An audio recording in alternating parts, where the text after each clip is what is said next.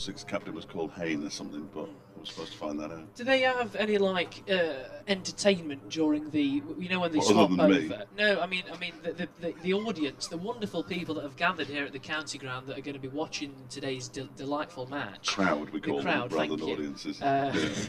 Theatre, darling. Is there anyone that goes on to do like a little bit of entertainment? Because I thought there's no mascot. I can't see a mascot around. No, that's good, isn't it? No mascot. No, Well, who wants mascot? They have a mascot for the T20. Yeah. It's probably Freddie the Falcon, I would imagine. It'll be Okay. something beginning with F, the Falcon. but there's certainly. no mascot here today. No, this is proper cricket. This is Yeah. real, first class, 4-day cricket. What? 4 days. You've got to come back another 3 days after this to get the full. Did they not tell you that? Get the full 4 experience. days? 4 days. Oh, we're just being handed a team sheet. That's Thank you ever so exciting, much. isn't it? You don't need one of those, Jack.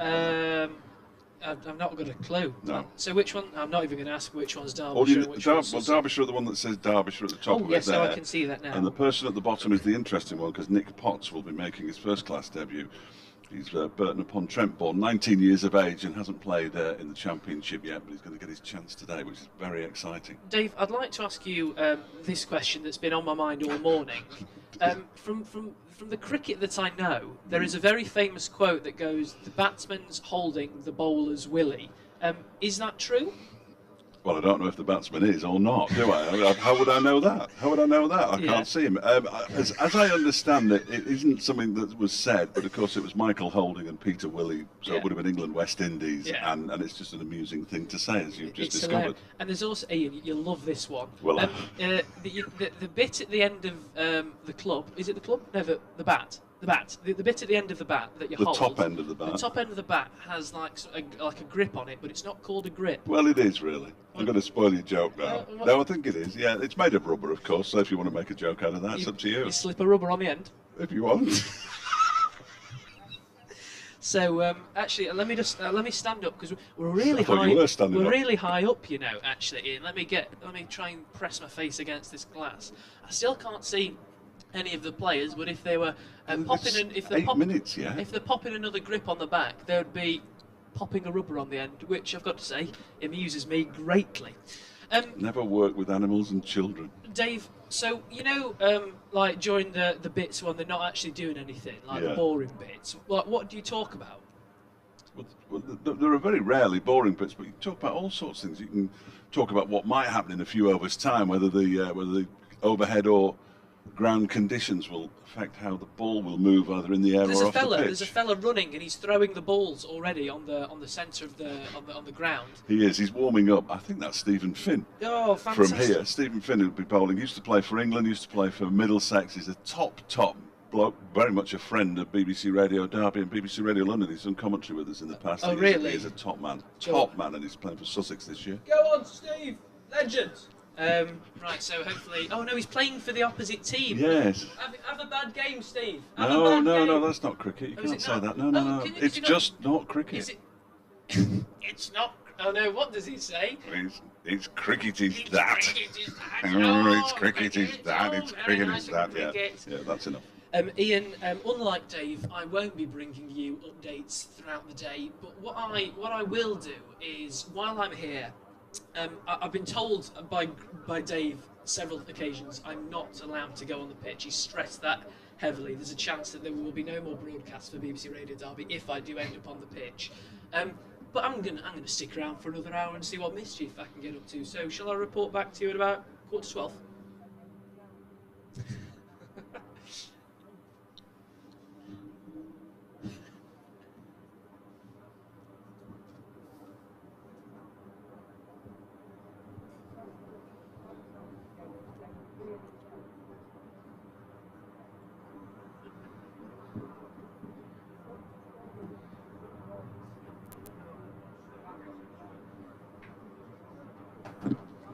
I'll leave it be. Thank you for that.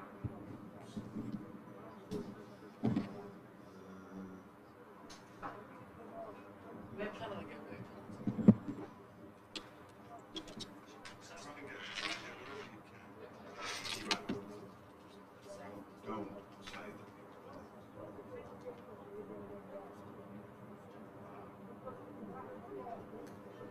I'll be Quiet, right? really polite. Why don't you be polite? You can just be annoying, won't you? What do you reckon's my best bet? Speak to the crowd. Don't speak to anybody. Fans. If they'll speak to you.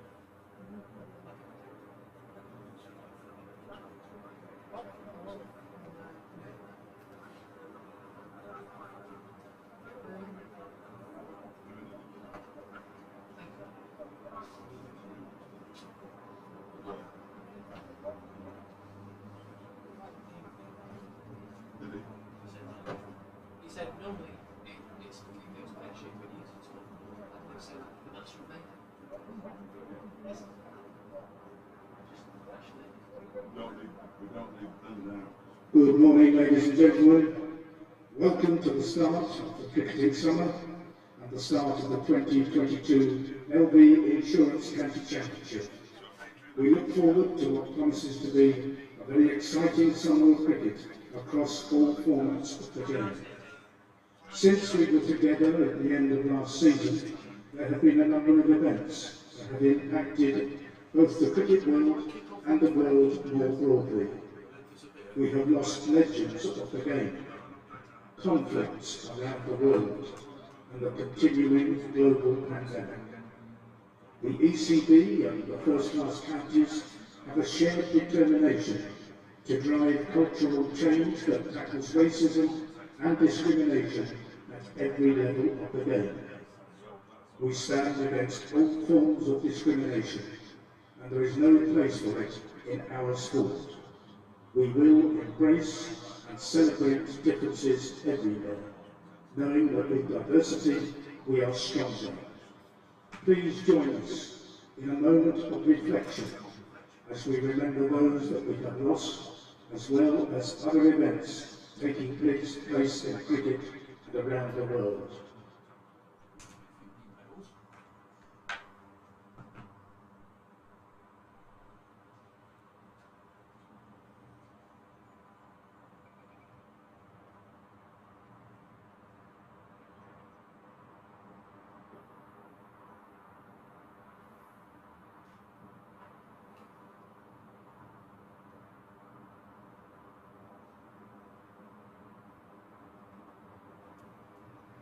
Thank you. I'm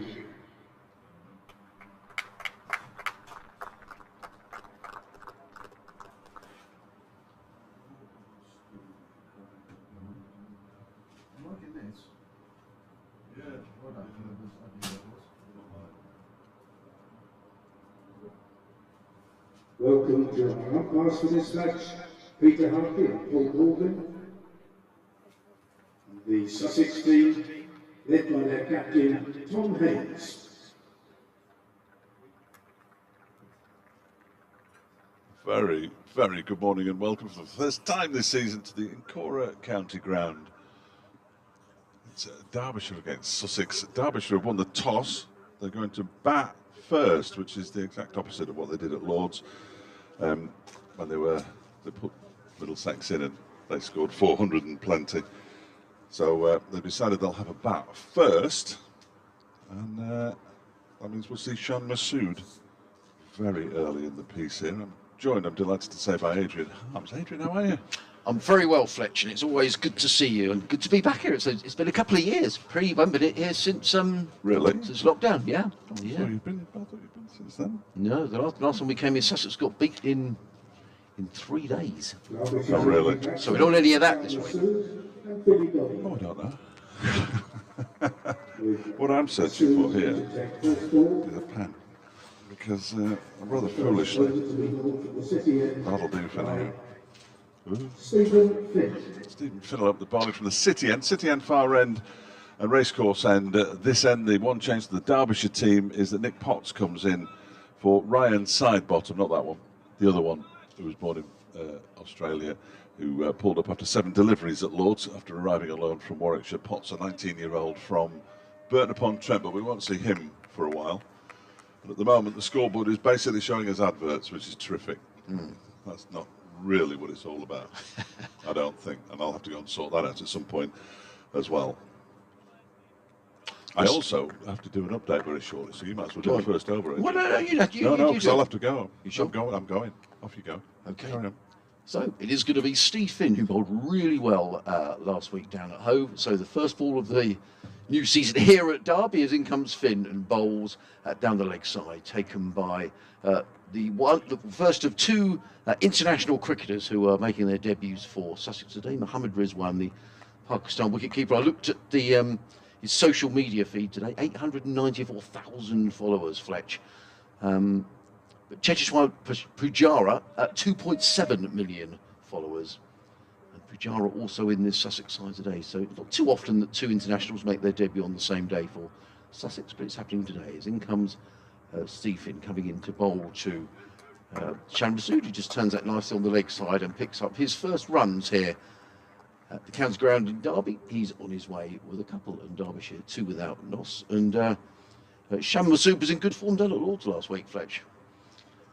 He really was in good form. And Derbyshire making a draw to start their county championship campaign. Sussex with defeat to Nottinghamshire, a very strong Nottinghamshire side, I have to say. And when Fletcher's done his update, we'll chat about the second division. As in comes Finn running in and bowls, and forward comes Masood to a ball of good length, plays it to mid-off, fielded by the Sussex skipper Tom Haynes. So the Sussex side, for those of you down on the south coast who are tuning in, Tom Haynes, Ali Orr, Cheteshwar Pujara, Tom Alsop, Mohammad Rizwan, Tom Clark, Ollie Carter, James Cole, Steve Finn, Henry Crocombe and Jamie Atkins. So no Delray Rawlings in the side, though he's playing for the second 11 this week at Blackstone against Kent. No Daniel Ibrahim, who injured his shoulder last week, as in comes Finn and bowls. Who plays that off the hip, fielded by a very keen Ali Orr, who comes in from square leg to field. And there is no run. 3 slips, backward point, a cover, mid-off, mid-on. Square leg, it was more of a forward square leg really, almost erring towards mid-wicket, and a fine leg. In lovely morning sunshine here in Derby, a few high-level clouds as Finn is on his way. Racing in and bowls, and it's a good delivery. And it beats Masood outside of the off stump, so moral victory, if nothing else, from Steve Finn. Derbyshire winning the toss this morning, electing to bat first on what looks a pretty good pitch. There's a tinge of green that we can see from up here in the commentary box, but there's been a lot of dry weather around, and no doubt from the scores last week and the amount of hundreds that were scored in the championship, there were a lot of good pitches around. As there wasn't much wrong with them, was there? No. Finn running in bowls, and Masood plays firmly through the offside. It's going to run away out through extra cover for a couple of runs, fielded up there by the Sussex skipper Tom Haynes, who has to run from extra cover to field. It's the end of the opening over, an over that was safely negotiated by Shan Masood. He's picked up 4 runs in the bargain at the end of the opening over. Derbyshire are 4 without loss. I think you'll enjoy watching Shan Masood. He was absolutely sensational at Lords. He made 91 before walking past a ball that turned. It was chucked wide of the off stump, and he walked past it, got stumped, excuse me. Good start to the day. And got another half century in the second innings. Only the second Derbyshire player to score 50 or more runs in each innings on his debut. So Ever? Yeah. Wow. Decent effort. We'll see Billy Godman now. He batted okay. He batted all right at Lords, Billy. Batted all right. Batted in a very Billy Godman-like manner. Henry Crocombe is going to bowl the first over from the racecourse end.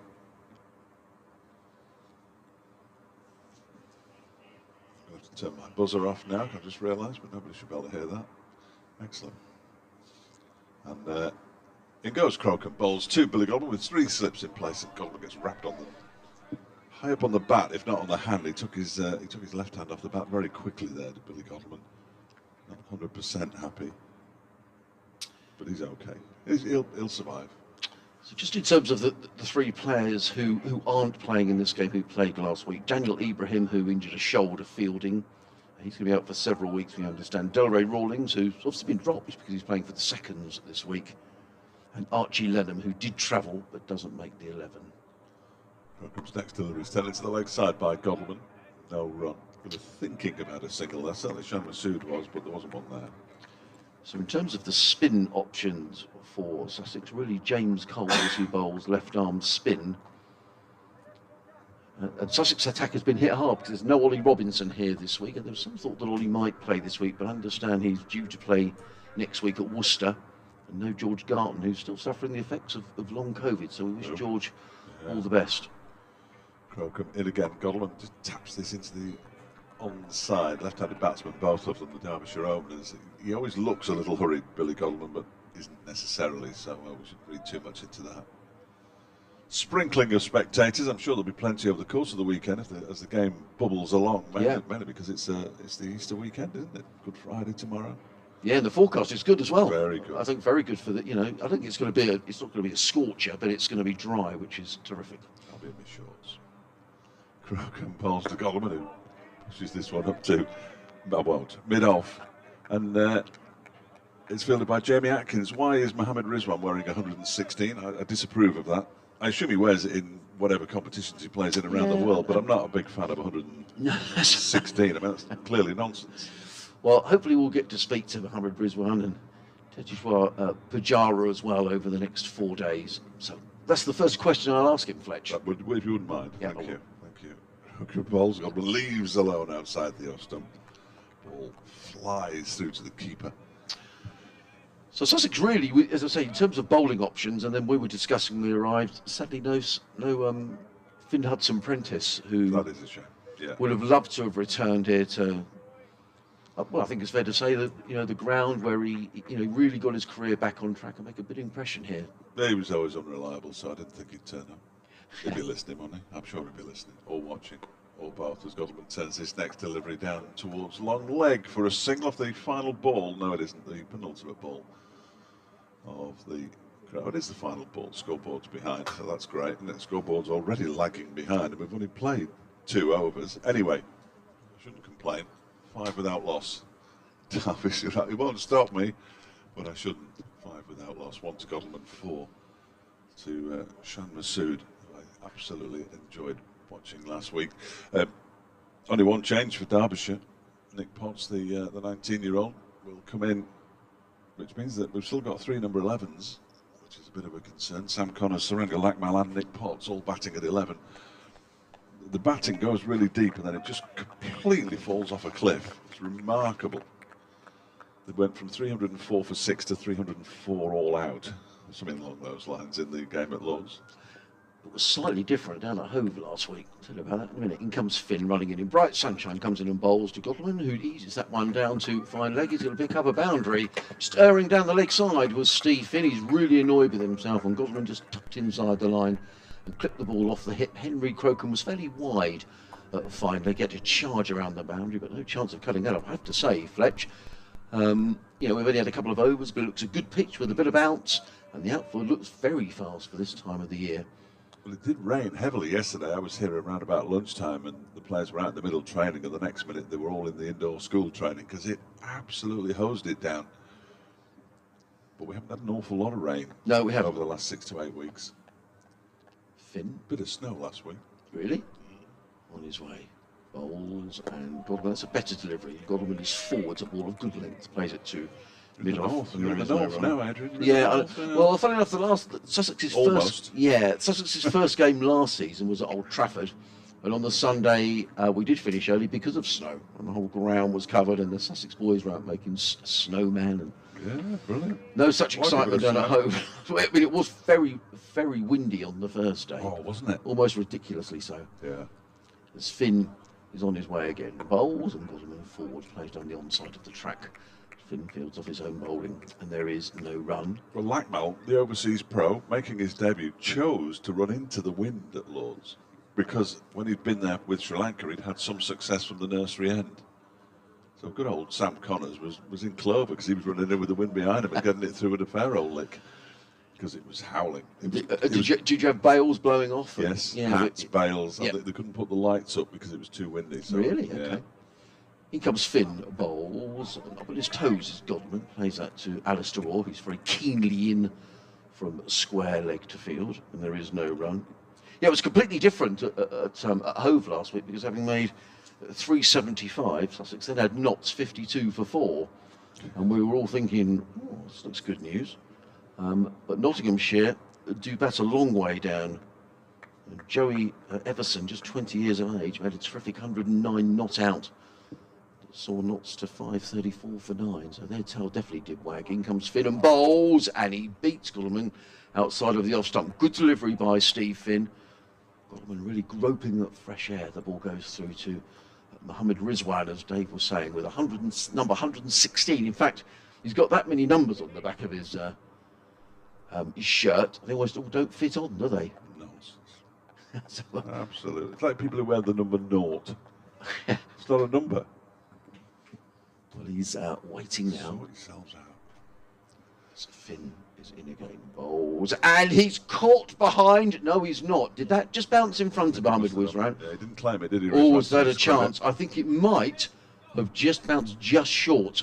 Either way, Guttleman survives. It's the end of the 3rd over of the day, and Derbyshire, having won the toss and decided to bat, are 9 without loss. Masood on 4, Guttleman on 5. So well, interesting that, wasn't it, Fletch? I mean, we only get to see it once, and Rizwan was diving across us, so it's very difficult to see whether it bounced or not. But there was no great interest from the slips. I wonder if it just pitched short of it. Must have pitched short of it, mustn't it? That would be the impression that the fielders gave, certainly. Certainly. Well, I hope he's. Well, we're going to be joined by James Carr and Lauren Tuffrey fairly soon, once we've got settled in and everything. James has just been looking behind the television to see if we can sort out the stream, but I've got absolutely no idea what's going on with that stream, so I can't get it on my laptop, in all honesty. But I'm loath to do so, really. I like to believe my own eyes, then people can prove me wrong. Here's a new over beginning from Henry Crocombe. It's turned into the leg side by Shan Masood, and there is no run because we can rewind and stuff like that on the stream, so that's quite useful. See if I can get back and see what happened. But all changed, Fletch, at Derby since the last time I saw you. That was the last game of last season, a game that Derbyshire won. Well, absolutely. I mean, it was a bit of a mess last year. Just having a look now, I can't tell. This next delivery, Rizwan, Shan Masood gets something on it, plays it to the leg side. You see, that's why I don't look at the stream, because I start looking at the stream and start missing the stuff that's happening live in front of me. Yeah. Turn it off, Fletcher. Just stop it. Well, yes, it clearly wasn't right what was happening last year. Dave Houghton, it was only winning the season, the game down at Hove. They were hopeless in the Championship. They were reasonably hopeless in the T20, and they were not too bad, but they were quite hopeless in the 50 over game. Crocombe is in the bowls to Shan Masood pushes this one out into the leg side. Billy Guttleman thinks about going for a single. That's why there's a shy of the stumps, but it missed the stumps, and Guttleman wasn't going anywhere anyway. And then over the course of the winter, we started hearing little rumours.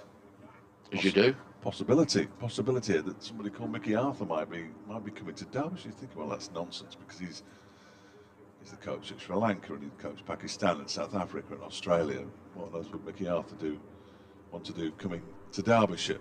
Crocombe is in again. Masood just pushes it back to the bowler. And then we got confirmation.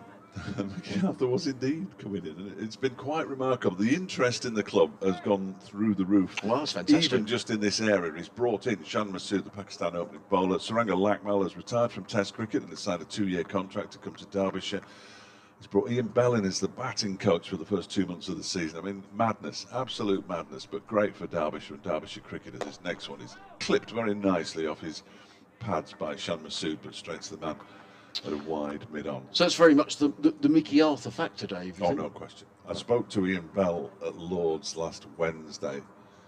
He very kindly spoke to me for 5 minutes in the nursery, and the thing that struck me was the number of times he referenced Mickey in all his answers, and you can tell. I mean, Masood and Lakmal are here because Mickey Arthur's here. I don't think there's any question.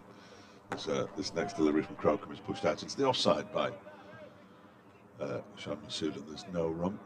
And that is the last ball of the 4th over of the match, 9 without loss. Derbyshire, having won the toss, and decided to bat 4 to Masood, 5 to Guttleman. So yeah, I think, and even just among the supporters, and I mean, obviously I do a bit of football, go to Burton. There's a lot of Derbyshire fans in Burton. I know it's in Staffordshire, but it's still very much at Burton. Let's face it, Derbyshire played at a number of grounds in Burton over the years.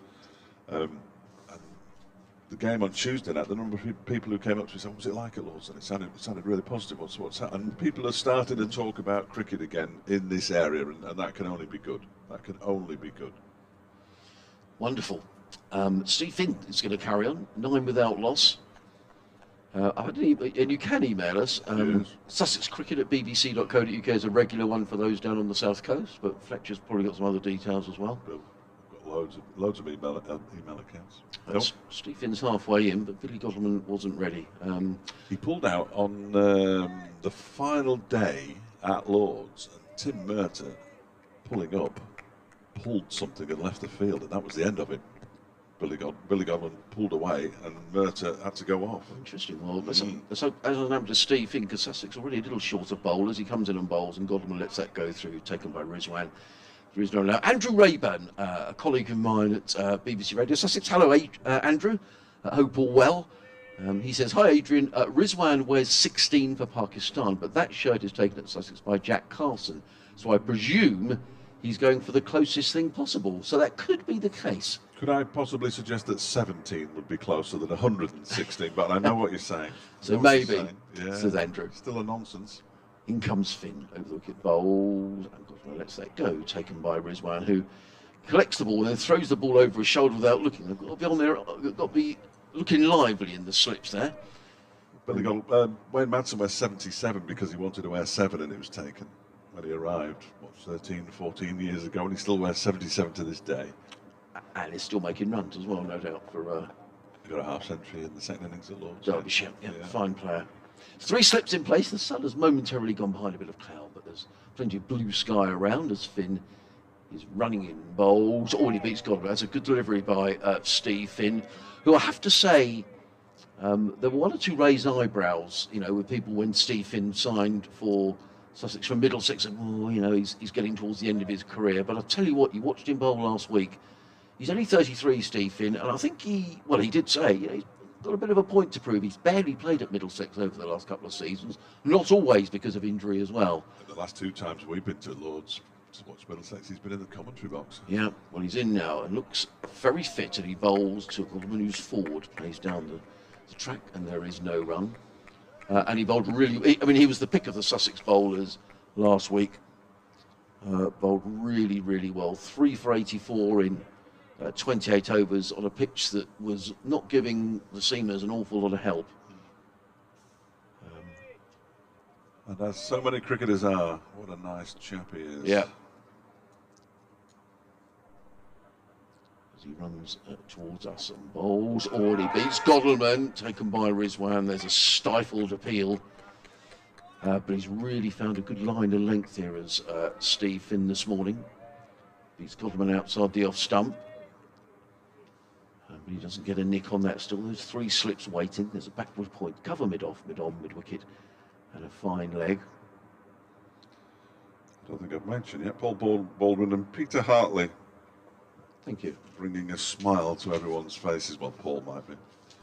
Finn in again, bowls. Godleman this time with a very exaggerated leave. He sort of puts his foot straight down the pitch, and his back gloves, everything is way out of the way. It goes through to Mohammed Rizwan. There is no one. It's a maiden over from Steve Finn, who's bowled 3 overs, 1 maiden, no wicket for 8. And at the end of the 5th over of the morning, having won the toss, Derbyshire are 9 without loss, not without a couple of alarms, notably from Steve Finn. So this is the racecourse end. Fletch, the far end is the City. Thank you. Okay, that's nice. Yeah, the racecourse finishing line, for those who haven't heard me pap on about it, it was away to our left. It was one of only 5 straight miles in British horse racing, but they closed down in 1939, and when they applied for a licence in 1946, the council said, well, it brings the wrong sort of person to Derby, really, so we're not giving you a licence there. So they haven't actually... that was nice and forward thinking of them. Yeah, absolutely. So they haven't actually raced horses here since 1939. Which is a bit of a shame, really, but there we go. Yeah. Henry Crocom's going to continue. He's bowled a maiden as well. We've had back-to-back maidens. In fact, we haven't had a run for 17 deliveries since that 4 from Godleman, possibly, down to fine leg that Adrian described.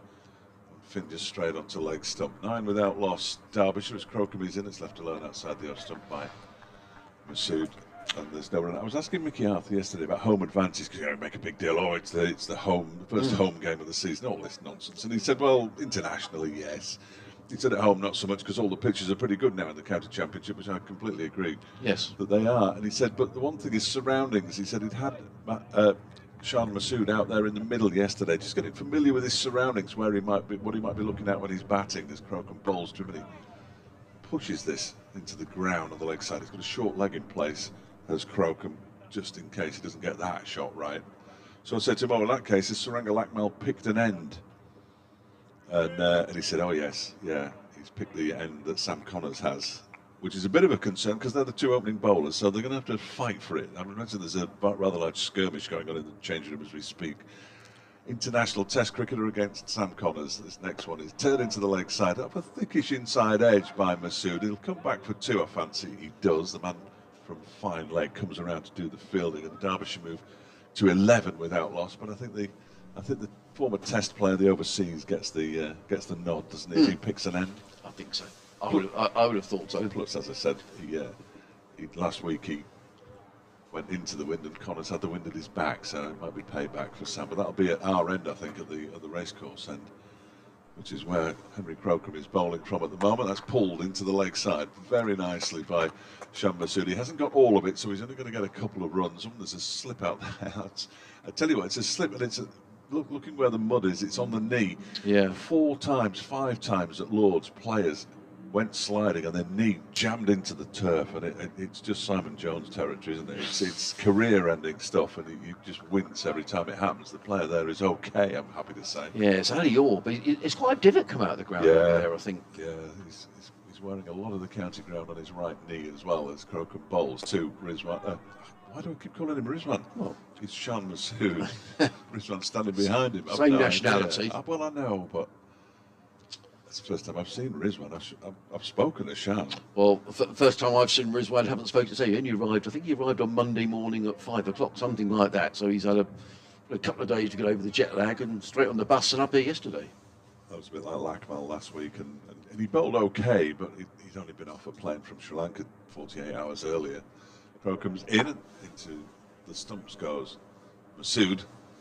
Pushes it back towards the bowler. We've had 6 overs and both batsmen have faced exactly 18 deliveries. Masood has 8. This scoreboard's magnificent, by the way. Godalming has 5. The partnership 13 because Derbyshire 13 without loss. Finn 0 for 8. Crocombe 0 for 5. We've got everything we could possibly want on this scoreboard that's on a television screen in front of us.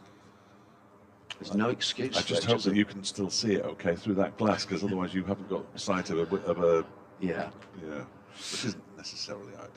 We've had a couple of emails in. Hello to Ollie Haynes, who is Tom's youngest brother. Tom Haynes, the Sussex skipper. Ollie, a regular listener, so good morning to you, Ollie. As in comes Steve Finn, running in over the wicket and bowls to Godalming, who's beaten again outside of the off stump, taken by Rizwan. And there is no run. He's posing a few problems here this morning, is Steve Finn. So far, without a wicket, he's into his 4th over. And Ollie says, I'm glad to be listening on the first away day of the season. Thank you for the commentary as ever. Pre-season here at Hurst. So I'm presuming that's not Hurst School. I'm presuming that's Hurst Cricket Club, is it, Ollie? He says, pre-season gets underway at Hurst today, and I'm very much looking forward to it. So Tom, one of, you'll have to correct me, Ollie, I think 4 brothers. Wow. In comes Finn, over the wicket bowls, and covering up his Godalming, plays out into the offside. There is no run. Play their club cricket at Horsham. So hello, Ollie, and thanks for getting in touch. Another email, our first email from Down Under this week comes from Navi Nayar. I hope you pronounced your surname correctly, Ravi. He says, hello, folks, how's it all going over there? I'm an Australian fan of Stephen Finn and his podcast, 0 Ducks Given. Me, you to thank you for the coverage. More in a moment's time, as in comes Finn over the wicket bowls, and Godalming lets that go with that exaggerated leave outside the off stump. There is no run. He says, emailing to thank you for the coverage and to add my support for Finny getting back into the England Test side. He says, hashtag Finny for England, go well. Good luck with that. Yeah. Stephen Finn and Billy Godalming, best mates growing up. Were they? Both came through the ranks at Middlesex. Finn used to bowl at Godalming for hours in the nets. Oh, great. Hours in the nets. You can't go in there, you can't go in there. Who's that coming there? Oh, physio. Is it? Yeah. In comes Finn with the wicket bowls and lets that go. Does Godwin outside of the off stump. There is no run. So I wonder if that means that Billy Godwin is a big Watford fan as well. I don't know. Certainly Stephen, no, I don't think he is. Stephen Yeah, Finn no, I is. don't think he is. I don't think he is. No. But thanks for getting in touch, Ravi. I haven't listened to Zero Ducks Given, have you, Fletch? No. Okay, that's perhaps one that I'll have a little listen to during the week up here in Derby. He's a good lad, though, Finney. I've got to do an update now. Have you? I have, just before 11:30. All just after half. Finn comes in, bowls pulled away by Godwin down to fine leg fielded by Henry Crocombe. And it's 1 to Billy Godwin, and Derbyshire go to, is that gone right? Has it gone up already? 13 without loss. Godwin on 5, 14. Godwin on 6, 14 without loss. One more ball in this over.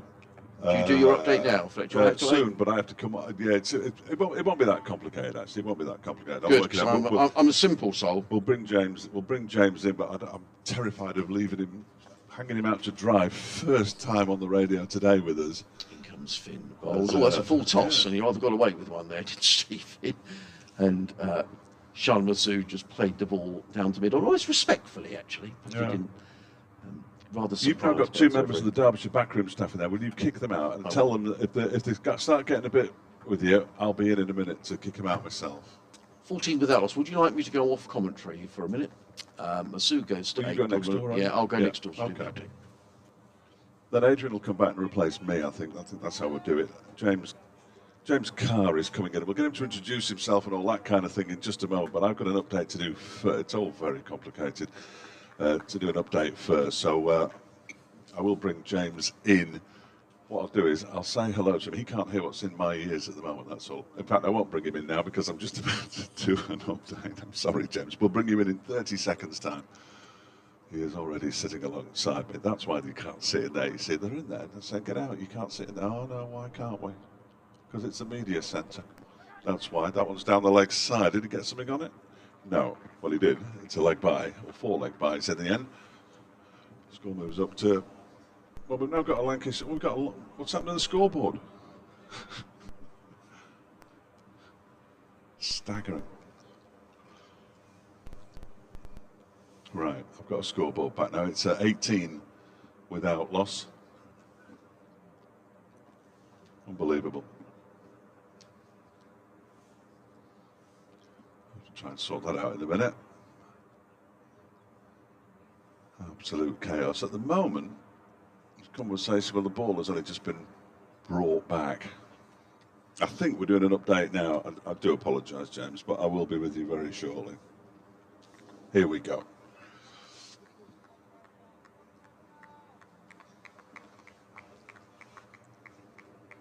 18 without loss, Derbyshire. We're, how many overs have we had? Well, it says 15 on my screen, but it isn't. It's 7. We're in the 8th over at the moment. Billy Godwin has 10. Sean Masood has 8. So it's going along pretty nicely as far as the home side are concerned. They won the toss, decided to bat first. They've given a debut to Nick Potts, but we won't see him because he's a number 11 batsman. His primary objective in this match is to pick up wickets when Derbyshire eventually bowl. But Derbyshire won the toss earlier on today, decided to bat, and they are 18 without loss. Well, it'll be good, but we don't know yet. And I can't smell anything at the moment. I haven't lost my sense of smell. I just want to put that out there. That's the thing that you shouldn't tell anybody anymore, is it? But I haven't lost my sense of smell, even if no. We'll gloss over that. I don't know, Ian, is the short answer. No, I don't know. I don't know anything. I don't know if you've noticed, but this morning, I seem to have been a bit vague. I've just been a bit... Well, that didn't help. I've got to say, I clearly didn't. There was no actual help there. But no, because I was at Twiggy, so and you know me, I like to be places nice and early, and I was a bit late, and I was a bit flustered, and I need to sort this. Yeah, I think so. Yeah, I think so.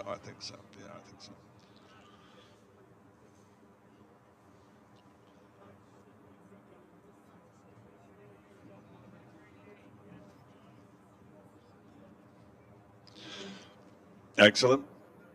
Well, yeah, Slocum's just bowling now. I'll just carry on commentating as well, because there are people listening online. Billy Godwin's just picked up under the boundary, 4 runs down to fine leg. They moved to 22 without loss. Nice shot by the Derbyshire skipper. He has. Well, we can start with that. Well, you know what a boundary is, don't you? Pass over the rope. Over the rope. It can either go into the rope. It can go into the boundary. Yeah. And if it rolls, it's It's around the boundary. It's exactly the same thing. And if it rolls along the ground, you get. Yes. Oh, it's very expensive as well. Those ropes. If it rolls along the floor and hits the rope, how many runs do they get? Correct. And if it goes over the rope without hitting the floor, yes, now we're getting there as Slocum bowls this next delivery. Pushed out to the offside. They've gone through for a quick run here, and they've got the single. 23 without loss. So we'll do. I was going to do short leg, but we'll perhaps do that tomorrow, shall we? Oh, you won't be here tomorrow, will you? No. Yes, no. Well, you remember onside and offside? Well, the offside was in front of the batsman as he's standing, and the onside was behind him, and that's also known as the leg side. And the short leg stands quite, the one behind the onside. The onside and the leg side are the same thing, and the short leg stands, well, the one here is standing about 5 yards behind Shan Masood as he's batting. Oh, yeah, he's very much a person. Short leg, short. That's it. It's simple. Well, no, very close, very close, almost immediately behind. Yeah. No. Silly is quite close, yeah, but short leg's close enough. You have to wear a helmet if you're batting at short leg. Yes, indeed. Would you? Thank you very much. Chaos. My sincere apologies to everybody listening online, but the way we had to do that, unfortunately, James Carr's sitting next to me. James, how are you? I'm very well. Good morning, everybody. I do apologise, but we're doing the updates, and I'm very loath on real radio, actual radio, to not give them as much as they want. Stephen Finn begins a new over to Billy Goldman, pushes out to the offside, because the more we appear on the actual radio, the more people realise that we are actually online, and they can come and listen to us if they want, or the cricket's on in the city, and they can come down and watch it. And I just think, give the real radio, the actual radio, everything they want. That would be my philosophy, I suppose. Well, I'm very much learning from you today. Really? So, Oh dear. Oh no, that's going to ruin you forever. Believe me, it is. In comes Stephen Finn, bowls to Billy Goldman, pushes this out into the offside. And there is, for the first time I'm mentioning him, Cheteshwar Pujara, formerly of Derbyshire. That's nonsense. He played at Derbyshire, of course, but he's very much the Indian Test staff, formerly of Yorkshire, probably most recently of the county sides. I would say, having done all the research that I normally do, which is done. You've done a bit of ball by ball, James, haven't you? a little bit at times. I've been some more today. I can believe me. In about 5 minutes' time, here's Finn in bowls to Goldman, and that's just left alone. Pitch looks pretty good though, doesn't it? It does, yeah. I mean, driving down this morning, it was pretty clear, but when I got here, it was quite wet. But it seems to have dispersed pretty quickly, and the surface seems pretty true. The opening bats have been very watchful, and a few early play and misses, but nothing really untoward. No, there was that sort of half a chance. Billy Goldman edging the ball to Mohammed Rizwan, diving away to his left, but it was short of the Sussex wicket-keeper. Goldman's on strike now as Finn bowls and he leaves it alone to go through to the keeper. Although the two left-handed batters, they've got slightly different styles, but one thing that is similar is they're both very watchful. They both played the ball very late, early on, and as you say, that other than that one edge that fell short, there's not been really too many little wins for the bowlers, shall we say. It was interesting, speaking to Shan Masood after his 91 in the first innings at Lords, as Goldman defends this one. Again, looks a little hurried, but isn't. That's just the way he plays. And he was talking about how he was building his innings, and his first 50 came off 100 balls, and his 91 was from 141 when he was out.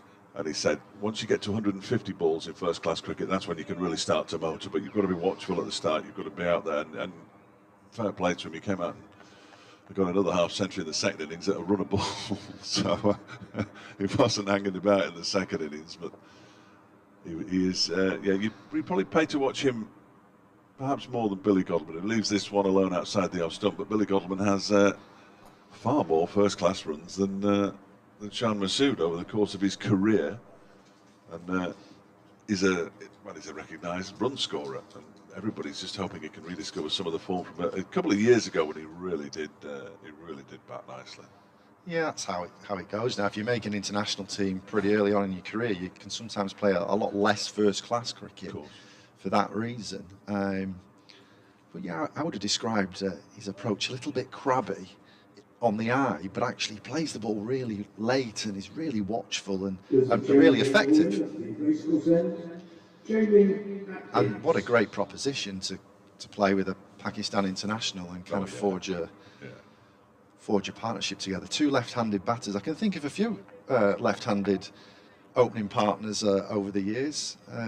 Probably my favourite, Strauss and Trescothick growing up. Yeah, Langer and Hayden. Decent.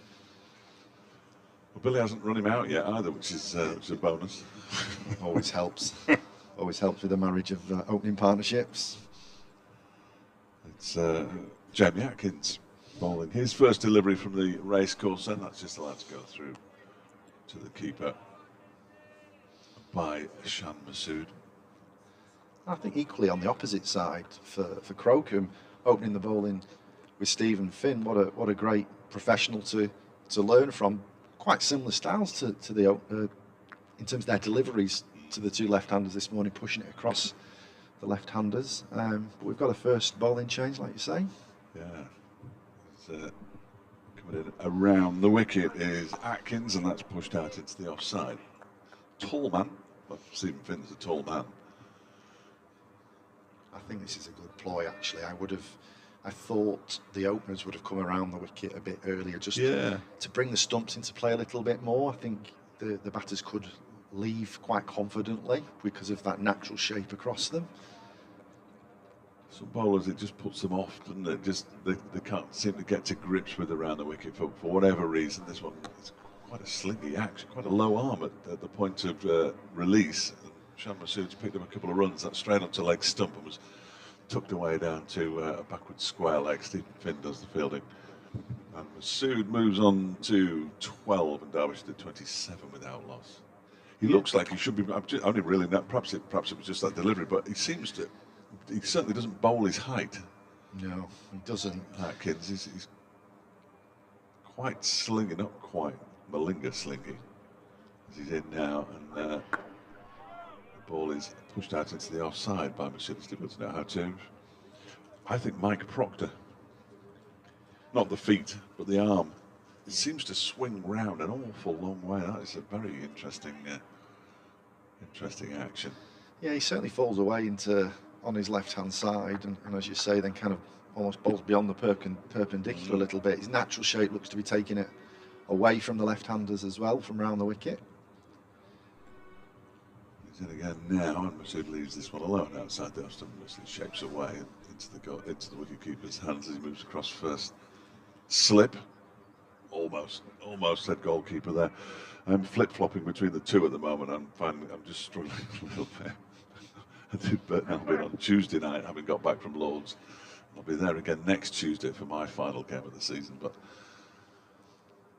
And of course, as a Bolton resident, Burton are at Accrington tomorrow, which would have been very handy.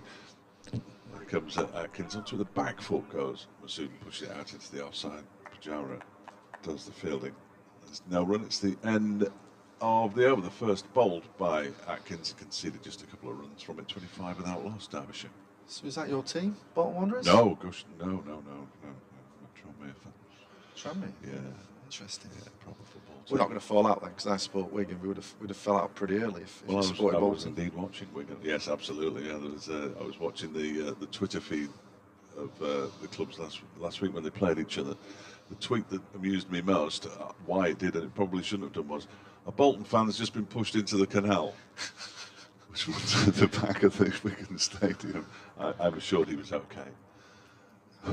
Probably just needed a bath. They don't like each other, do they? Not particularly. No, they don't like each other. But it's the cricket season after all. Yes, indeed. Finn beginning his next over from the city end. Bowls to Billy Godwin, who pushes it out into the offside. Pajara does the fielding, and there's no run. Yeah, I saw Wigan were outburn on Tuesday night. They're going up. They're going up. Yeah, they've yo-yoed for a couple of seasons since that Premier League dynasty, and it'd be nice for them to be back in the Championship for sure. Just nice for them to be in existence after what happened in the recent past, isn't it? You're not wrong there. You're not wrong. Same thing happening here in Derby at the moment. There's Finn once again, 3 slips in place, and Godwin just guides this into the gully. There is no run.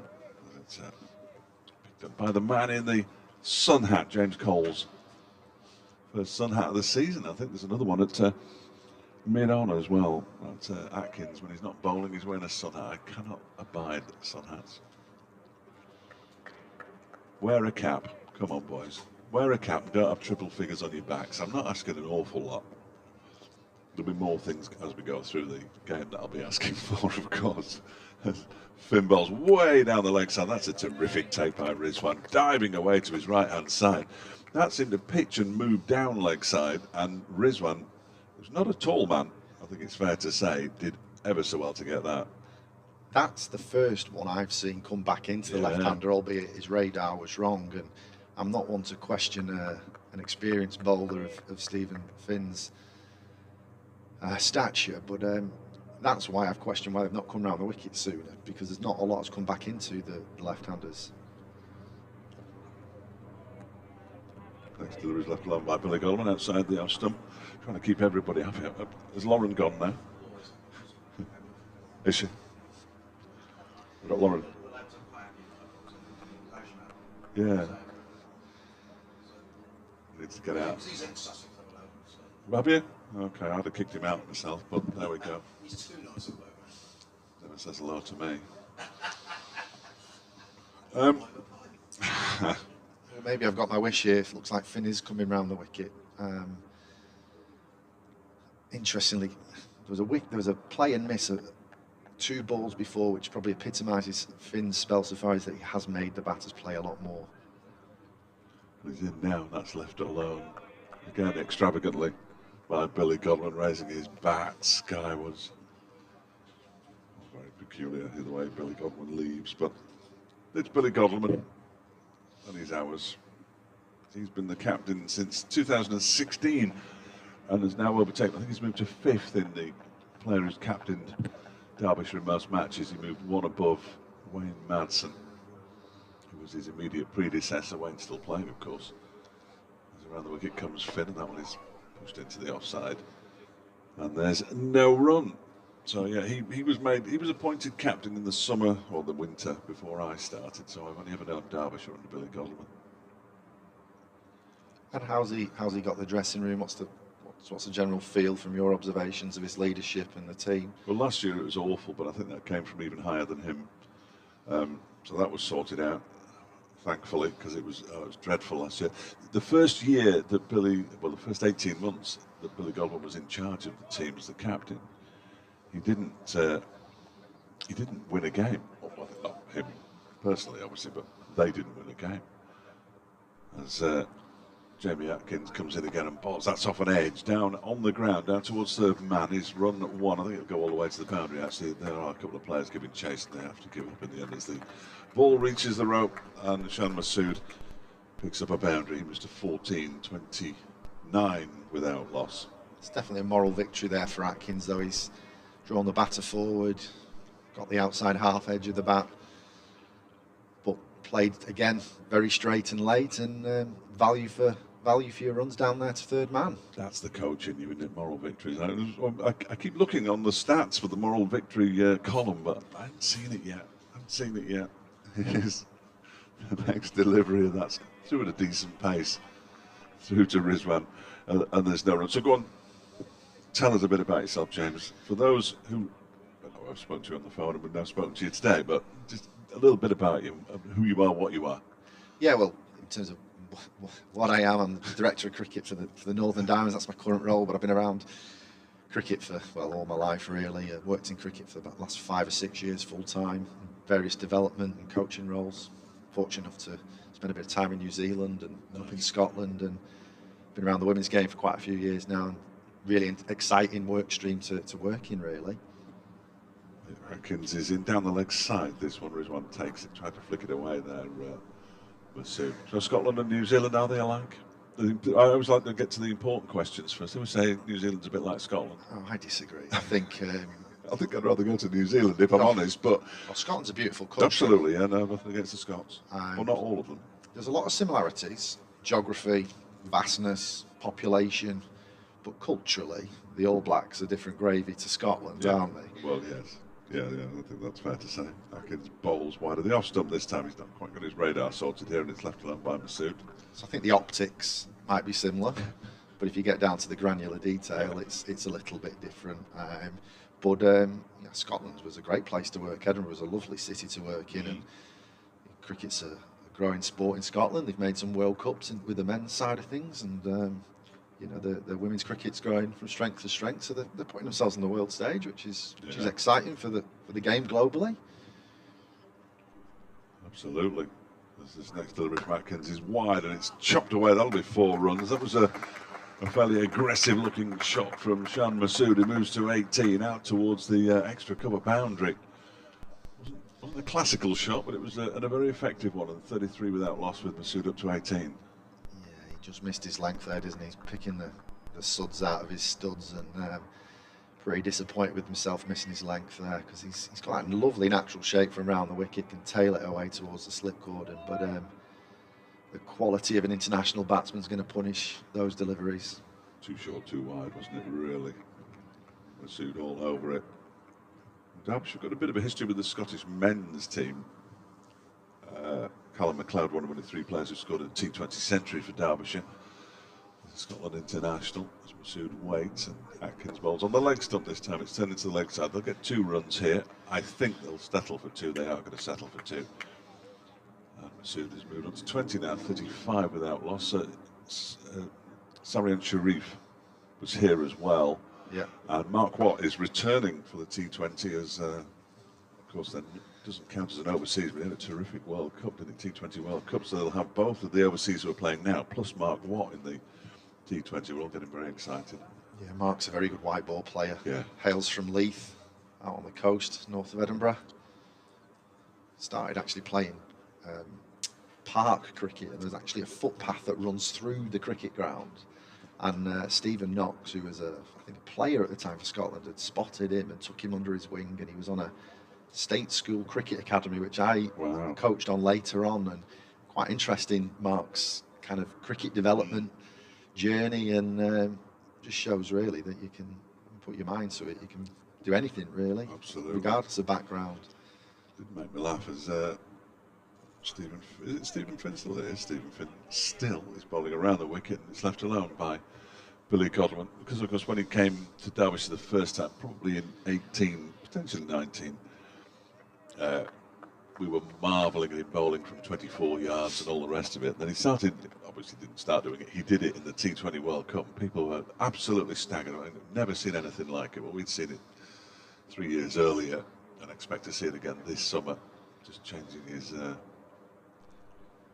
the delivery point as Finn bowls outside the off-stump. Godwin leaves alone. Rizwan just tosses it in the air to first slip Tom Alsop. Again, there's no wrong. Yeah, his bowling style, as a few of the other Scottish players, slower bowling, the wrist spin, the left arm spinners, the conditions in the UAE and Oman certainly helped the spinners out there, and Scotland gave a good account of themselves, to be fair. Absolutely. Here comes Finn again, round the wicket. Godwin leaves alone. Again, it goes through to the keeper. Again, there's no run.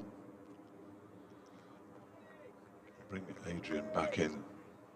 It might be slightly complicated the way we bring him back.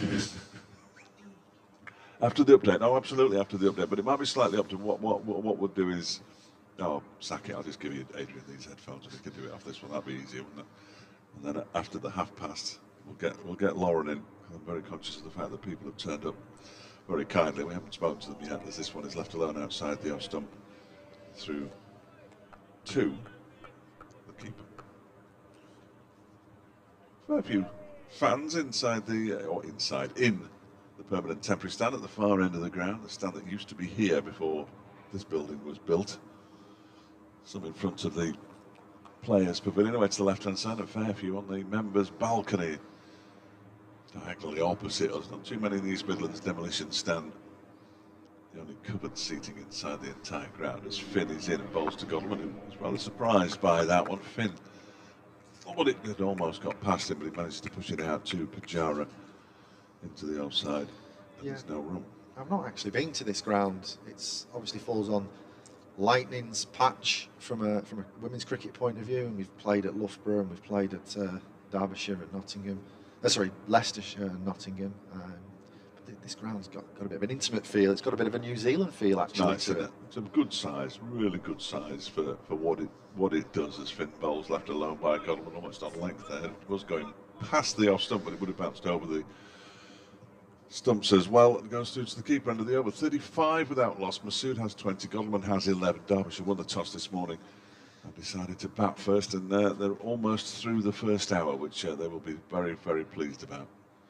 But yeah, when I first came in 2016, and it wasn't quite like this, but it felt like a ground. And then you look at some of the photographs of even 20 years ago, when this was just a grass bank and there was nothing away to the right, and there was not much at the far end as we look at the city end, and it was just a mess.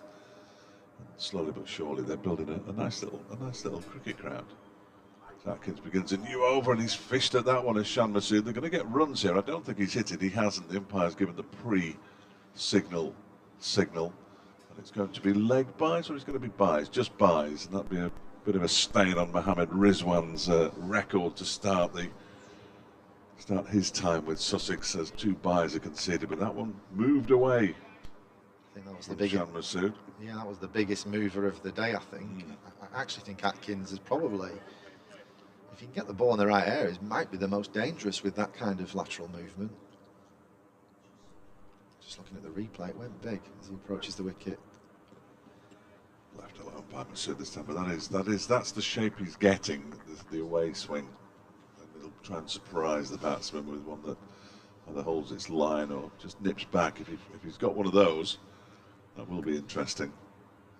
It's just the one that has gone straight has not swung, and it's been able to be tucked into the leg side. But if you can get that one to start on middle and leg and then tail away, it's going to bring in all 3 dismissals. But I'm excited by this young bowler.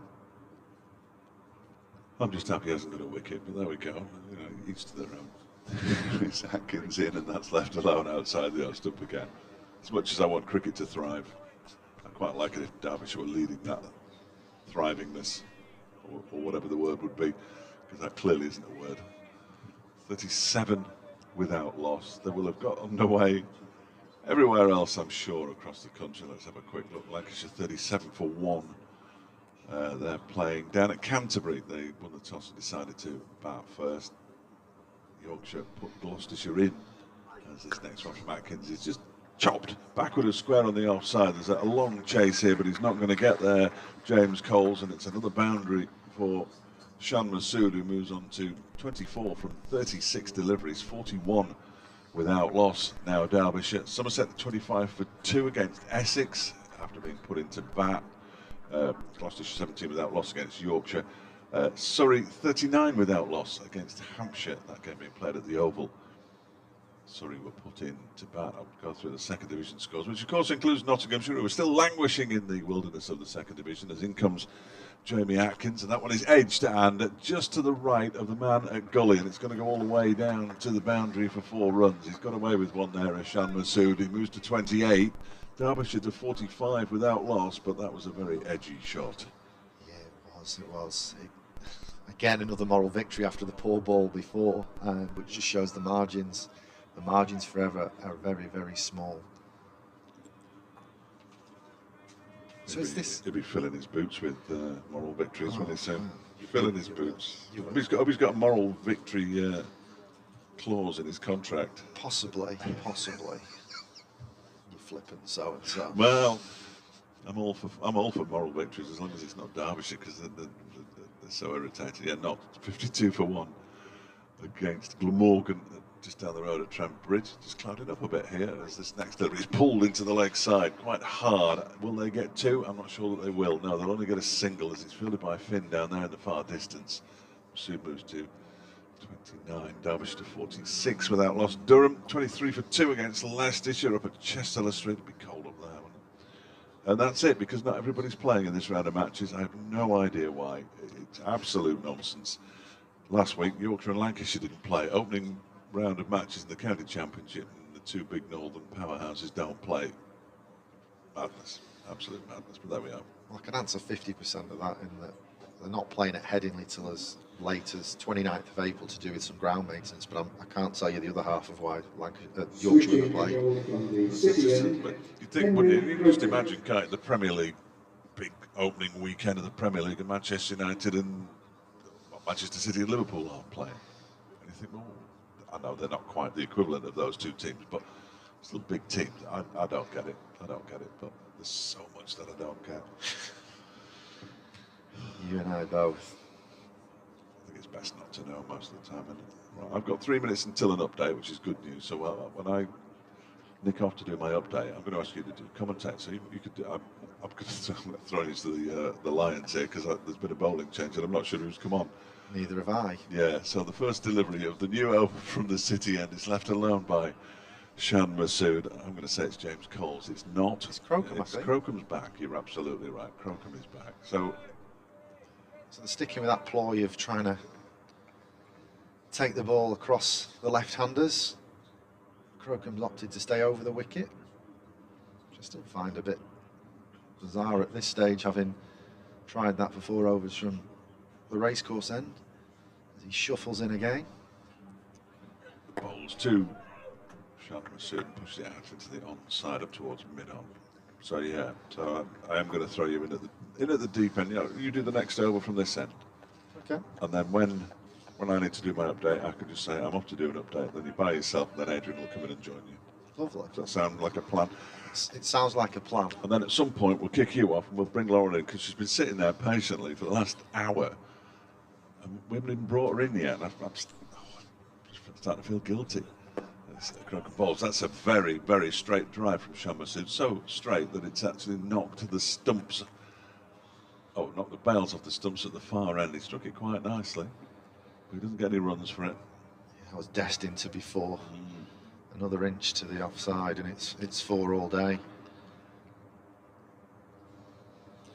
Oh dear, missing me out of the 11 o'clock news has caused ructions back in the. I'm getting messages from all sorts of people. My fault, in actual fact, as in comes Crocombe, and that's played very nicely off the back foot out towards the point boundary. There's a chase on there for James Coles, but he's not going to get it as it races away to the boundary in front of the players' pavilion. And Shan Masood, who got back-to-back half centuries at Lords, has moved on to 37 now of 43 deliveries. No, he hasn't. He's moved on to 33. They beat me, but the half century's up for Derbyshire. See, before they were behind, and now they're ahead. I don't like it. 33 of Derbyshire's 50 runs to Shan Masood, just 11 to Godalming. Very similar to pattern to the first innings down at Lords when Masood was scoring the bulk of the runs.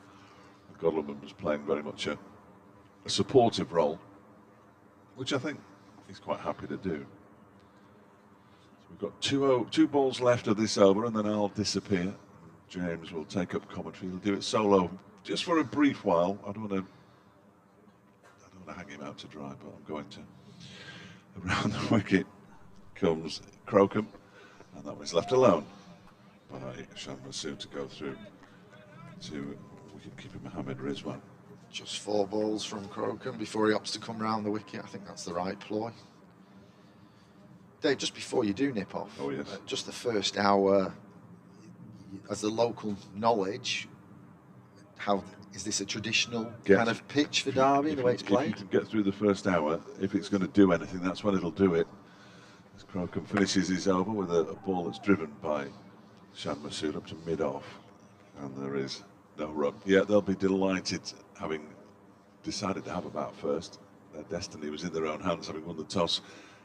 To get through that first hour, they will now be looking to build 44 deliveries to Masood, 46 for Godleman, 50 without loss. I think that represents a very good start. They'll be pleased. I shall speak to you again sometime in the future. Certainly not in the past. Indeed you That'd will. be good though, wouldn't it, if I could? Indeed you will. 50 for none then, Derbyshire. Masood 33, Godleman 11, partnership of 50. Great start for Derbyshire at home in their first home game of the season. We do have another bowling change at the racecourse ground end. And I was talking over the ground announcer, so I'm not quite sure who it is. Number 27. That is the handy part of having numbers on the back, whether you're a traditionalist or not. And 27 is Tom Clark. Looks like we've got a few field changes as well now. Got a short mid-wicket. There's only one slip. Backward point. Field slightly spread, slightly even either side. It's Clark. Trundles in. Just back of a length. And Godleman, watchful as ever, lets the ball come onto him. Just prods it down to that short mid-wicket fielder.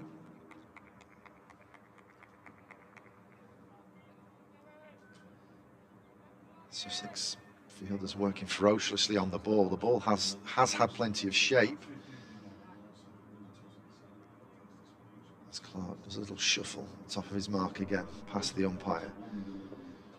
Slightly fuller this time and very watchful from Godleman. Slightly exuberant leave. And a little bit more carry there through to the keeper. Bit of cloud cover coming over now. A few dark clouds. It's bright in terms of light, but there's a few dark clouds in the towards the city end. Not sure what the temperature out there. It's very cool this morning. As Clark comes past the umpire again, slightly leg side and just tucked off the hip of Godleman to backward a square leg for a single. Godleman starting to just find a nice little bit of rhythm.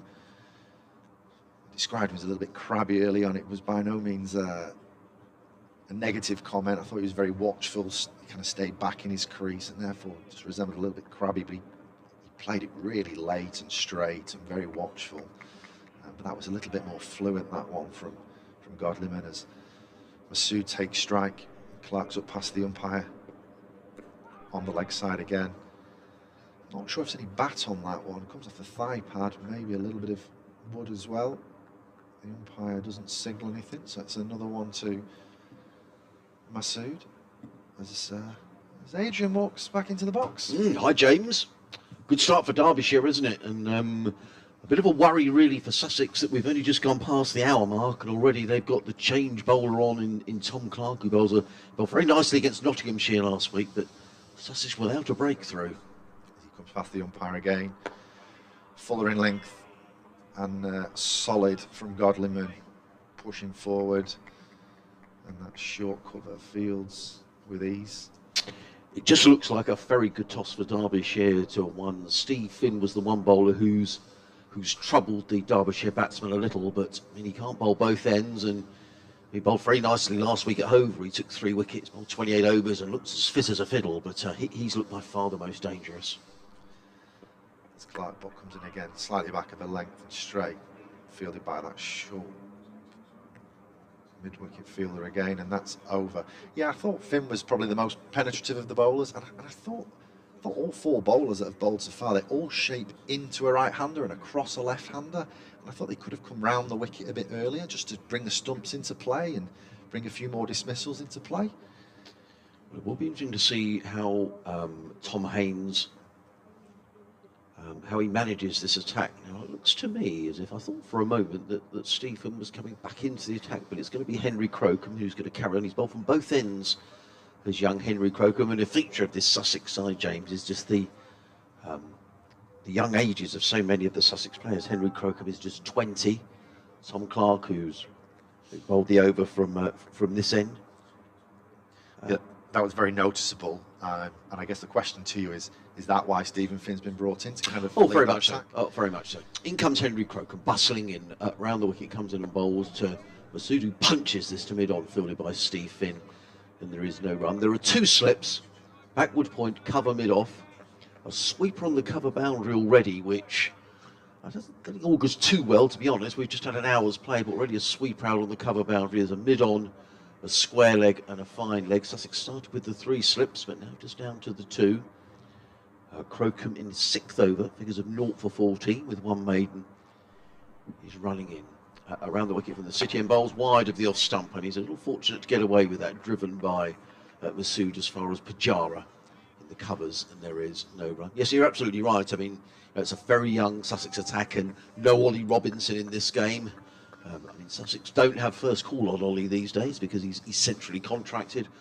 And no George Garton. If you're listening, George, we wish you well. We know that George has had some difficulties after picking up COVID, so we hope that recovery is en route. So the Sussex attack is being stretched to the limit as Crocombe is in and bowls and clipped away through mid-wicket. Ali Orr can't get there. It's going to run away towards the boundary. There's at least 2. Steve Finn is in hot pursuit. I think he'll pull the ball up just inside the boundary, but not before it's 3 more ones to Shan Masood, who goes to 30. Is that going to click over? I think that's going to go to 37 to Masood. It's only clicked over just yet, or maybe it is 34. 52 without loss. Not sure if the scoreboard is in a bit of a go slow. I think it is. I think those runs have still got to go on. Yeah, Crocombe's radar just got a bit straight there, and it didn't straighten with the swing. And I think he might be coming back over the wicket again. Sussex youngsters don't quite seem to know what their ploy is at the moment. Well, these 2 have picked up the 1s and 2s. The scoreboard has ticked on very nicely for Billy Godleman, who'll be extremely pleased with the way that his side have started here. In comes Crocombe, running in bowls, wide of the off stump, and a very exaggerated leave by Billy Godleman outside of his off stump. And there is no run. A couple of emails have come in. sussexcricket@bbc.co.uk. From John Malone, who says, "Good morning, lads. Bexhill on Sea. The sun is out now after a sea fret earlier. Great to have you back on the air via the live stream as well. Great pictures, thanks to all concerned." He says it's a shame that Sussex are without Robinson and Garton, but it gives the young lads more experience for the future. Keep up the good work, says John. Great to hear from you, John, as in comes Crocombe bowls, and Godleman again just lets that one go by outside of the off stump, and there is no run. Martin has been in touch. Martin Veitch. He says, great to hear cricket back on the air. He goes on to say, is it me or do Sussex look a bit short in the seam bowling department without their England stars? Otherwise, I'm looking forward to seeing a maturing team reach somewhere about mid-table. There's a good deal of promise in the batting, and last year's hard yards should prove invaluable, says Martin in a sunny Twickenham. Crocombe in bowls, down the leg side, and he picks up a wicket, and Billy Godleman will be absolutely fuming. Strangled down the leg side. He was looking to play that one down to fine leg. He's nicked it through to the keeper, Mohammed Rizwan, who takes his first catch in the Sussex colours. Henry Crocombe picks up a wicket. Maybe a little fortunate, but Sussex won't care about that. And Derbyshire lose their first wicket on 55. And it's the skipper, Billy Godleman, who's on his way for 12. Derbyshire 55 for 1. Godleman will be absolutely filthy there. I've just been waxing lyrical about how watchful he's been.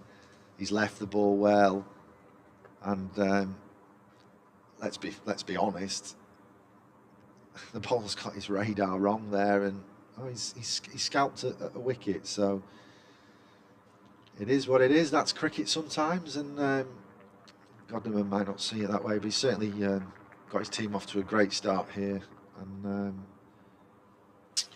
Yeah, I'm not sure I want to be sort of in the vicinity of Billy Godleman when he makes his way in, because he'll be desperately disappointed. I think when you've seen the new ball off, James, and you know, Sussex having to switch around their bowlers, Tom Haines with a few headaches, he'll feel absolutely furious that he's given that away, really.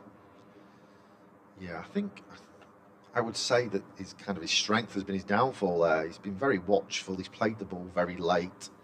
But he's just got a bit side on there when the ball's gone down the leg side, and he's basically hit it backwards to the wicketkeeper off the glance. sussexcricket@bbc.co.uk if you'd like to get in touch. Send us an email. You can tweet us at BBC Sussex Sport.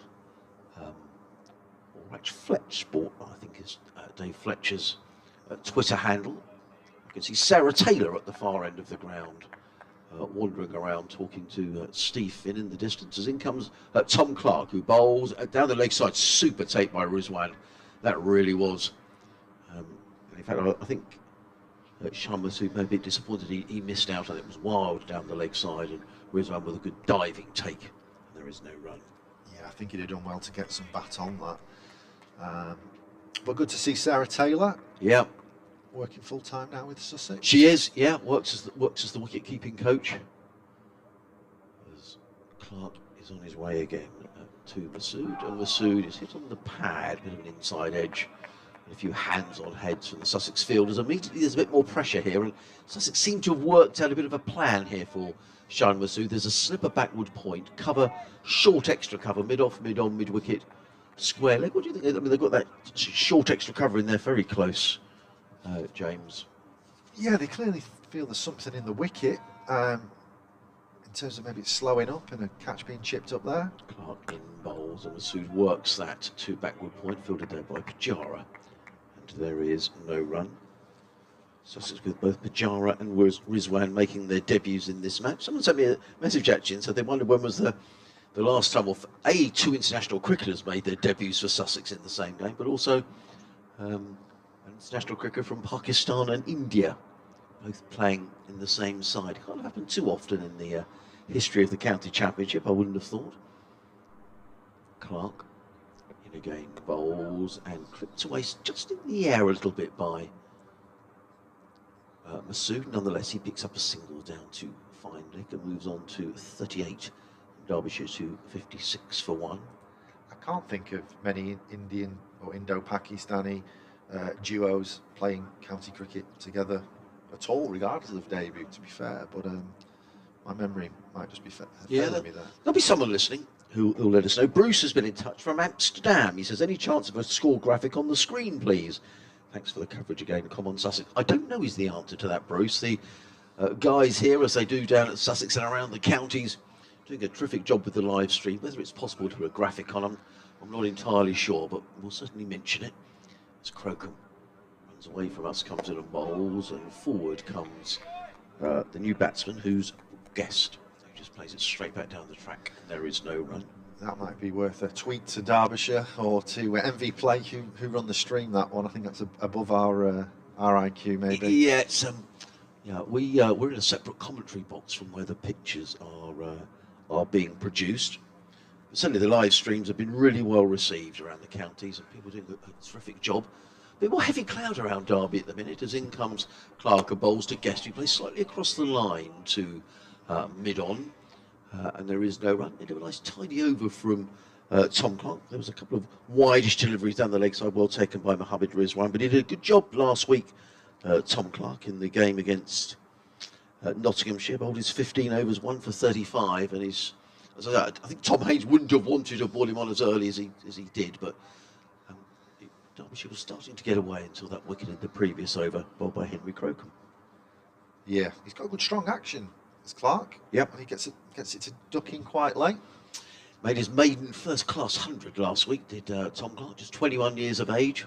One of 4 brothers, as is Tom Haynes, all play their cricket down at Horsham Cricket Club. But here comes Henry Crocombe. He's racing in, comes into bowl to Massoud, who just plays languidly into the offside, well fielded by Pujara, but not before Massoud had gone through the thing. He looks to have plenty of time, doesn't he? Yeah, Shah Massoud, he looks a really fine player. he looks wonderful on the eye, and every time the bowlers have missed their length, full or short, he's punished it with such elegance. So easy on the eye to watch. So Horsham Cricket Club got 2 sets of 4 brothers. Yeah. That's a hell of a team. Yeah, it is, isn't it? Yeah, and Tom Haynes' brother always listens. Ollie, who's already been in touch this morning. In comes Crocombe running in over the wicket, bowls, and up on his toes is Guest, and plays that to mid-on. Slightly rehearses the shot. It was quite short from Crocombe. I think he was looking to pull that through the onside. He got rather straightened up, James. Yeah, he did, but watched it well enough to keep it down, which is always good early on in your innings, when you're most vulnerable. Tom Haynes has gone back on the attack here. 3 slips in place. The third one he's got in is Ollie Carter. He's got his long hair at the back of his cap. As in comes Crocombe Bowles, and Guest drives and runs here down to third man. I think it's going to run away for 4 runs. Alior is very quick across the ground, but he's not going to catch that, and the ball runs away for 4 runs. It's almost sod's law, isn't it? You bring the third slip in, and immediately there's an edge past the third slip, races away for 4 runs, and Guest is on his way with a boundary, and Derbyshire to 61 for 1. Yeah, Crocombe will feel like that was streaky, but he lost his length there. He went a bit full, and it just entitles the batter to play at the ball a little bit more. So yeah, it went behind point, but he played it late enough to keep it down, and 4 runs. Here comes Crocombe Bowles, and that's a good delivery by Henry Crocombe. Let go by Guest through to Mohammed Rizwan, and there is no one. We were talking a little earlier on about Mohammed Rizwan and the fact he's got number 116 on his shirt. The normal number 16 for Sussex is the off-spinner Jack Carson, who's out for a few weeks having had knee surgery back in February. And Rizwan is also number 16 when he plays for Pakistan, so he's got 116 on his back. Here comes Crocombe Bowles outside the off stump, taken by Rizwan, and there is no run. There was some speculation when we were saying, oh, perhaps, I think it was Dave was saying, oh, perhaps he could be 17, but I'm indebted to Graham Irwin, the excellent Sussex scorer who's been in touch, who's reminded me that shirt 17 can't be worn by a Sussex player due to Omar Rashid, who drowned tragically on a pre-season tour back in Grenada. I think that was 20 years ago that happened. So the shirt 17 has been permanently retired, as in comes Crocombe Bowles to Guest, whose forward plays down the onside of the track. Nice tidy over, apart from that boundary, which was an edge past third slip from Henry Crocombe, who's taken the only wicket to fall this morning. 7 overs, 1 maiden, 1 for 22. Derbyshire, having won the toss, are 61 for 1 here on BBC Radio Sussex, BBC Radio Derby. That's a nice touch from Sussex to retire that number. Yeah. In terrible circumstances, Yes, of course. absolutely. But I do remember a few disputes, particularly in football. I know it's the cricket season, so I apologise in advance for disputes over numbers. And one that springs to mind to me was when Ronaldo, I think it was Ronaldo, and the Brazilian Ronaldo, I'll come back to you after this ball as Clark approaches the crease and Masood watchfully lets it go past the off stump into the hands of Mohammed Rizwan.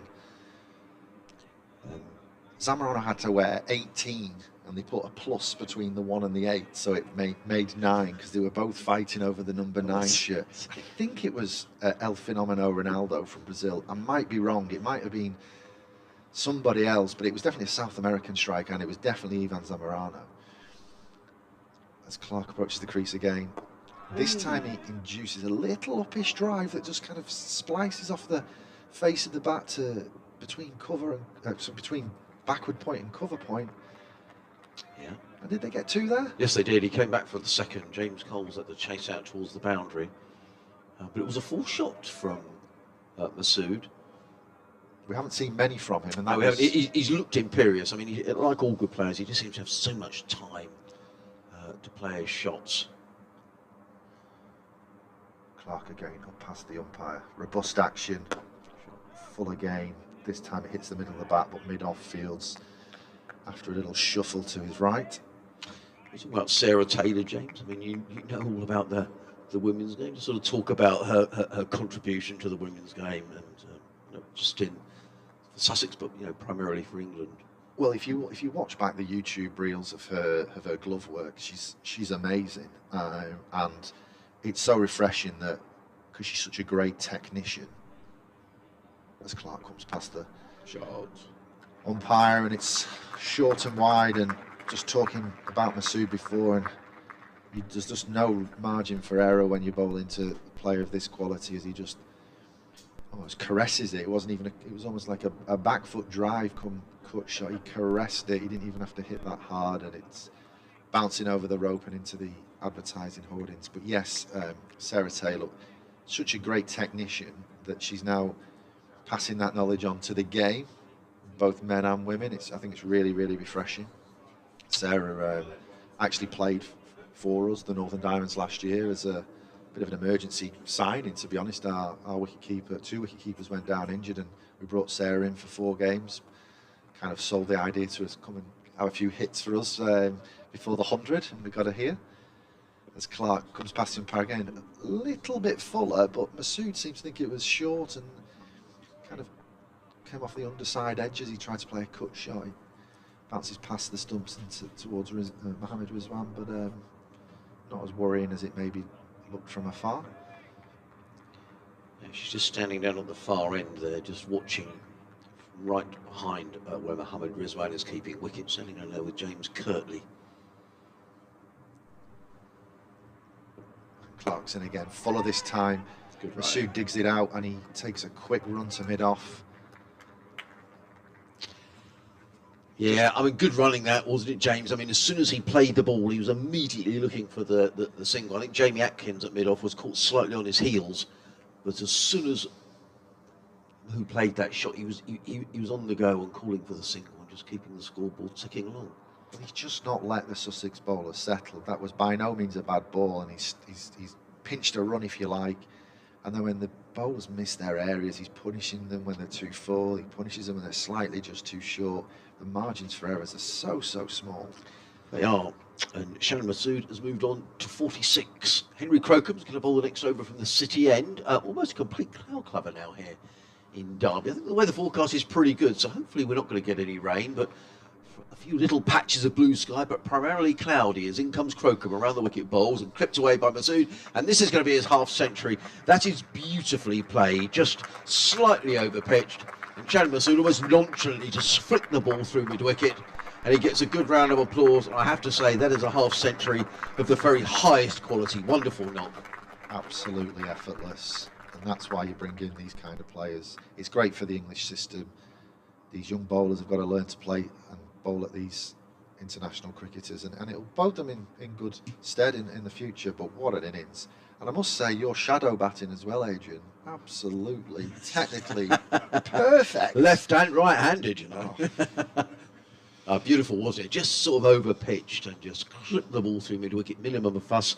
A couple of messages. I've got to nip off and do an update in about probably the end of this over from Martin, who says, what do you make of the Rizwan signing? Is the plan for Carter to play as a specialist bat while the senior pro is here, then slot him back in later? In comes Crocombe around the wicket bowls. So it is forward. Better delivery from Crocombe, and Masood just plays it straight back down the track, and there is no run. Yes, I mean, I think all the time that Mohammed Rizwan is here, he will keep wicket. Ollie Carter has kept his place after last week. No Delray Rawlins this week, who's playing for the second 11 down at Blackstone. So Delray is fit, so we can only assume he's been left out. He didn't travel with the squad yesterday. Crocombe in again, bowls, and driven by Masood through the covers. Good bit of fielding by Pujara, diving away to his right-hand side. So pardon my lack of knowledge. Is Ollie Carter's a wicket keeper as well? Yeah. So he kept last week, batted up 4 last week. My understanding was because they wanted, I mean, Pujara's going to bat 4 for Sussex. My understanding is they wanted to have a batting order where they would have a right-hander last week. So you've got the 2 openers, Orr and Haynes are left-handers, as is Tom Alsop. In comes Crocombe round the wicket bowls, and forward comes Masood, plays to extra cover. There is no run. A final one from Peter. He says, hello from sunny mid-Sussex. I'm slightly surprised at the balance of this Sussex team, with Ollie Carter playing as a specialist batsman at number 7 and James Cole's a batsman who bowls a bit at number 8. I think he's going to have to bowl a bit more than that, because he really is the only spinner in this Sussex side. Are Sussex worried that Pujara and Wiswan won't be enough to bolster the batting? Puts a big strain on the 3 seamers and what looks like a decent pitch. Pleasant batting weather. In comes Crocombe bowls and pulled away, and that's 4 runs. I mean, effortlessly played away by Shannon Masood. There's a fine leg, there's a deep backward square, and he just pulled the ball straight between the pair of them. Beautiful placement. He goes to 54, and this looks horribly ominous from a Sussex point of view. Derbyshire 76 for 1. Yeah, Crocombe's got a bit impatient there. I don't think that's his style. He's swung the ball really well this morning when he's got his radars right, and I think banging it in halfway it's a bit careless, to be honest, and Masood punishes the poor bowling. Crocombe on his way again from the city end of the ground. He's in on bowls. This time he's just punching this through mid-wicket. Alior has got some work to do out there on the boundary in front of coach James Kirtley, and he makes a bit of a mess of that, does Alior, who's normally a very good fielder. He got to the ball, but having got to the ball, he just ended up pushing the ball over the ropes for 4 runs, and he looks very dispirited as he picks up his cap that came off. He kicks away at the ground as well. Not good to do that right in front of the coach. 80 for 1. Masood effortlessly onto 58. I'm going to have to disappear and do an update. But just to finish off that email, it says an extra bowler would have been a big help.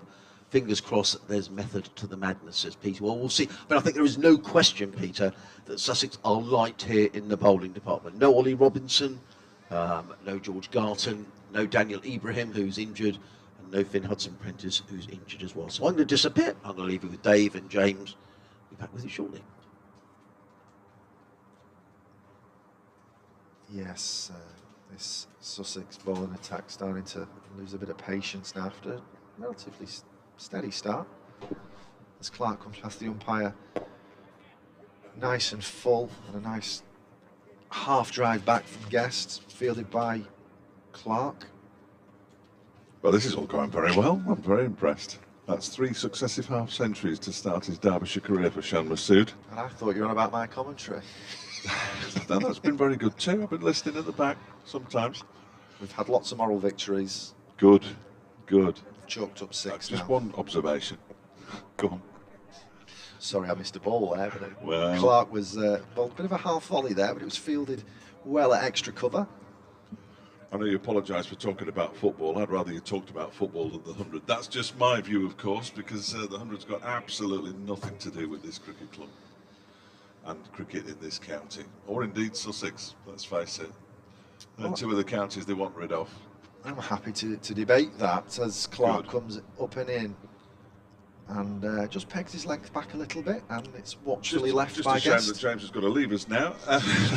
I'll get you later. I'll get you later. No, I'm going to do an update. So if you stay on until I've done my update, and then we'll bring Lauren in until lunchtime. And Lauren will be here after lunch, and she will get more airtime, I'm determined, because she's been sitting patiently at the back there, the Derbyshire women's captain. We'll have a good old chat with her up to lunch, and then after the lunch interval as well. I'm looking forward to comparing what's happening in her region as well, as Clark comes in on the fuller side of a good length. But Guest feels like he can get back to that. Maybe it's just the pace of the bowling and extra cover fields again. Interesting broadcast. Relatively inexperienced, came from Lancashire, obviously came up through the system in Australia in Perth, but he was born in Manchester. Has a little twang, but I think we're slowly managing to lose that. We'll forgive him. Yeah, just about. But he hasn't got the volume of runs that all the players around him have got. It's remarkable, really. Clark in again, a bit straighter this time, and a lovely on drive from Guest. Doesn't quite get it away, and it's straight at the mid-on fielder. It's got a little bit chilly now. Notice you've got your hoodie on. I think I might have to pop my coat on after this stint before Lauren comes in. But I'm interested to hear from Lauren, actually, about what's happening in the women's game in the East Midlands region. Compare some notes, see what's happening in up in Yorkshire, Northumberland and Durham. As Clark's in and induces a little inside edge this time, but it falls nice and safe to backward square leg, and the batters scurry through for a single, and that's the over.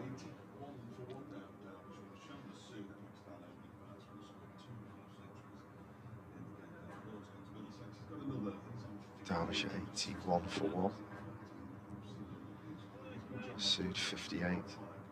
Guest 5.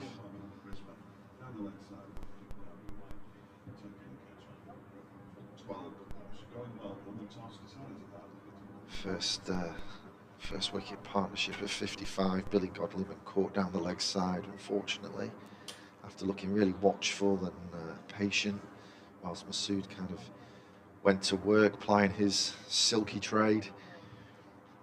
I'm going to be rude now. Returning to Can Lauren replace you until lunch and you come back this afternoon, James? Is that all right? She can indeed, with Is that pleasure. all right? Yeah, thanks for having me this morning. No. Well, I'm trying to be equitable and at the same time very wary of mindful of the various updates that Adrian's got to do and I've got to do, and it's too complicated. I think I've worked the system out for this afternoon, but I wouldn't swear to it. The new over begins from the city end. It's been bowled. Who's it been bowled by? It's been bowled by Atkins. That's who it's been bowled by. And the ball is driven, and there is no run. And finally, after all that sitting around at the back of the box, Lauren Tuffer is with us. Lauren, how are you? I'm good, thank you. Excellent. How are you? Oh, I'm brilliant. I'm watching Shan Masood bat Oh, it's There is just nothing great better, to is there? watch. Nothing better. We're watching Brooke Guest at the moment, and that's not a bad shot either. Actually, mid-wicket boundary for 4 runs. Glorious. Over-pitched, on leg stump, and he just clipped it away. This boy can bat, you know. He got a century last season in that big stand with Alex Dahl against Leicestershire. And he hasn't got the runs this season that you would expect, or perhaps expect him to have got. He got first bowler in the first pre-season friendly, which wasn't great for him, but this boy can bat too. Nice shot, that. Nice shot. You'd appreciate that as a right-handed batsman. A little bit over-pitched, wasn't it? Leg stumpish, and he's just punched it away up to the... You've got to put them away when they're there, though. So. Well, yes, absolutely. Next delivery from Atkins is driven out into the offside. Nice bit of fielding. Sounding good off the bat, though. Yeah, it is. Early on, it's good to get that good sound coming off the bat. Fair few inside the ground as well. Nice to see the spectators in. I'd expect a decent-ish crowd over the course of the weekend, with it being the Easter weekend, of course. Good Friday tomorrow. Game hopefully goes on until Easter Sunday, unless Derbyshire win it in 3 days. Apologies to our Sussex listeners. You know me by now. Atkins bowls. Oh, and Guest just pulls his bat inside the line. Inside the line. I know we're concentrating on this match, but just give us a little outline. I mean, you're not just Derbyshire women's captain, from what you were saying to me before. You're all sorts of things at this cricket club. What? Just give us a little brief outline of your role, of your roles in between deliveries. So, as you said, Derbyshire women's captain, his 2nd year doing it this year. Campaign starts on Monday. Excitement's building. Atkins bowls. That one is driven, and they're going to go through for a quick single as it's picked up by Stephen Finn. Has a shot at the stumps and misses. Guest moves on to double figures. He's on 10, 86 for 1, but that's only a small part of what you do here. Yes. So I work for the Derbyshire Cricket Foundation. So we're the charity side of the club. We do a lot of stuff in schools, in the community, lots of different events as well. You were out yesterday, were you? Yeah, one of the schools? Popped into one of our Easter camps yesterday at Tibshelf School. Good, about 8 kids there, enjoying a bit of cricket during their holidays, which was nice to see. Excellent. And it's so important these days with I know to my cost, from my son who's now in his 20s, as Atkins bowls around the wicket to Shan Masood, who just dabs it down towards third man and go through for a comfortable single. They decline the second very wisely, because it would have been a run out. Masood moves to 59, 87 for 1. Without these cricketing schools and the after-school clubs that do a bit of that. Do you do any after-school clubs and things like that? Yeah, some schools ask for some after-school clubs, so we might go in and provide some sessions throughout the day, and then if they want an after-school club, sometimes we can provide a coach for that as well. I'm staggered. I mean, I'm from the northwest near Bolton. When my son went to school, at the junior school, I was staggered when the local cricket club at Chorley offered their pro to come down and give a few lessons. And the headmaster said, "No, we're all right, thanks." I'm thinking, you are kidding me. You've got to take Overseas it. pro offers to come to the school and teach the kids how to play cricket. The headmaster wasn't interested. He wasn't much of a headmaster, to be fair, but he won't be listening. I think he'll still be alive, though, which is a slight concern. Might. You can't libel the dead, can you? Oh, no. Shan Masood on strike. I don't think he's quite got time to get to a century before lunch, which is a bit of a shame, really. But Clark's in and bowls to him on the leg stump. He tries to turn it into the leg side. It sounded like there was some bat before the pad there as well. Bless you. Back at the box, James. Allergic to something. No idea what it might be. So that's that. Is there any other roles? You must have some more roles, surely. You got any more roles? Yeah, so I thought you had another one. do a lot of coaching on the girls' pathway. So I'm manager and coach for the under-15 girls, but also help out where needed with the 13s.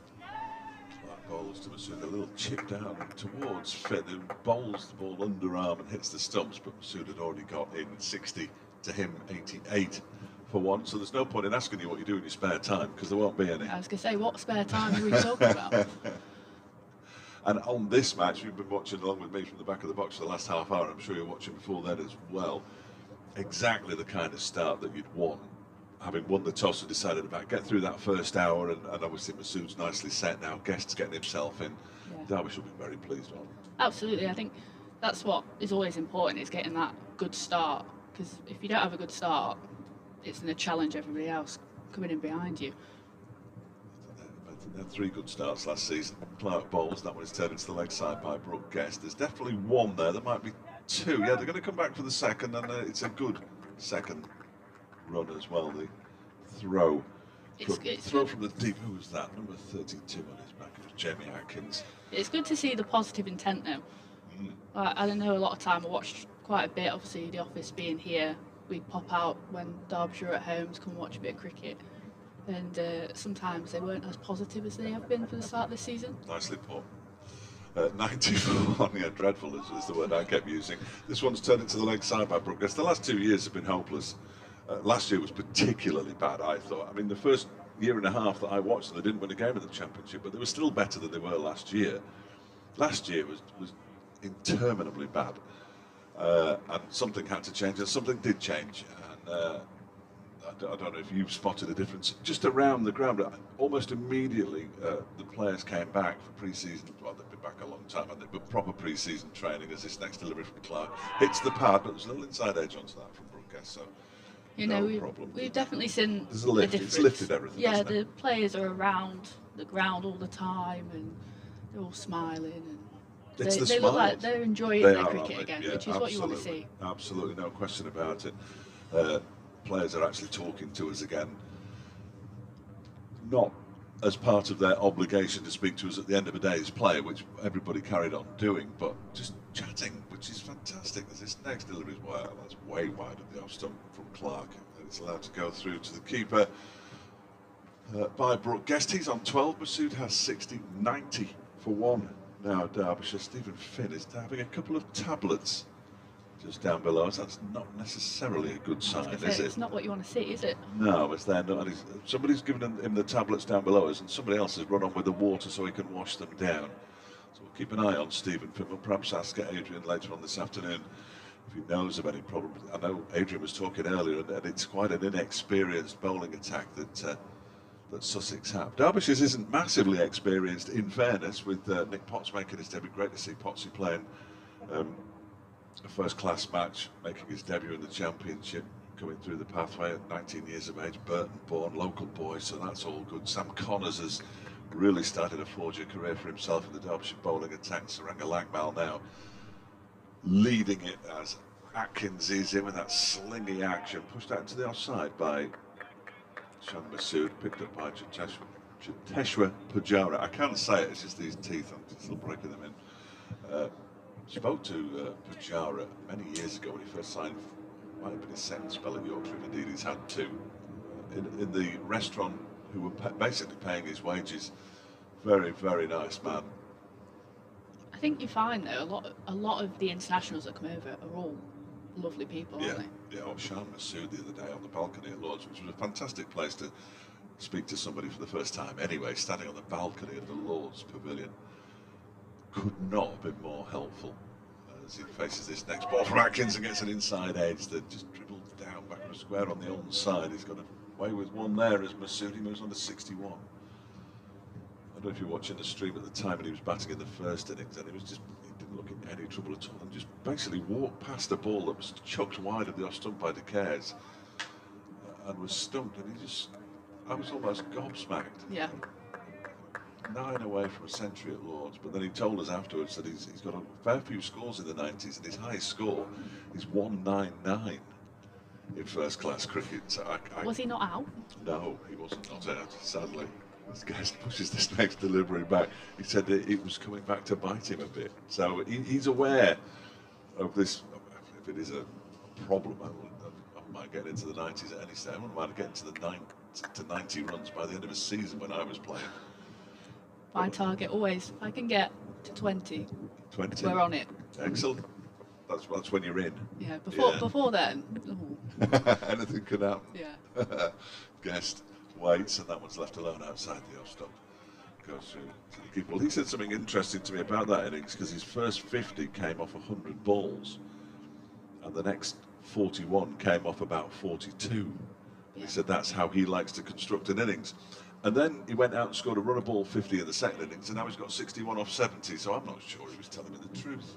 Just told you what he thinks you want to hear. Well, I'd have listened to him talk all day, in all honesty. He's a really interesting character to speak to, as Atkins is in balls and Guest tries to pull this around the corner. Has he been strangled as well? He's been given, and Guest doesn't believe it. He throws his head back, and that is 2 wickets in the morning, and both of them have been strangles down the leg side. Absolutely remarkable. Derbyshire 91 for 2.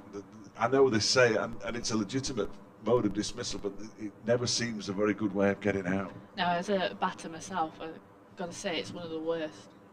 You don't want to be caught down the leg side by the keeper. Rizwan's kept nicely, but I'm not sure he would have expected to have picked up a couple of wickets, both of them strangles down the leg side, but that's what's happened. And as a result, Derbyshire are 91 for 2 now. It's still a pretty good start with, when you look at the batting, with Lewis Rees coming in at 6 after Manson and deploy where Manson will be next, and here he comes. Then it's Anuj Dal and Alex Thompson, but it really does fall off a cliff, the Derbyshire batting. 3 number 11s there. Saranga Lakmal, who didn't look like he was particularly keen to hold the bat in his hand at Lords in the first inning. Sam Connors, who got what he described to me as an absolute beauty. He was out very quickly. And then, bless him, poor old Ryan Sidebottom came in to bat with a runner, and well, he did well. So, but Nick Potts is going to bat at 11. So once they get, I think it was 304 for 6 to 304 all out. Lords, which isn't ideal. Here is Wayne Madsen. He got a half-century second innings at Lords. Looked like he was in a decent bit of nick. I spoke to him on the boundary's edge, nothing formal. I'm sure he won't mind me telling people this. I may even said it at Lords, but he said he felt better this pre-season than he's felt for a number of pre-seasons. He really is looking forward to it. Of course, he had that quite nasty injury last year when he missed the whole of the T20 campaign and kept him out of the other competition as well. He eventually came back towards the end of the season and got a century against Sussex in the final match of the campaign, in Derbyshire's only championship win, the one that kept them off the bottom of the table. So 15 minutes to go to lunch, and Atkins is in again and bowls 2. Manson pulls the bat inside the line of that one. Atkins finishes his 5th over, 1 for 28. His figures, the other wicket's gone to Crocombe, he's got 1 for 34. Masood has 61 off 70. Manson just faced that one delivery, yet to get off the mark, 91 for 2. And now the key is to make sure they are only 2 down in 15 minutes time when they walk off for lunch. Yeah, you don't want to lose any more before lunch. It's just going to make it more difficult for anyone coming in to try and get set, to then go and eat, and then have to get set again when they come back in. Do they actually eat? I bet they do. Well, they must have something, I suppose, because you'd be starving by the end of the day, wouldn't you? But I'm just wondering, you know, you wouldn't go in there and perhaps have what we're going to eat in a few minutes. Well, you might do, but... But the food here is lovely. Well, it so is. Can you really resist it? No. Well, I can't resist any food, as you can probably tell.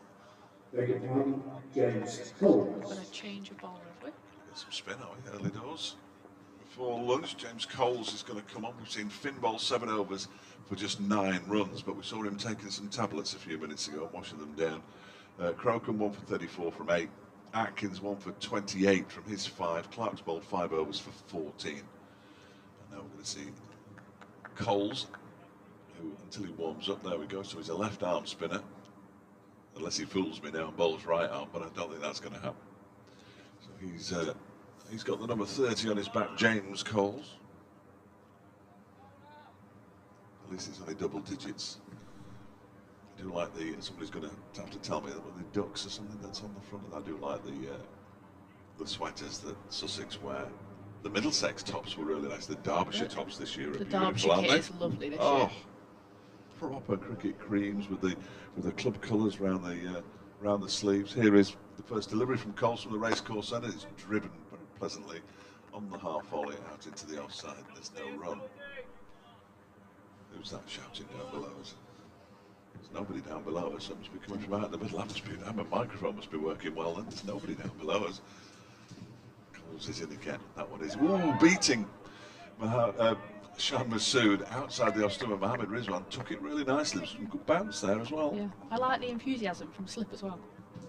Yes. You've got to get into it. There was definitely some bounce there. which will encourage Coles. Comes in again over the wicket. That one is pushed out into the offside. I don't think it will have escaped Sussex's attention that Shah Massoud was dismissed in the first innings by a spinner down at Lord's. Not a left arm spinner, but a spinner. As Coles is in again. And this one is driven. That's a much better drive, but this occasion again it goes straight to Pujara, who has a shot at the stumps, misses, but he's got a big smile on his face. Chateshwar Pujara fielding a cover. He's in play again. Well, he would have been in play again, and he moved about a yard to his right. That's a glorious shot by Shah Massoud. He's finally worked out exactly what's happening there. It wouldn't take long, obviously, but Pujara was no more than a yard to his right, but it was hit beautifully. That was a lovely shot. I think I could watch Massoud bat all day, I think. Well, let's hope we do. That would be very handy from a Derbyshire perspective. Sussex, of course, conceded in excess of 500 runs to Nottinghamshire, 180 from Stephen Mullaney, high score for him in first-class cricket. And that was after they were 5 down for not too many. As his next delivery is just off a thickish edge down to backward point. They're going to come back for a second as well, and they're going to get back for the second comfortably enough. And Derbyshire move on to 97 for 2. Regardless of those 2 wickets that have fallen, this is still a pretty decent start. Massoud 67 from 76 deliveries. He got to his half century from 60 balls with 6 fours. And he's played a couple of false shots, but he's an opening batsman, so you would expect that as an opening batsman, the ball goes past the edge, doesn't it? That's the whole point. And I've spent quite a bit of time opening the batting over the years as well, so especially in sort of club cricket, and sort of find you do play miss a lot early doors, and then as soon as you take one ball to get in, and that's it. Yeah. You're flying. But it's if they get you before that, that's when there's trouble. Get yourself in. Well, Wayne Manson's only faced 1 delivery so far, and he's facing now as Atkins is in, and he turns that down the leg side, and there's another good take by Rizwan, tumbling to his left-hand side. It's a lot of wayward bowling today. Just for a moment, I thought we were going to have 3 strangled down the leg side, but no. I'm delighted to say we haven't. Jamie Atkins 1 for 28. Most recently picked up the wicket of Brooke Guest, who made 12 from 25 deliveries. He'll be disappointed. He's in again now, and Manson just turns this into the leg side, and he's off the mark with a single. The recipient of an honorary degree from Derbyshire, the University of Derby, Wayne Martin. It was announced a couple of days ago now, I think, for his time here at Derbyshire and his encouragement of participation in sport in the county as well. He's a big advocate of that. He's a top man, Wayne is. He's done a lot of work, some work with me as well. We ran a campaign last year. One of the nicest men you could wish to meet. His latest delivery from Atkins is turned down towards fine leg. Yeah, we ran a campaign promoting grassroots heroes within cricket, so people that were doing a lot for their clubs or their communities, and people put them forward, and Wayne agreed to help me go and deliver prizes and things to our different people. So took a little tour of Derby, me and Wayne delivered a few parcels. Yeah, he's a good man to spend time with. His next delivery is way wide of the Austin, and indeed signalled wide by that's umpire Hartley at the far end. Peter Hartley and Paul Baldwin are the umpires, and the wide brings up the century for Derbyshire. 100 coming up in the 27th over, 26 overs and 3 balls, which is not a bad rate of scoring at all in first-class cricket on the first morning of a county championship match. Certainly going at nearly 3 3/4 as this next one is wide, and the off stump again bounces nicely. Manson doesn't quite time it as he pushes it out to the man in the point region, and there's no run. I'm happy to say we can see the numbers on the backs of the Sussex players when they had the sweaters on.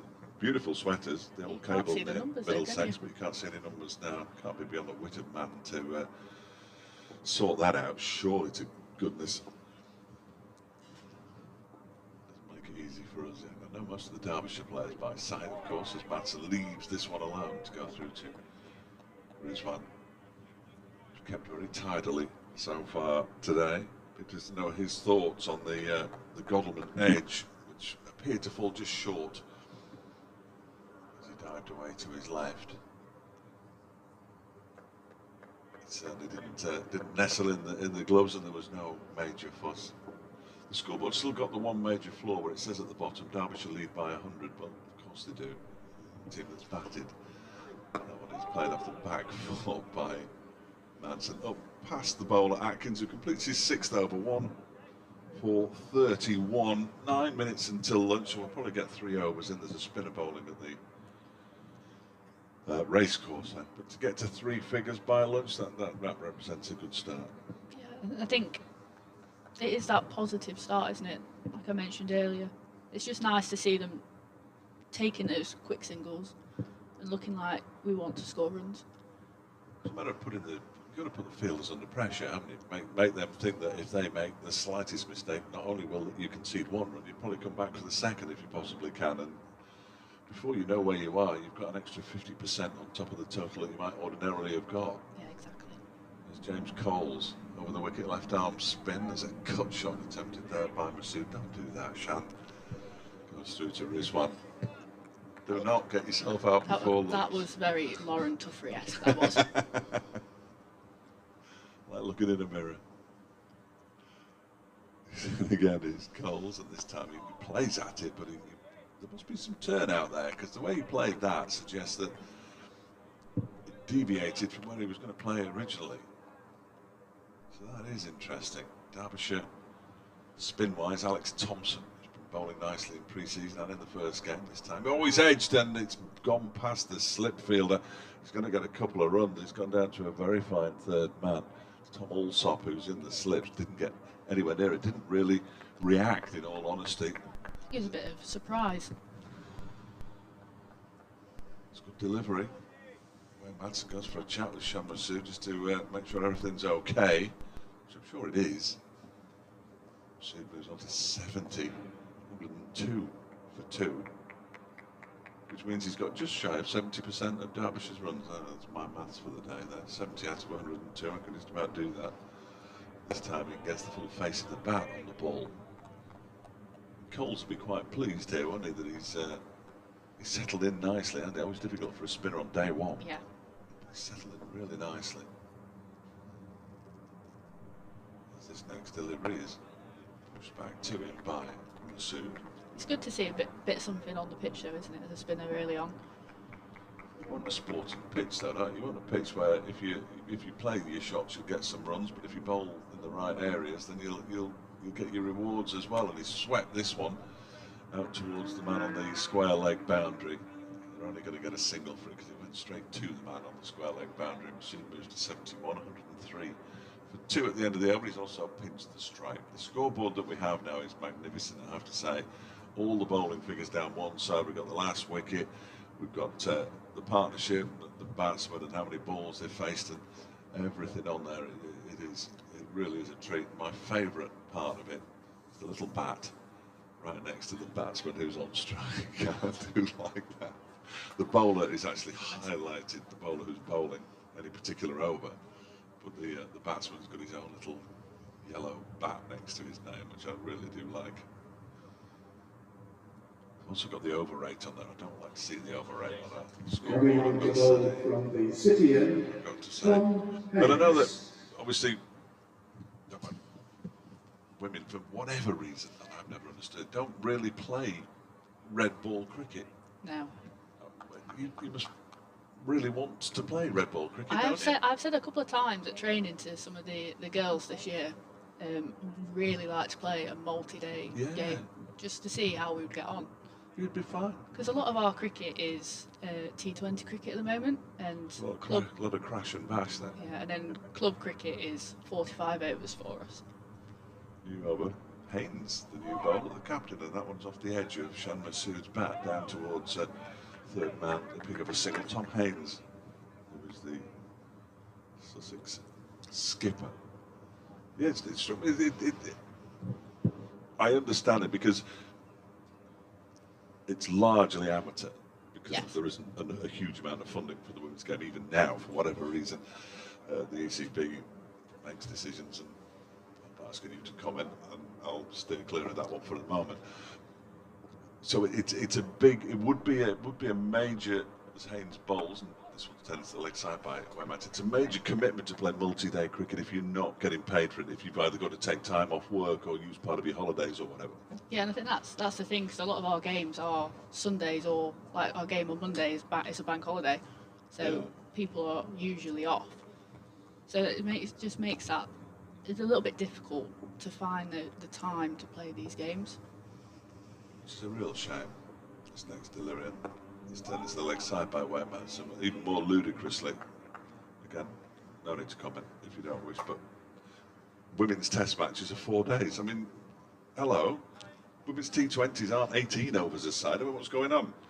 It's a test match, it's 5 days. It's a T20, it's 20 overs. Let's get this sorted out. Women footballers don't play 80 minutes. This one just makes no sense. Wayne Manson defends this one up. I do think So it would that'd be it would done. make the games a lot more competitive if we went to 5 days for women's, like the Ashes, for example. There were the match against India last summer. It was out at Bristol, I think. Was it down at Bristol? There was a very poor pitch that was prepared for it, but that one went through to the end of day 4. I'm not sure if it ended in a draw or not. Now I'm thinking back. I think it did. I think it did, didn't it? But if it had been a 5-day game, we'd have had a result one way or the other, and either results were possible as far as I can remember. As Wayne Madsen turns this next ball into the leg side for a single. It's been bowled by Tom Haynes. Madsen moves to 2. Masood has 72. Derbyshire 105 for 2. Yeah, it's one of those anomalies, really. But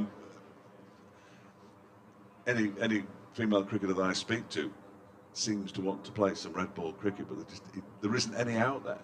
Yeah. And of course, you can play age group cricket, can't you, till a certain age, and then you're not allowed to play age group cricket anymore, mixed. Yeah.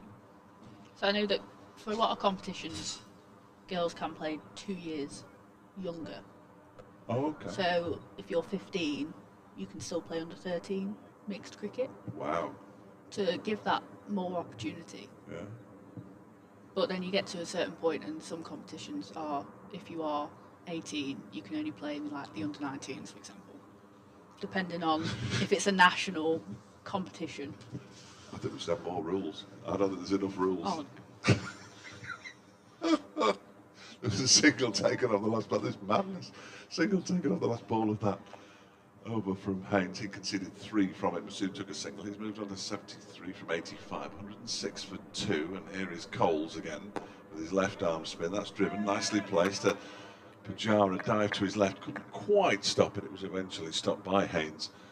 And they get through for another single. So Masood moves on to 74. We're into the final over of the morning session. I don't think there's any doubt about that, because we've already got to 12:50 now. I have no idea which clock they go off. They go off the clock on top of the groundsman's hut, which isn't a hut, but it's got some very fine artwork around it now, which wasn't there the last time I was here for the friendlies. I like that. I've not seen that. Yeah, no, very impressive, isn't it? Bob Taylor, I can see there as one of the figures. Certainly, he's looming large to the left of the gate. Here comes Coles in and bowls. That one is defended by Wayne Madsen.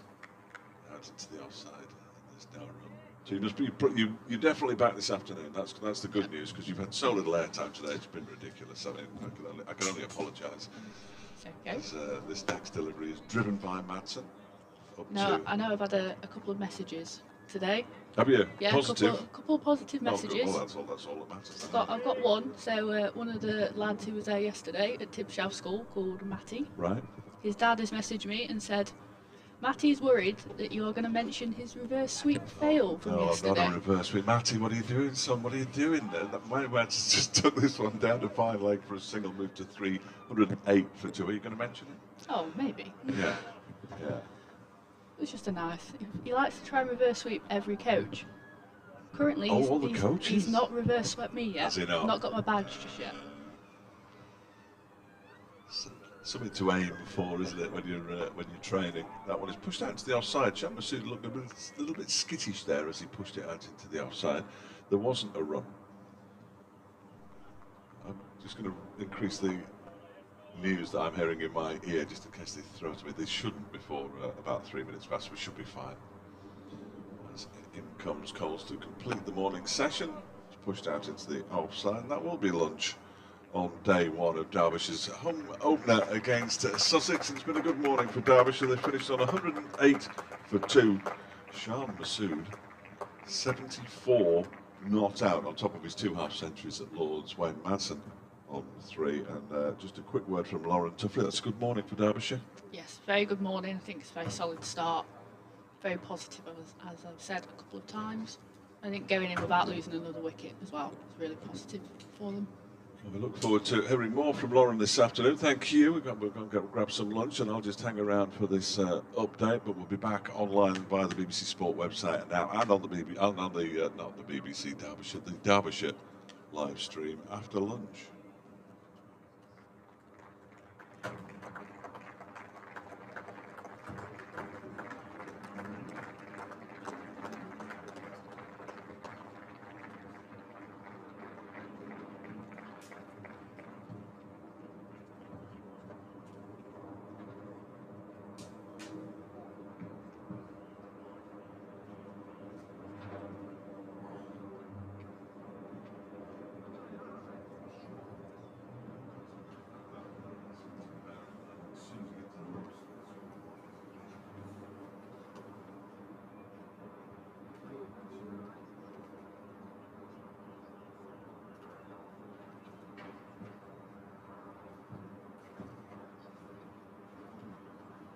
They due to restart in about 40 minutes time.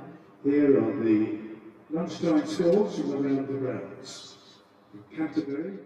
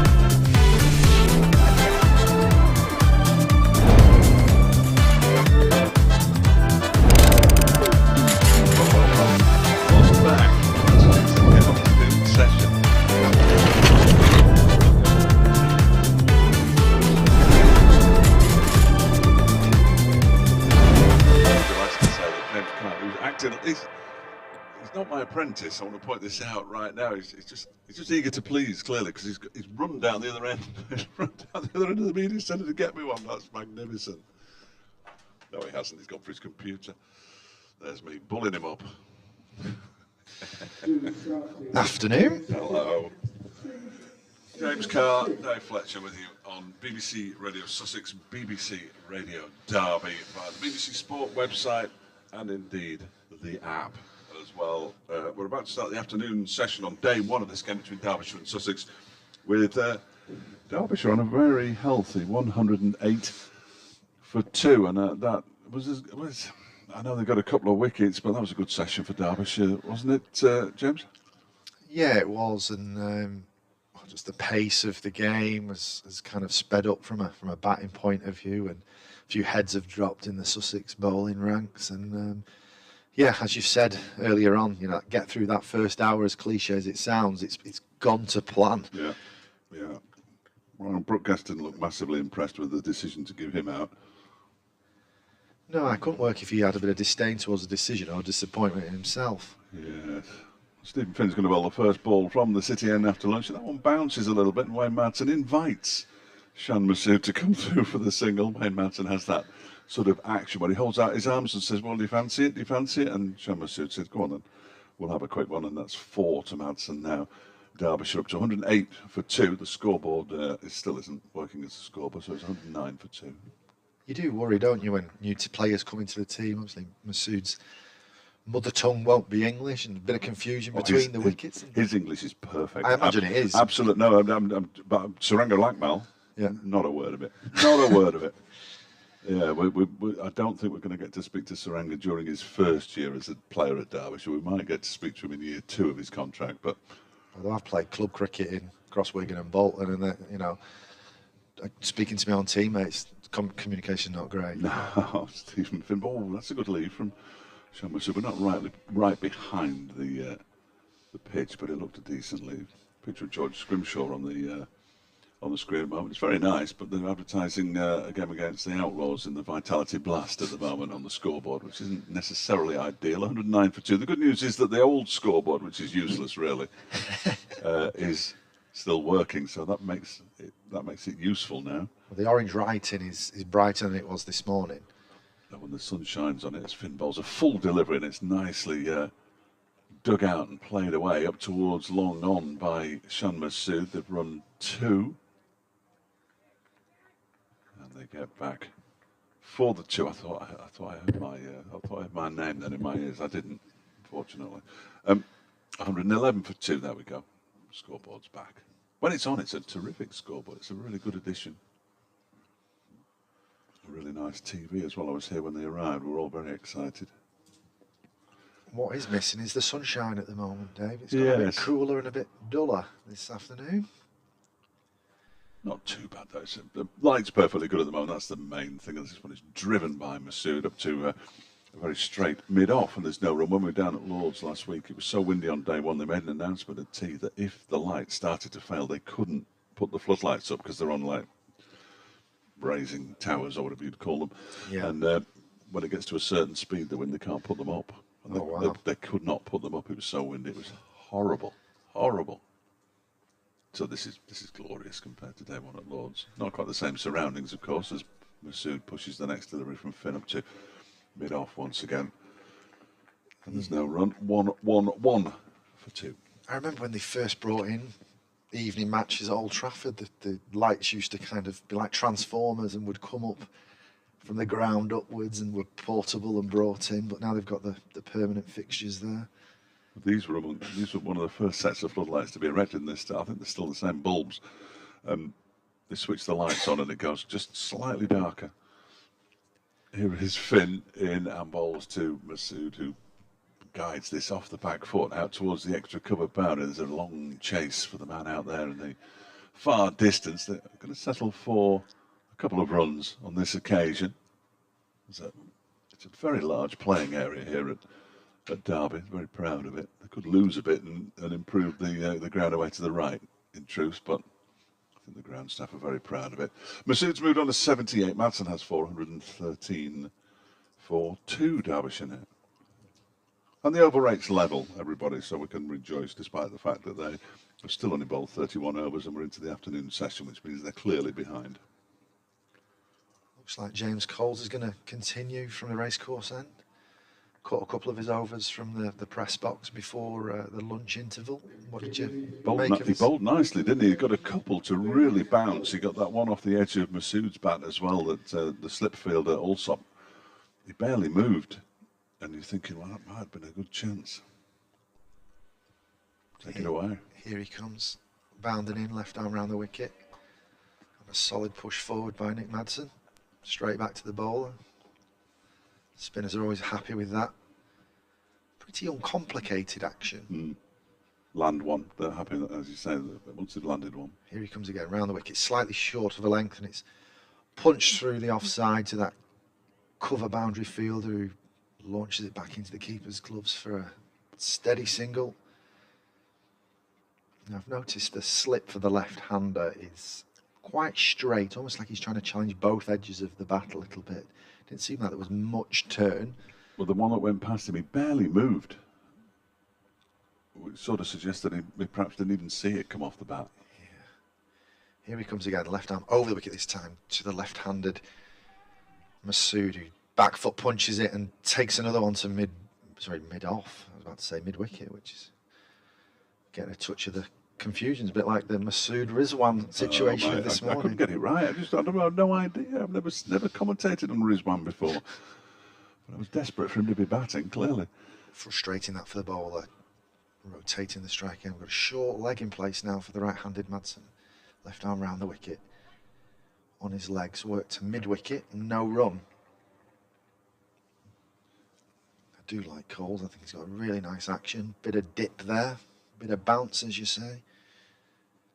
And general control so far. 3.4 overs, 13 off it. round the wicket, left arm around the wicket. Nice and full, solid drive, fielded by the bowler again. Can get a bit of rhythm if he fields off his own bowling, but I hope his fingers are nice and warm out there, so he's not going to... It's not a cold day, is it? It doesn't feel a cold. I mean, I've got my jacket on, obviously. Here he comes up and round again.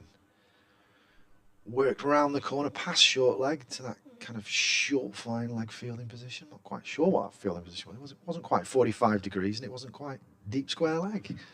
It's the position at 45 degrees, backward of square on the leg side that doesn't have a name. Yeah. Yes, yeah, we were talking about that position down at Lord's, and it's quite popular, and I think we need a name for it, but because it's not, you get long on and long off and long leg, but you can't have a short long leg, can you? Because that would just be a leg, I would imagine. I don't know.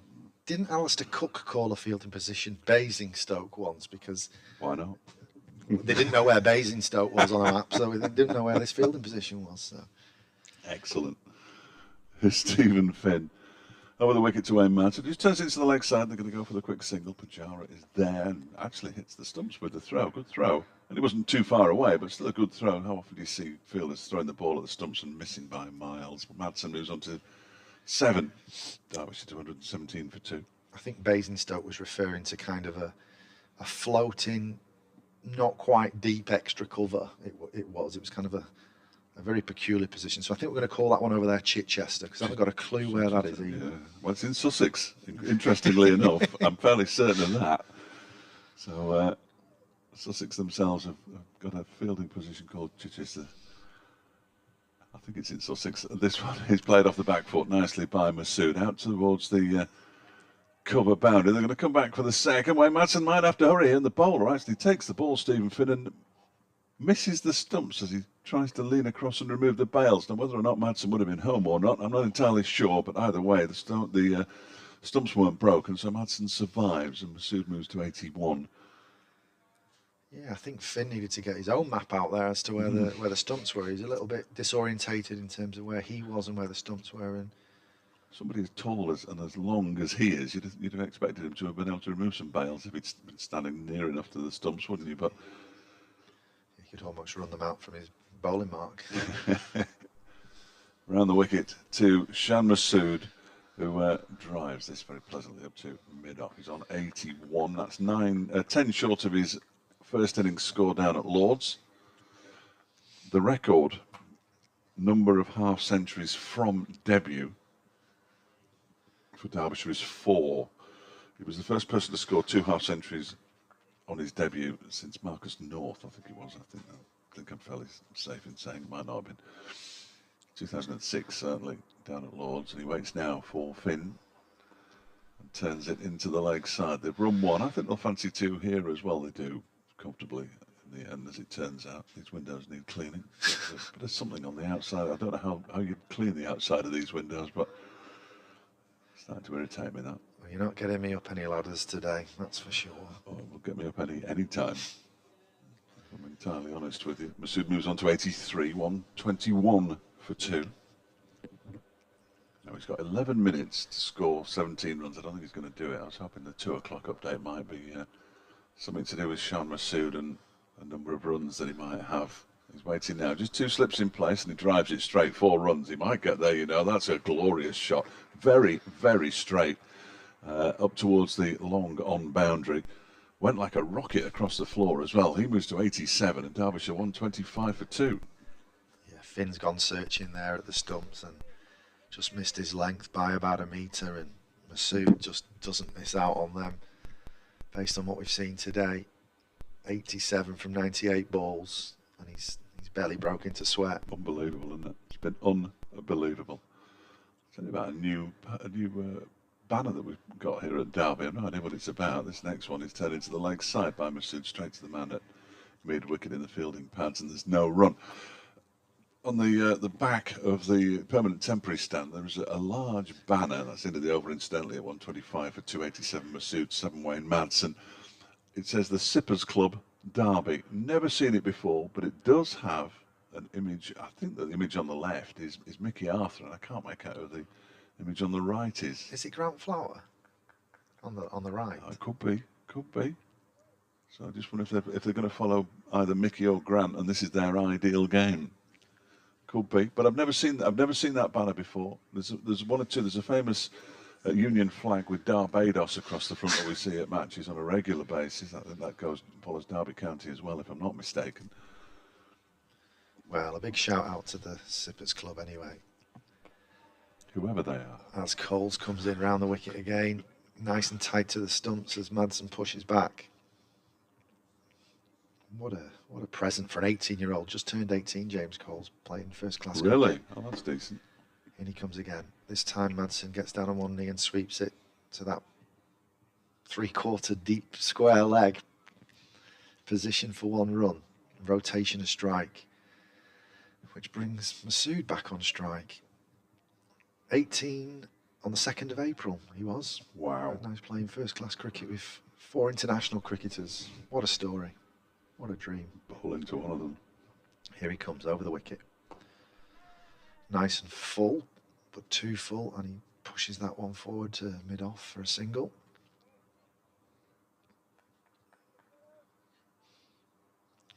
One thing, he's probably just searching a little bit too full to the left-hander compared to the right-hander. He looks a lot more comfortable bowling to Madsen. As he comes again, Madsen taps his bat and just tucks that into the leg side for another single. Mid-wicket and deep square leg kind of meet in the middle. Stephen Finn winning the race there. I was going for age top trumps, but Nick Potts, who's going to is making his debut in this match, is actually 19 years and 271 days, so he's a positive veteran. Comparison. Here's Colton Masood. That's a better length and looked like a bit of drift there as he hits the outside half edge of the bat. There's a couple of stifled oohs and ahs from the Sussex fielders. Coles past the umpire again. Masood a bit more assertive in that forward press as he pushes it back to the bowler, and that's another over for Coles. 5 overs, no maidens, 17 runs and no wickets, but a very impressive start by the teenager. Very decent. I didn't realise he was that young. That makes it even more impressive, doesn't it? But yeah, he started well, really well. And that's a real bonus for Sussex with their depleted bowling stocks up to a point. George Garton, Finance and Prentice, they'd expect them to be playing, but for various reasons aren't. So chance for somebody to step in. Coles has done just that so far. Stephen Finn having to shoulder the experience element of the Sussex bowling attack. And he's going to continue from the City end, bowling to Wayne Madsen, who turns this first delivery of a new over into the leg side for a single. He moves into double figures. That's everybody so far in double figures. That'll cheer David Griffin up. I think it's only ever happened once in Derbyshire history. I think that every single batsman has got to double figures. It's quite a rare occurrence. It's remarkable. If you look down most batting cards, there's usually somebody in single figures, isn't there? Whether it's somebody at the top order who just misses out, or somebody down the bottom end who, well, quite frankly, in this case of the Derbyshire lower order, can't bat. He does make the scorecard look a bit tidier when they've all got the same double figures, I guess. Quite like one to get a triple here as Sean Masood cuts this ball out to the cover boundary just for a single. Moves to 89, 130 for 2 now. And talk of the teenagers, a couple more teenagers in the Sussex side, but let's not forget, Stephen Finn's only 32. It's remarkable, that, isn't it? It is. If anybody, if you didn't know, and obviously it was mentioned this morning as well, it's how old Stephen Finn? Well, no, 34, 35, something like that, possibly even 36, but 32. And there was some rumblings, Adrian was saying, about his signing, because they want to bring the kids on, which is fair play.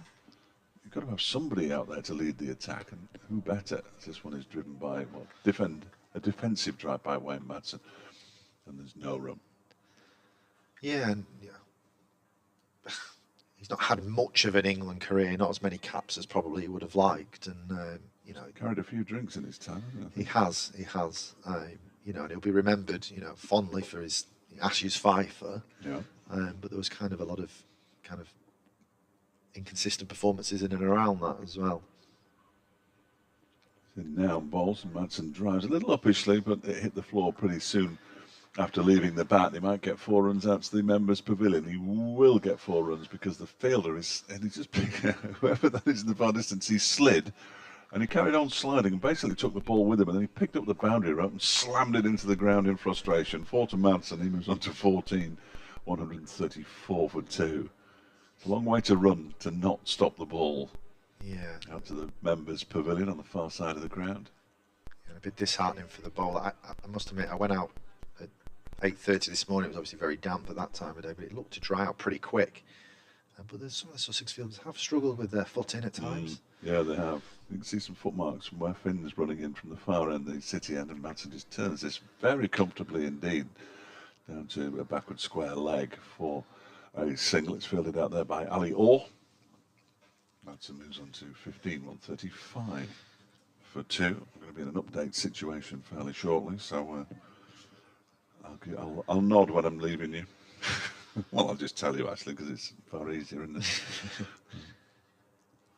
The strange thing about my updates, this is sort of technical, but not really, is that I don't have to take the headphones that I'm wearing now off, which confuses some people, including me. Oh, that's in the air off Shah Massoud's bat, but there's no fielder at cover. He's at an orthodox cover. He's sort of quite straight there, Pajara, and it went a long way to his right. Massoud picks up a single off the last ball of the Stephen Finn over. 10 overs for 31 he's bowled now. And Shah Massoud, 90 from 104 balls. Wayne Madsen's got 15. The partnership's already worth 45, and Derbyshire won 36 for 2. Yeah, that was probably one of 2 semi-false shots he's played. Bit uppish, wasn't it? Bit uppish. But if he trusts the surface and the field set the way it is, he's got a little bit of licence. Has earned the right to do that. I'm going to do my update and bring Adrian in. He looks like he's itching for a bit of action. That would be lovely. And so would a Massoud century shortly. 90 off 104 as Coles comes in. And a solid forward defensive, which Coles fields off his own bowling. I'm not bothered if I'm not on air when Shah Massoud does get his century, but go big, because you'll be in the archive. Oh, yeah? You'll be in the archive for a long time to come. It'll be the first of many, I fancy. That would be nice. As Coles comes in, slightly short of a length, and just works square off the Massoud hip for a single. That brings Madsen on strike, 15 from 27 at the moment, Madsen.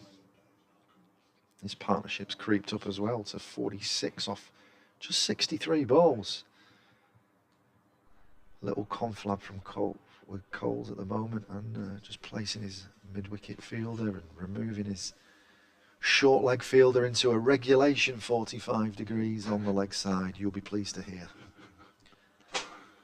Chichester. Coles round the wicket. Nice and full. Lovely on drive from Madsen, who deliberates the single but turns it down in the end. Good piece of fielding there by Tom Haynes. Confirmation that Chichester is in Sussex. I've just asked Adrian. He says only just, but it's in Sussex. Coles up and round the wicket. Slightly short again on the hip of Madsen, and worked into that vacant square leg position for another single. Coles just gets the odd one just to drift on onto that hip of both batters, left hand and right hand, and just able to work it away. Here he is, the left-handed Massoud. Up and over the wicket, solid forward defence, fielded by cover. Working hard on the ball there. Chiteshwar Pujara hands the ball back to Coles to try and complete this over. Up and over, past the umpire, around over the wicket, and just tickled to that square leg position again. Just get a little bit straight on the hip of Massoud. And that takes Massoud to 92, and that's the over. But another tidy over from Coles. At the time being what it is, you're going to have to carry on by yourself for a little moment, James, I'm afraid. And then when after the next voice you hear from this microphone will be Adrian Harms. In a minute. Looks like Stephen Finn's going to continue from the city end. Haynes working hard at mid-on that ball. Passes it to the former England international.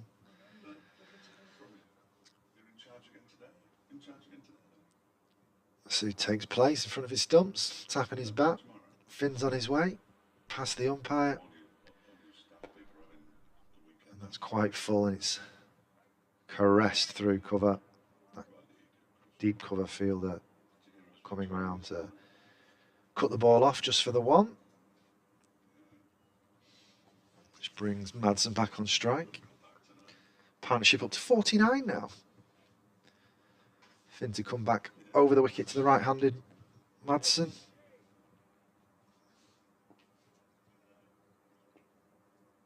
A couple of peculiar turns there by Stephen Finn, but he's on his way. Past the umpire, nice and tall, and bangs that one in. Madsen just pushes it with a straight bat to just forward a point. Who fields nice and cleanly there.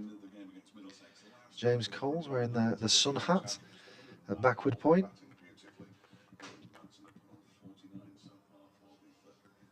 It's gone a little bit quiet and flat here. A little bit cool, a little bit cloudy. As Sussex search for a wicket. Stephen Finn's on his way up past the umpire. Madsen taps his bat for the final time and just with a straight bat runs one backward of point again, and Coles comes round, but he's not quick enough, and Masood gets down to the striker's end for another single. Although, in fairness to Coles, it was on his left-hand side, he was able to throw the stumps down. But it came Williamson about that shot from Madsen, just playing a shortish ball with a straight bat, just running it off the face to the gap between that second slip and that backward point position. And that's a 50 partnership, 50 off 70 balls.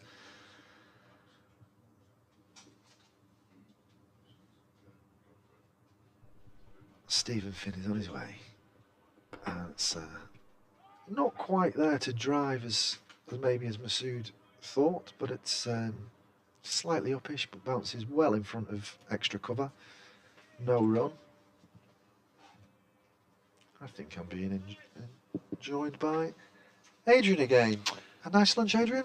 Yeah, I'm more. It was a very nice lunch, but I have to say I'm really watching Shammamu. There's going to be some terrific cricket up here this summer because he's just batting absolutely beautifully, isn't he? I mean, 93 out of 141.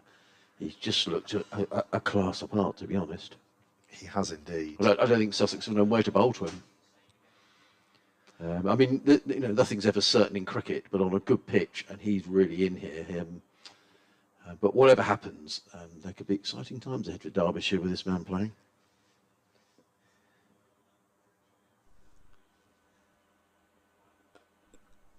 Finn up to the wicket, offers a bit of width, and Masood plays that drive square to that deep cover point, and they get back for two. And these runs have come very quickly as well. I was just looking since lunch. I mean, we went to lunch on 108 for 2. That was only just over 28 minutes ago. So they've added, 35 runs since lunch in about 20 minutes. Yeah, well, partnership 52 off 72. It's by no means snail pace or rapid for that matter, but they've just got there with great ease. As Finn comes up past the umpire, around the wicket to left-handed Masood, full again. Push to extra cover and no run again, and that's the over.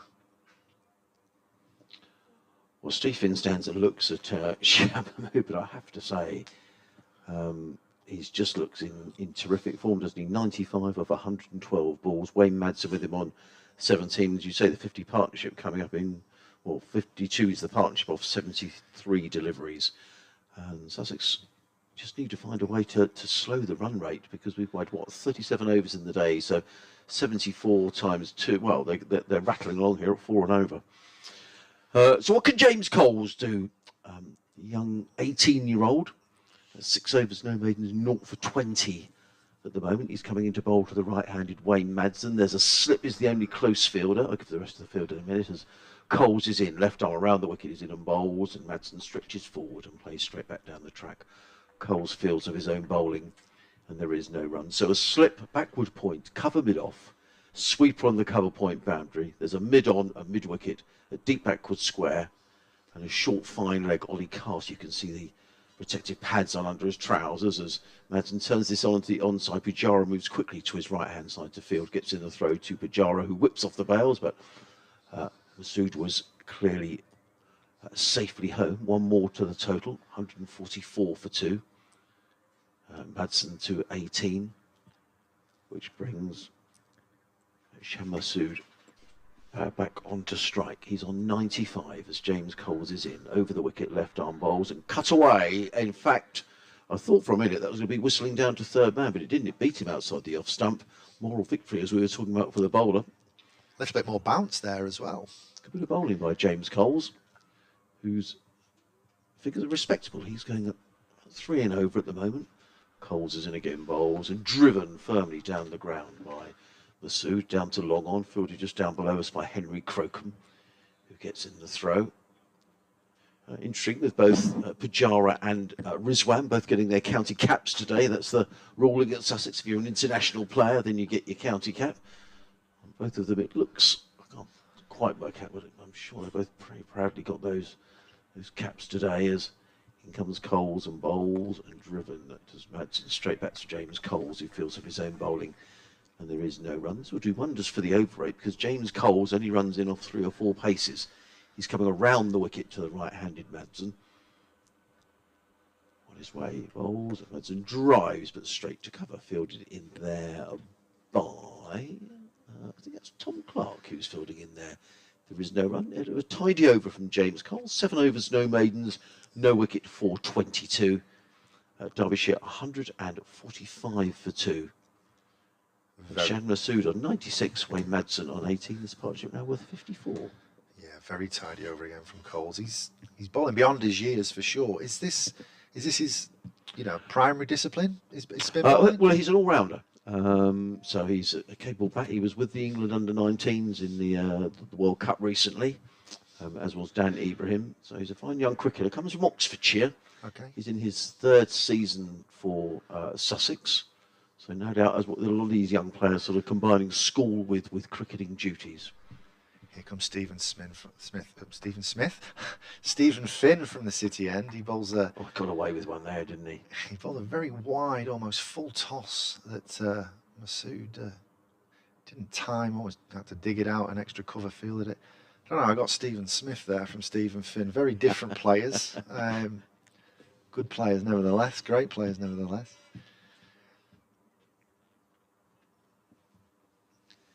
Here he comes again, Stephen Finn, round the wicket to Sham Masood.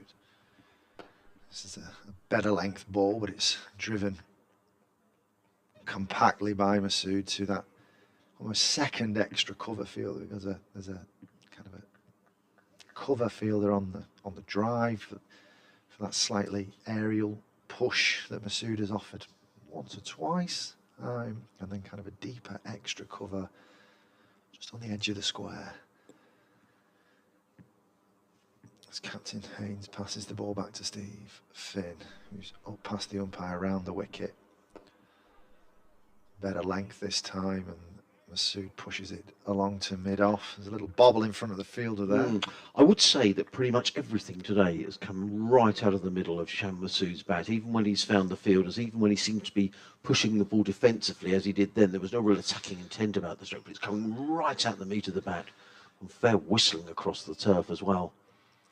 It just looks in wonderful touch. And I think that makes the bowler then think, I've got to pull my length back because he's driving me. But actually, it's then he can kind of punish the bowler square of the wicket as Finn comes up around the wicket. And again, that shot you described, that's that off-drive push, just wide of mid-off this time, which gives Masood a bit of time to call the run through for the single, which takes him to 97 and brings Madsen on strike. And he just looked a bit frustrated there, Steve Finn, because it was played to the right of Alior, who took his eye off the ball just for a moment. In fact, it was Jamie Atkins. He just took his eye off the ball, and it just allowed Masood to go through for that single, just keeping the scoreboard ticking along. And they've run very well between the wickets since the start of play of Derbyshire. And very much a feature of Masood's play, just doesn't like to get tied down. Stephen Finn on his way over the wicket to the right-handed Madsen. down the leg side and well taken by Mohammed Rizwan. Capped today, as you say, Pakistan international wicketkeeper. I mean, quite a coup for Sussex, really, to get someone of his quality who's going to be playing, we understand, certainly through until halfway through the summer. I think a lot depends. It's one of the issues now around international cricketers and the reorganising of the calendar, that you're not too sure how long you're going to get these quality players for. But it sort of looks as if he's going to be here for a good part of the summer. Really exciting times for county cricket. Stephen Smith, I've done it again, Stephen Smith. He squares up Madsen this time with a slightly back of a length ball, and there's a bit of a leading edge. I've got Steve Smith on the brain. You have? I've got the wobbles of Fletch from this morning with Rizwan and Masood, but yeah, that was probably the first false shot from Madsen, actually, just turning in the bat a little bit square on the straight ball from Finn. You're listening to live cricket on the BBC, BBC Radio Sussex, BBC Radio Derby. Myself, Adrian Harms, alongside our commentary team. Dave Fletcher will be with us, and James Carr. Your commentary team today. Just down below us, a couple of Sussex legends from yesteryear now on the coaching staff. Michael Yardy and James Kirtley, who are up here as part of the coaching team. Mike Yardy, very heavily involved with the academy now. He's wearing shorts down there, which looks pretty brave. James Kirtley with sort of the tracksuit trousers on. Now, Tom Haynes, the Sussex skipper, is back into the attack. His brother Ollie, who's a regular contributor, he is, will prick up as his older brother's going to come in to bowl. 1 over for 3 runs from Tom Haynes. He's going to be bowling to Shan Masood, who's on 97. 2 half centuries to his name already this season. I wonder if he's going to go through for the first time to 3 figures for his new county. We shall see. In comes Haynes running in over the wicket bowls. Masood clips this one onto the onside. They've taken 1, and it's a really good single. The throw comes in. But I guess the key there was, James, he played the shot and he called his partner straight through for the run. And there was never really any danger in just picking up the singles. He goes to 98 and Derbyshire to 147 for 2. Yeah, we were discussing it earlier with Dave about, you know, new players coming to a team, but there seems to be that understanding, that element of telepathy, which you always need running between the wickets, batting in partnerships. It looks like these guys have been batting together for a long time. It does. If you're just joining us, the news that Derbyshire won the toss this morning, elected to bat. As in comes Haynes, over-pitched on it's helped really by Madsen. A sort of a scooped shot to backward point. Well fielded up by Ollie Carter. There's some old wicket ends there. And the ball bounced up, but he kept his eye on the ball. Did Ollie Carter, the young Sussex wicket-keeper, who's not got the gloves in this game. They've gone to, unsurprisingly perhaps, to Mohammed Rizwan, who's standing up to Tom Haynes, who runs in and bowls, and back on his stumps is Madsen, and plays without timing into the offside, fielded by Clark with extra cover, and there is no run. The 2 batsmen out, both will be really disappointed if we've got out, both strangled down the leg side. Billy Godleman and Brooke Guest both out for 12, both caught by Mohammed Rizwan down the leg side, 1 off the bowling of Henry Croke and 1 off the bowling of Jamie Atkins. Haynes bustles in again, bowls, and Madsen again to a good length delivery, just works this into the offside, and there is no run. It's offering a little bit of control here. Yes, he is. Haynes. And Sussex need that, don't they? I mean, the scoreboard is rattling along. This is the 40th over. And Derbyshire 147 for 2, so, you know, not far away from 4 all over. But if you score at that sort of rate, you're looking at sort of 400 runs in the day. In comes Haynes and bowls, and Madsen lets that one go outside the off stump, taken by Rizwan, and there is no run. Elsewhere, around the county championship in Division 2, Durham 98 for 3 against Leicestershire, and Nottinghamshire 122 for 2 just up the road at Trentbridge against Glamorgan. Ben Duckett on 35. Haynes.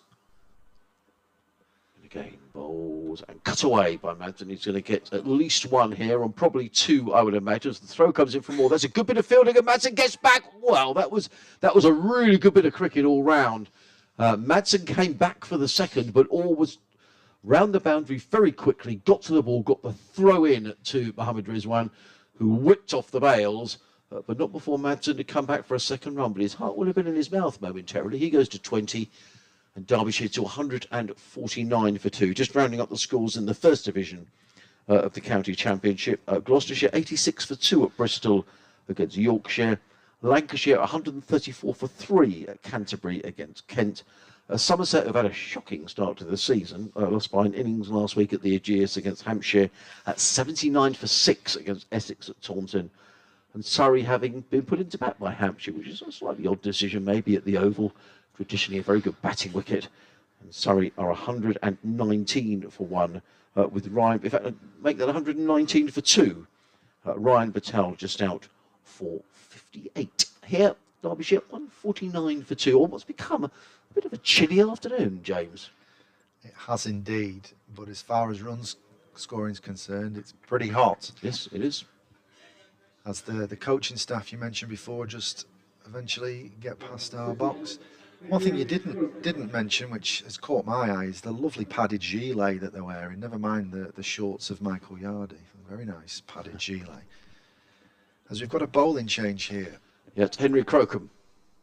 And Masood pushes that down the ground for an easy single again, mid-off and mid-on converging, but plenty of time to get down for that single. Masood on to 99. Well, it will just be a sparkling 100. I mean, he just hasn't looked in any trouble at all. I say everything's come out in the middle of the bat. When it hasn't gone for 4, he's just picked off the the ones and the twos. He's kept the scoreboard ticking along. 99 of 120 balls. It's an innings that wouldn't have got out in place in the limited overs game. He's just looked in majestic form. Yeah, it's been beautifully paced. As Crocombe approaches the wicket. And Madsen just falls over that one slightly, hits him on the pad, but it looks like it's sliding down and the appeal is stifled. Partnership of 59 off 93.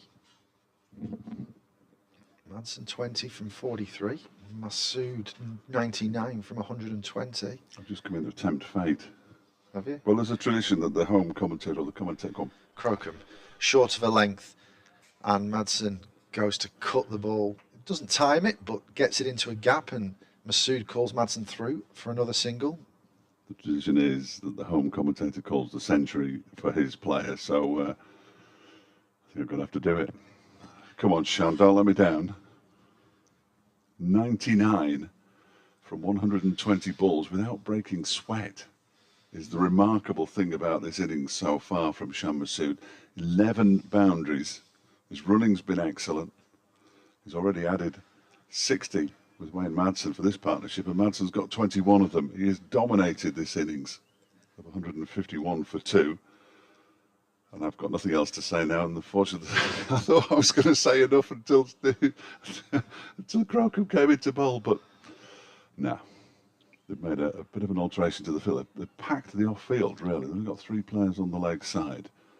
Crocombe comes in from the city end, bowling to Shan Masood on 99, and Masood turns it down the leg side to find leg for a century. His first for Derbyshire, the first of many, I fancy. He takes the applause from the crowd. That was his 12th boundary, 121 deliveries, 2 half-centuries in his first game, and now a century in his first innings here at the county ground. You'll do well this season to see a century as good as that. And that is Shan Masood paying dividends for the investment in an overseas player of this quality. Well, it's just magnificent. I mean, just a wonderful innings to watch. Shots all around the wicket. He's looked completely unfazed, completely untroubled. As in comes Henry Crocombe bowls. I'm not sure he's bowling. That's clipped away. That's going to be 4 more, I think. Clipped through mid-wicket.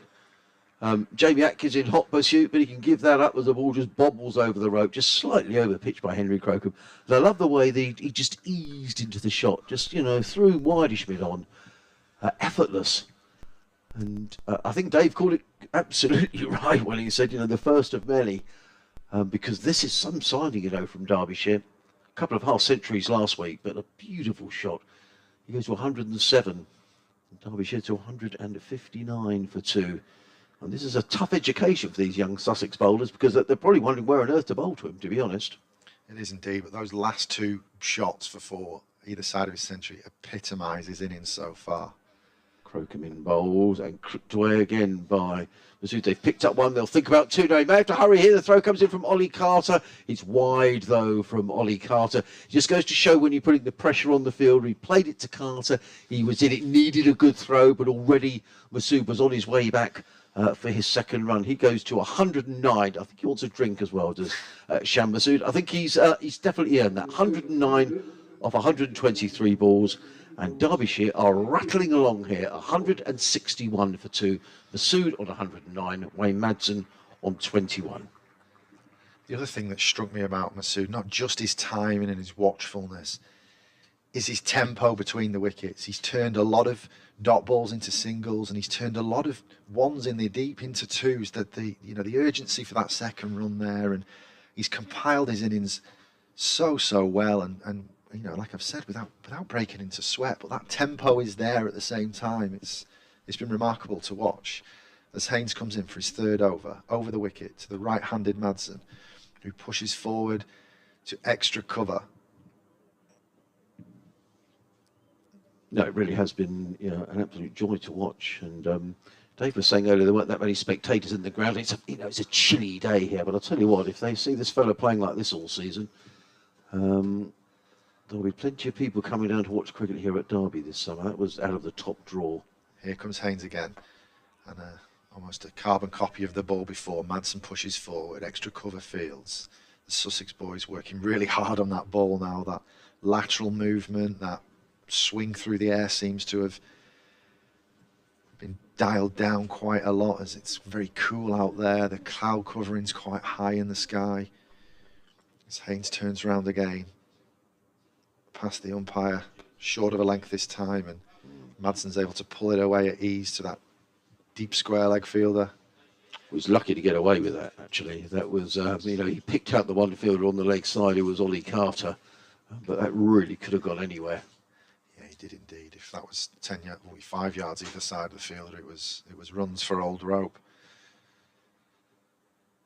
So the partnership here excels to 71. Looks like Haynes is going to have a change of plan and come round the wicket to the left-handed Masood.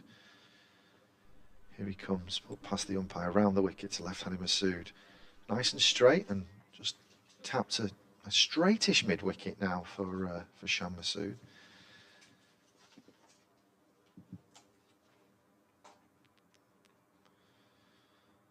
Sussex players working ferociously on the ball. Of course, you can't apply saliva anymore, which is different from the old days. Up and around the wicket comes Haynes, and Masood compactly pushes that straight back to the bowler.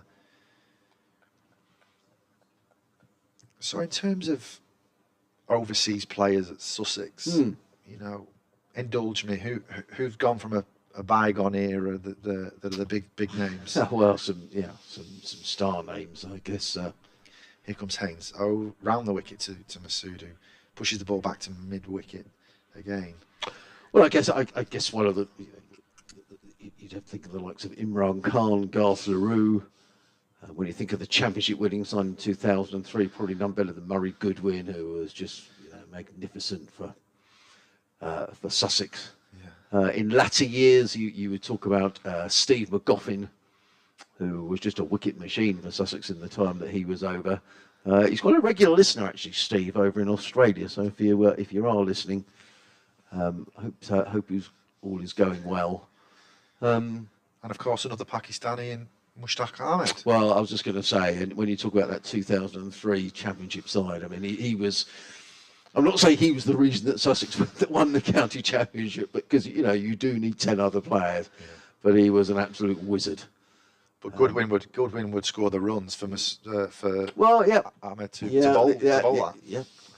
And some wonderful stories about that 2003 side, and he was a huge part of that. Now we're getting a change of bowling at the far end. There's a big debate going on.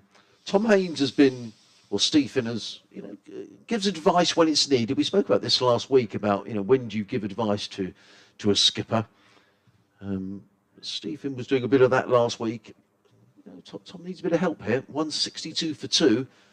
And it's Henry Crocombe back into the attack from the city end of the ground with 2 slips running into bowl to the right-handed Wayne Madsen. He's in and too short from Crocombe, and Madsen pulls that away through square leg. They've taken 2. I think almost certainly they'll come back for a 3rd. Well, that was a good bit of fielding by Alistair Orr, who was very quick across the ground. The young Sussex opening batsman got the throw in. But a bit of a loosener there from Crocombe, and Madsen rather helping himself through mid-wicket. This partnership between these two, James, is already worth 73. And it's just gone off 104 balls. Yeah, it's been incredibly fluent from both batters, Yes. to be fair. Madsen picks the singles off very, very cutely. Crocombe in again, bowls. There's a better delivery, and it gets applause from the 2 fielders and slips. Tom Alsop sending at first. On loan from Hampshire for the rest of the season. Tom Clark at 2nd. James Coles is at backward point in the Sunhead. Tom Haynes, the skipper, at cover. Jamie Atkins at mid-off. Steve Finn at mid-on. Joshua Pujara at mid-wicket. In comes Crocombe, bowls, and Madsen forward to a ball of good length. Plays it back to Crocombe with fields of his own bowling.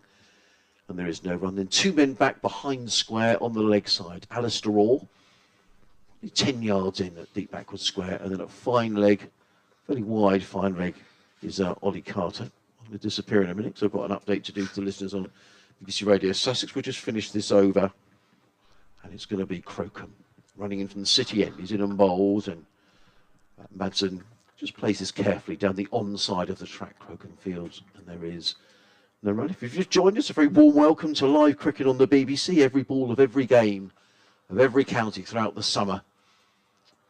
And here's today provided by BBC Radio Sussex, BBC Radio Derby. Henry Crocombe walks back to his mark at the far end of the ground, and he's on his way. Bowls and driven by Madsen. Back to Crocombe, who feels of his own bowling on the bounce. 1 more ball to go in the over. Sussex have picked up 2 wickets here today. Derbyshire winning the toss, electing to bat first. They lost Billy Godman, caught by Mohammed Rizwan on his Sussex debut off the bowling of Henry Crocombe for 12. And for the same score, Brooke Guest was caught by Rizwan off the bowling of Jamie Atkins for 12. But both wickets strangled down the leg side, and both batsmen would have been really disappointed to have got out on what looks a really good pitch. In comes Crocombe, bowls. Madsen forward to a bowl of good length. Plays it to mid-off. That's the end of me for a minute. I'll leave you with James, and then Dave Fletcher will be back with you. Yeah, it looks really solid, does Wayne Madsen, although I've been calling him Nick Madsen, I think, for the last 10 minutes. So thanks, fellas, for letting me know there. But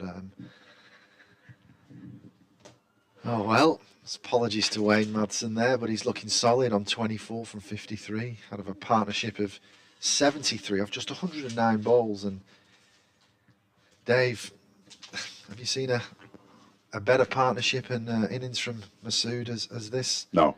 Well, it's only the 3rd one I've seen. His 91 was pretty special. Then he got a half century in the 2nd innings at Lords, and now he's got a century in his 3rd innings for Derbyshire. He is a great batsman to watch. I'm going to enjoy this summer more than any other that I've been watching Derbyshire. I'm pretty certain. 121 balls and 12 fours. His running's been magnificent. And Haynes comes in and bowls and beats him, and there's a big appeal, I assume, for leg before wicket, because the ball's on the floor. Masood is suggesting that it might have hit him outside the line there, I think. But it would have been close. I think it looked high as well, to be honest. Rizwan didn't take it cleanly, which will have disappointed him, I've no doubt, his compatriot. But he survived. Now, I've definitely got an update coming up soon. Miranda will tell me in my ears as soon as she wants me. As Haynes goes in again from the racecourse end and bowls. That one is guided just backward of square on the offside, and there is no run. But this has been it's been exquisite from Shan Masood. It has indeed. I've just looked up Nick Madsen. No relevance. Haven't got a clue who Who's he is. he then? Not Is he a a golfer? Not a clue. No. Something to do with American sport, and I don't know anything besides just making it up as I go along. Well, join the club. I'm just going to leave you a moment if you mind taking over. No problem. As Haynes up and round the wicket to the left-handed Masood. He works it into the leg side. He's hungry for 2 here as the deep square leg runs round, and he gets the 2. Another throw that Rizwan's not too pleased at, as Pujara has to back up and field the ball. Now working hard on it.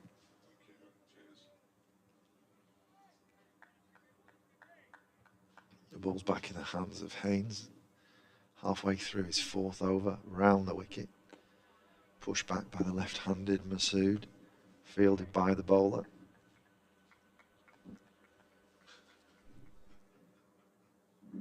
Stephen Finnett. Deep cover, having a bit of a conflab with the two coaches that are walking around the boundary at the moment. Michael Yardy and James Kirtley, both former England internationals. As Haynes round the wicket.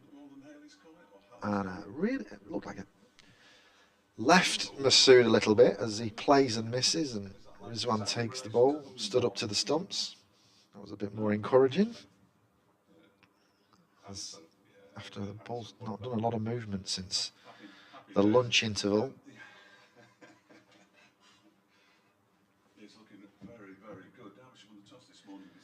Haynes is in again, up past the umpire, round the wicket.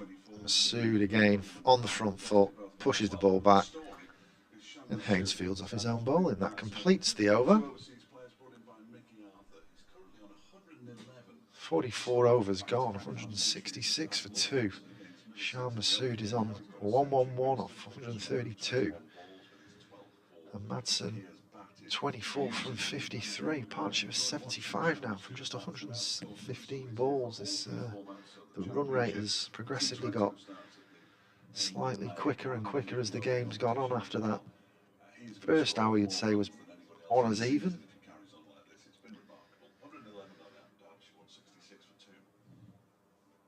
There's another conflab now between Stephen Finnett mid-off and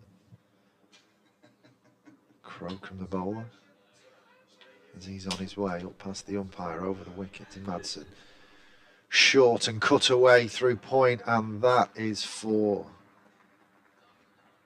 the point fielder.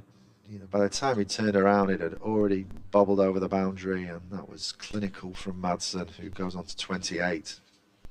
The problem that Sussex have got here, of course, is that Shah Masood is clearly in imperious form at the moment, and long may that continue from a Derbyshire perspective. And Wayne Madsen, when he gets going, is not a bad batsman either.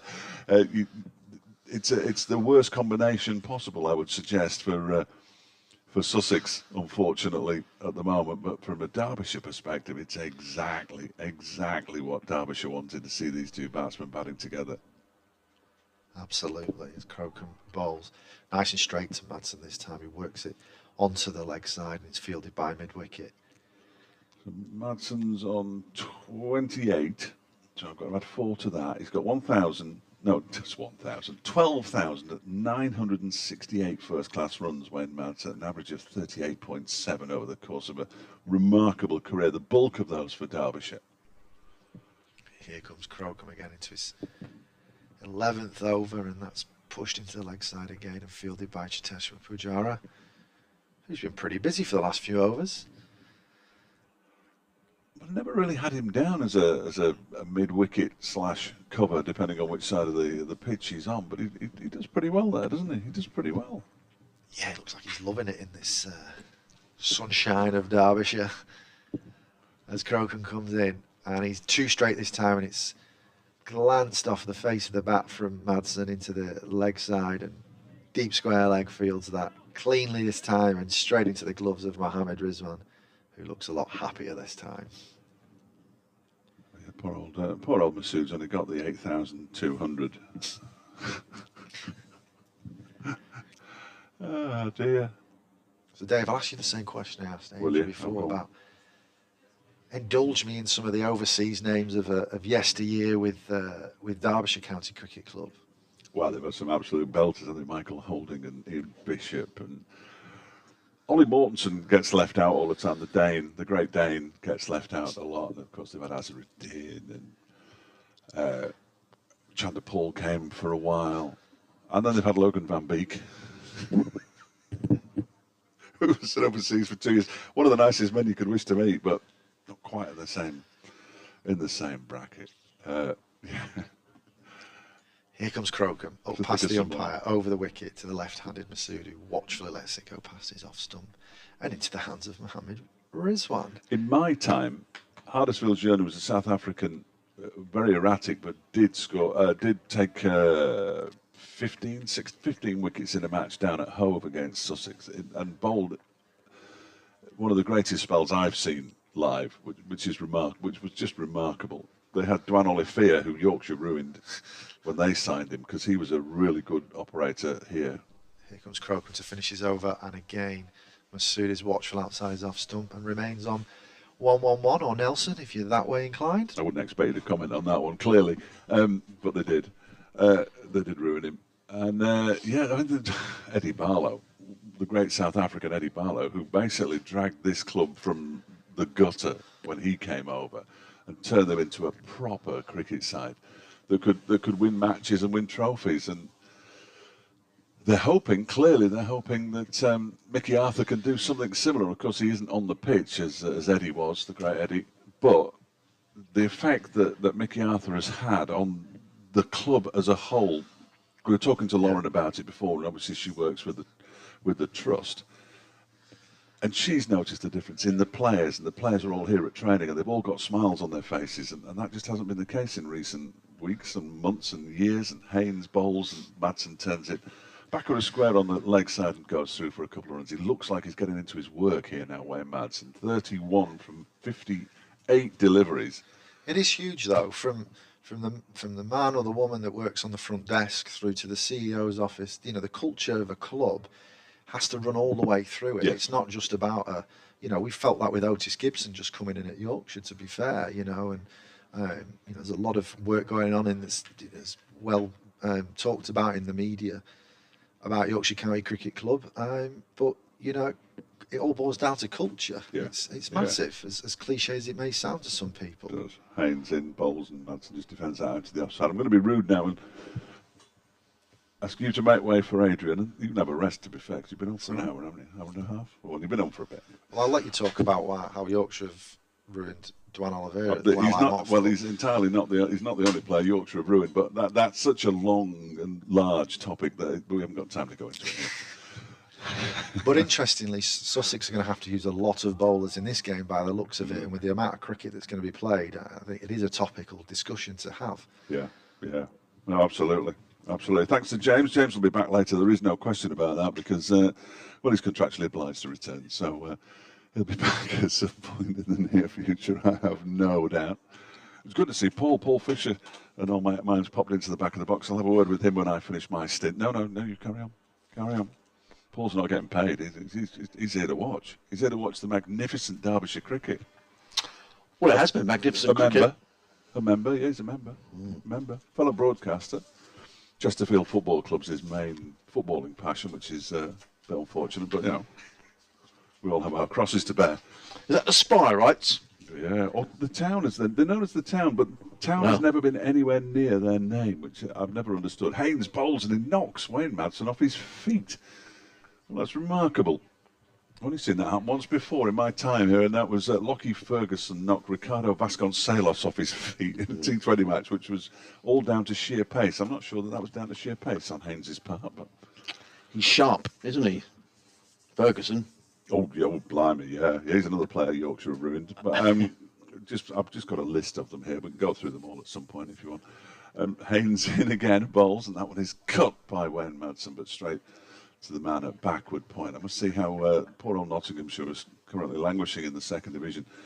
In the wilderness of the second division, they're currently 136 for 2 against Glamorgan at Trent Bridge, which is slightly disappointing. And Durham 1-2-3 for 3 against Leicestershire. So this 1-7-3 for 2. They are rattling along, Adrian. That's a slight concern, isn't it, from a Sussex perspective? The speed at which Derbyshire have been able to score. Yeah, and I was thinking, Tom Haynes has done a half decent job here in the last 3 or 4 overs, just trying to haul this run rate back. His 5 overs have just gone for the 11 runs, but really Sussex have struggled for control. And I think the impressive part about Masood's innings, Dave, has not just been that he's hit the bad ball for 4. There have been quite a few of those, in fairness, but also I think their running between the wickets has been excellent. He's turned 1s into 2s. He's picked off the singles. They've rotated the strike. They put the fielders under pressure as much as possible. Oh, huge amount. Yeah. Here comes Henry Crocombe running in from the city end, comes in and bowls to Masood, who lets that one go through to Mohammed Rizwan, who's picked up a couple of catches behind the stumps. And a wicket is a wicket, but I think both wickets that were taken was an element of fortune and perhaps the batsmen getting themselves out. Billy Godman and Brooke Guest both caught down the leg side. Crocombe in again, just the one slip in place now for Sussex as in comes Henry Crocombe bowls and driven beautifully through the offside. It was going to race away for runs. Tom Haynes gets a hand to it and manages to deflect it towards Alistair Orr, who's racing around the boundary, but it's 2 more runs to Masood. And that shot, Dave, that extra cover drive is a thing of beauty, isn't it? I mean, just right out of the textbook. And he just, everything has come right out in the middle of the bat. He just exudes the right temperament for an opening batsman, doesn't he? He looks so relaxed out there. It's remarkable, really. It's a heck of a signing for Derbyshire. Also, Crocombe in again, bowls, and Masood drives firmly to mid-off. Haynes is there, prevents a single. There is no run. The field, there's just the one slip. A point cover mid-off. There's a sweeper on the cover boundary. Also a third man away to our left-hand side. Then on the leg side, just the 3 fielders. A mid-on who is saving one, but then 2 fielders back on the leg side, both preventing the boundary. Tom Haynes is just having a word to Henry Crocombe. It's difficult to set a field, He's he's been strong all around the wicket. Well, the joy of cricket is there's always one fielder less than you actually need, isn't there? There's always a gap somewhere. That's what they say. There's always a gap somewhere. And if you're a good enough batsman and you can find that gap, then you've got yourself a winning formula. In comes Crocombe round the wicket, bowls. Oh, that's a horrible delivery. And that won't endear himself to the new international wicketkeeper, Mohammed Rizwan. It was wide. It was outside of the off stump. Rizwan managed to get a glove on it. It's one of those, you get one of those on the end of your finger. That could hurt. That's 3 byes, and I don't think he could have prevented any of them. In all honesty, Mohammed Rizwan, I'm sure it's 3 byes. I'm just looking at Somerset's score, 106 for 9 against Essex, and Matt Critchley hasn't bowled yet. He picked up 4 wickets on debut and scored a century for Essex. They've had a horrible start to the season of Somerset. Yeah. Beaten by an innings at the Aegeus last week. In comes Crocombe over the wicket, bowls. Madsen, who's the perfect foil here, actually, for Shah Mahmood. He's just pushing the 1s and 2s. And a partnership of 85 between the pair of 131 balls. They're the 2 figures that interest me. The 85 partnership, of which Madsen's got 31. Well, in any other season that I've been watching Derbyshire, that has to be the other way. Madsen has to be the scoring the heavier of the 2 batsmen, too. Or he would be. Crocombe in again, bowls, and Madsen with a model for defensive shot. Ball pitched up, plays it into the offside. And there is no run. That's the end of Henry Crocombe's 12th over. A little bit expensive today, young Henry. 12 overs, 1 maiden, 1 for 55. And Derbyshire having won the toss here on BBC Radio Sussex, BBC Radio Derby. Myself, Adrian Harms, alongside Dave Fletcher. Always good to see Fletch. And Derbyshire off to a flyer. 176 for 2. Masood is on 113. Madsen is on 31. Always good to welcome you to Derbyshire, Adrian. We're down in, I don't know what's happening in Brighton, but we had a devil of a job trying to book hotels at a reasonable price for the return match. The Saturday night was way off the charts. What for this season? For this season. Oh, right. Yeah. Haynes bowls his first ball of a new over to Shah Mahmood, who defends it out into the offside. I can't remember what it is. But could be the Brighton Festival, because I forget who's headlining on the Saturday night. Someone famous, and I should know who it is. Yeah. So are we getting tickets or what? Can you sort that out? I haven't got that much influence. Yeah, well, we start on the 26th of June, the Sunday. Okay. This next delivery from Haynes is pushed out into the offside. And once again, there is no run. It's Haynes' 6th over. I was just looking in the second innings when Madsen scored 54 from 72 at Lords before falling. LBW to Tom Helmut, bowled really nicely. In fact, his little spell there, Brooke Guest, Wayne Madsen and Lewis Rees, this next delivery has beaten Sean Masood. That hasn't happened too often. Good delivery by Haynes, well taken by Rizwan, standing up to the stumps. That little spell by Tom Helm ended any prospect of Derbyshire trying to win the game, and they shut up shop with Leas Deploy and Anoj Dahl batting it out until 5 overs before the end when they shook hands. We haven't seen that too often in recent times for Derbyshire. Haynes turns at the top of his mark. Only conceded 11 runs. Masood waits, and that one is driven. You can hear the no, no, no, no from... I assume that was Wayne Madsen. It didn't sound like Wayne Madsen. It could have been Masood. Speaks impeccable English, as you'd expect, but... Surrender Lakmal, as I said earlier, not so much. Got about 4 words, as far as I'm aware. Apparently, he was wandering around yesterday with Sam Connors, and Connors was talking, and Lakmal was laughing away as Haynes bowls, and that was just squaring him up a little bit. Masood push it out to the offside. Somebody said, "Oh, is Sean picking up English?" He said, "No, I think he's just being polite." Because nobody's ever laughed at anything Sam Connors has ever said. So he is a treat, though. He is a treat, is Saranga Lakmal. Always smiling, always smiling. Another good signing, though. How can you smile when the temperature's 2 degrees and you've come from Sri Lanka? Haynes completes his over with a dot ball, so just a couple of runs off that over from Haynes. He's now bowled 6 overs for 11 runs. 176 for 2, 113 to Masood, 31 to Madsen, partnership 85. I think Tom Haynes has caused Masood more problems than anybody else, Yes, to be honest. I right. mean, there was a big appeal for an LBW 2 or 3 overs ago. He's had a couple that Masood has missed outside of the off stump. So in terms of all the bowlers, Tom Haynes is little sort of medium pacers. Keepers standing up. At least what Tom Haynes has done here is stem the throw of runs. James Coles is the left armer, isn't he? He is. The left arm spinner. He caused him a couple of problems. He had an edge that flew past the slip. Solitary slip off Masood's bat, but you're right. I think Haynes has bowled nicely, hasn't he? And has done what he needed to do for his team. 6 overs for 11.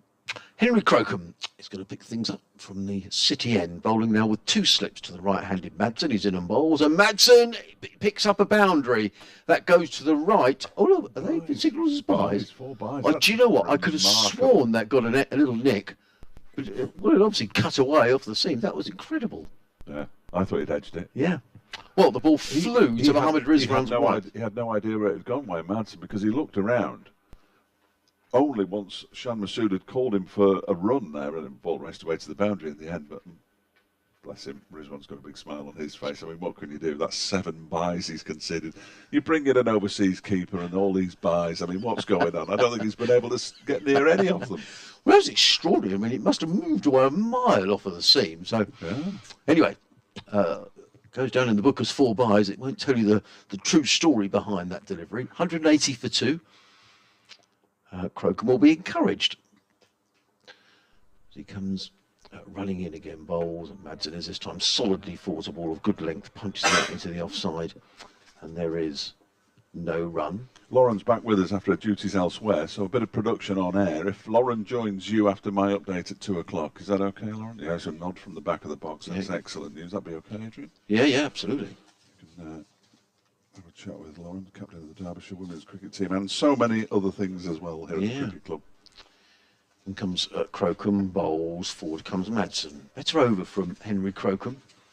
Wayne Madsen, very circumspect in defence. 2 slips, backward point, cover mid-off, mid-on, mid-wicket, deep backward square and a fine leg. Henry Crocombe, number 5 on the back of his shirt. Mohammed Rizwan with number 116 on the back of his shirt. Nonsense. Normally wears number 16 for Pakistan. As in comes Crocombe, bowls, and Madsen cuts this away to backward point. Doesn't really time it. Coles gets in the throw, backed up by... Who's that backing up? Looks like Jamie Atkins backing up at mid-on.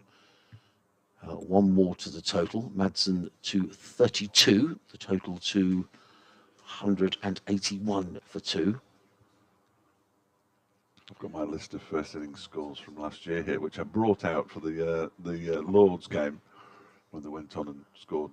They'd only scored a higher first innings total on 3 occasions last season. We're already reaching the kind of territory that Derbyshire were pretty much bowled out for last season. Crocombe in bowls to Masood, who drives through the offside. There is a sweeper out on the cover boundary, who is Alistair Orr. Prevents anything more than a single. Masood to 113. Yeah, this... whenever I come here, I pulled up in the car this morning, Dave, and I looked over at the old commentary box that we used to be in. And we're now in this fine building. The old commentary box used to be at sort of mid-wicket. Just a slight odour of the gents from below. Beautiful. Yeah. On a hot day. Yeah, we still had fun there, didn't we? We couldn't see anything. Always tons of biscuits over there. Yeah, the word. That is true. And comes Crocombe bowls. That's short down the leg side. Just ducks underneath that, does Wayne Madsen. The ball rattles through into the gloves of Mohammed Rizwan. It's the end of another Henry Crocombe over. 13 overs, 1 maiden, 1 for 57. Derbyshire 182 for 2. Masood is on 114. Wayne Madsen on 32. Just the 2 wickets to go down today. Both batsmen out, having scored a dozen runs. Billy Godman and Brooke Guest, courtesy of deliveries from Henry Crocombe and Jamie Atkins, and both caught by Mohammed Rizwan. Hello to Renan Steenekamp. I think that's how you pronounce it. Apologies. I'm sure I asked you last year as well. Good to have you gents' voices back on my TV. He says, from South Africa. Happy Easter to you all. I think that's the first Happy Easter I've had. Yeah. It's only 3 days away. Here's Haynes from the racecourse end around the wicket to Shan Masood. Ball goes out into the offside from a defensive push. And as a result, there is no run. Well, that's good. We've had a South Africa and an Australia today so far, Flip. So we're getting around the globe. Yeah. Just need a few people listening in this country, really. If anybody's out there, do let us know. There'll be a few. Haynes bowls. Oh, Masood gets an inside edge onto his pass. The ball dribbles out into the offside. A slightly false shot. Haynes is looking a little frustrated because he is troubling Shan Masood, and nobody else really has. And he just wants to keep plugging away. 115 he's moved on to 183 for 2. Thank courtesy of David Griffin. All my stats are courtesy of David Griffin, but it's always good to name check him. Shan Masood celebrated. He's put a picture of him celebrating his first 100 for Derbyshire today. He's in now bowls, and that one is played slightly late by Wayne Madsen. Almost looked like he wasn't expecting it to pitch where it, or hit the bat where it did. It came back in at him a little bit from outside off stump. It's the 990th. We're getting close now, aren't we? First class century for Derbyshire. The 310th at Derby, and the 53rd against Sussex. Where he digs these things up from. Well, I know it's a database that he's got, but it's remarkable. Madsen leaves this one alone outside the off stump. So we're only 10 away from watching our 1000th century for Derbyshire. Great stat. He does need to get out a bit more, Dave, doesn't he? Well, you'd be surprised. At Lords, we were out quite a lot. I can imagine. I can imagine. I think we had. Well, we did have a night out at home last year. But we don't mind a night out. No, not at all. In fact, this should be compulsory. Haynes, halfway through his over balls to Madsen, pushes it back towards him. There's no run. So So did you manage to find yourself somewhere to stay when you came down? Were you staying in town, or did you? Have you been forced out? No. Well, I don't book them, fortunately. No. Somebody else does all. Okay. I have my own personal assistant. I'm impressed. I don't. Hardy Davis back at Derby does all my stuff. I mean, this one's driven by Madsen. They're not going to get a run there because it goes straight to the fielder at mid-off. I think I'm up by the train station. Is it Jury's up there? I think it's a Jury's. Yes, it is. There is. Yeah. I think I'm in that one. I was in that one the very first time I came down. Okay. And I was going to say that's tea. It isn't tea. It's drinks. 2 batsmen are just having drinks brought to them by somebody who looks remarkably like Alex Hughes from this distance. He's certainly in the squad and isn't playing. Harry Kane was the other player who was left out of the 13, which means that Nick Potts, at some point over the next day or two, hopefully not today for his sake and for Derbyshire's sake, but he'll make his first-class debut. Nick Potts, 19 years of age, from Burton-on-Trent. Hey, good stuff. You'll be excited. Yeah, it's always good to see a local boy coming through, isn't it? So we've got 2 now in the side in the bowling department, Sam Connors and Nick Potts. Well, Tom Haynes is just trying to sort of juggle his quicker bowlers here. He's rotating by bowling this very economic spell from this end. 7 overs, 1 maiden, no wicket for 12. He's able to rotate his quicker bowlers from the City end, and it's now young Jamie Atkins' turn to see what he can do. Young 19-year-old, 6 overs for 31. He picked up a wicket earlier on today. Both he and Henry Crocombe in the wickets. He picked up the wicket of Brooke Guest. Caught by Mohammed Rizwan down the leg side. What can he do this time? He's running it around the wicket to bowl to Masood. He's in and bowls far too wide. It's chopped away by Masood all the way down here to third man, but Ollie Carter got round quickly and prevented anything more than a single. He looks at the bottom of his bat to Shan Masood. He goes to 116, and Derbyshire to 184 for 2. So Atkins is 19, Coles is 18. Coles is 18. Holtz on the other side is 19. Connors will be maybe 21 by now, but he won't be much more than that. I mean, clearly, County's not producing any cricketers. Well, so just get rid of them all. Yeah, just get rid of them all. Just play 100-ball cricket, Adrian. So Alistair Orr is 21. He's the opening batsman. Tom Haynes, the skipper's 23. Then comes Atkins over the wicket, bowls. Madsen forward, plays into the offside. There is no run. Curious action he's got because he doesn't bowl to his full height. He sort of comes around the side, doesn't he? It's almost a sling, but not quite. It's a really curious action. And he sort of holds his other arm down by his hip. Yeah. If you watch, he's. I was thinking Mike Proctor, and for anybody who's old enough to, well, clearly both of us are, sadly, but he bowled off the wrong foot as well, didn't he? Yeah, Mike he did. Proctor and was probably quicker, but he had a very strange action. It was good. In comes Atkins. Over the wicket, bowls. Madsen plays that into the offside. There is no run. I remember back in the good old days of it was either Gillette Cup or Benson Hedges on terrestrial TV, and an over from Mike Proctor. He was playing for Gloucester against, I think it was Hampshire. And he got a hat-trick bowling horribly fast. Oh yeah, he was nasty, wasn't he? He was nasty. He was quick, wonderful cricketer, but in full flow. That was some sight. In comes Atkins. In and bowls, and Madsen, he's making the stumps, covers up, plays it into the onside. Better over from Jamie Atkins. Well, Gloucestershire would have had Proctor bowling and Zahir Abbas batting. That's a bit useful, isn't it? Not bad. Yeah. Not bad. That would have been handy in those days. Back in the days when Derbyshire are very fortunate their 2 pros are here for all formats from now until the end of the season. That's it. There's no chopping and changing with the T20. That's really good. Mark Watt coming in, the Scottish left armour coming in for the T20 as well. But that's quite unusual these days. Very unusual. Atkins, who wicket bowls, and Madsen just tucks that one off the hip down to deep backward square, fielded by Alistair Orr for his 33rd run. Total goes to 184. Oh, let's see if that's going to go up. Sorry, his 32nd run, 184 for 2. I mean, that's interesting because, I mean, Sussex have clearly got Mohammed Rizwan, but with international commitments and with tours being rearranged, etc., whether we'll see an awful lot of him after July, I'm not too sure. And Bajara could well play in this one-off test match, which is at Edgbaston in July as well. There's the Asia Cup, isn't there, at the end of August, beginning of September, that might take Masood away. Atkins in bowls to Masood, who just languidly plays that back to the square on the offside. Orr is very quickly, and I think he's fielded well, Ali Orr, actually. He covers a lot of ground out there. He's a very fit young man, gets around quickly, gets in the throw. He was 21 last week. End of the over, 186 for 2. Masood is on 117. Madsen is on 33, and Jamie Atkins has bowled. Are those figures going to update? I don't think they are. It says 6 overs, no maidens, 1 for 31, but I think it said that at the end of the last over. Oh, did it? Oh, right. So, anyway. Tom Haynes, have you got an update you've got to do, Fletch? Or I do, yeah. But shall I carry on? You carry on as long as you like. I'm probably all right, but I'm happy to. No, go on, you go. I'm just listening to the beautiful south now. It's great. Here's Tom Haynes round the wicket, balls to Masood, who pushes this one out into the offside, and there is no run. The ball magnet Cheteshwar Pujara does the fielding. He seems to have done as much fielding as anybody, probably even as much as Ali Orr so far today. I'm quite pleased that it was the beautiful south this time, because apparently it's Olivia Newton-John next. Round the wicket, driven by Masood. They're going to go for the single, and again there's a fumble because they're putting the fielders under how many pressure. times? It was juggled there by James Coles, bless him. But you hit the ball, you shout run, the field is immediately under pressure, and they've managed to rotate the strike once again.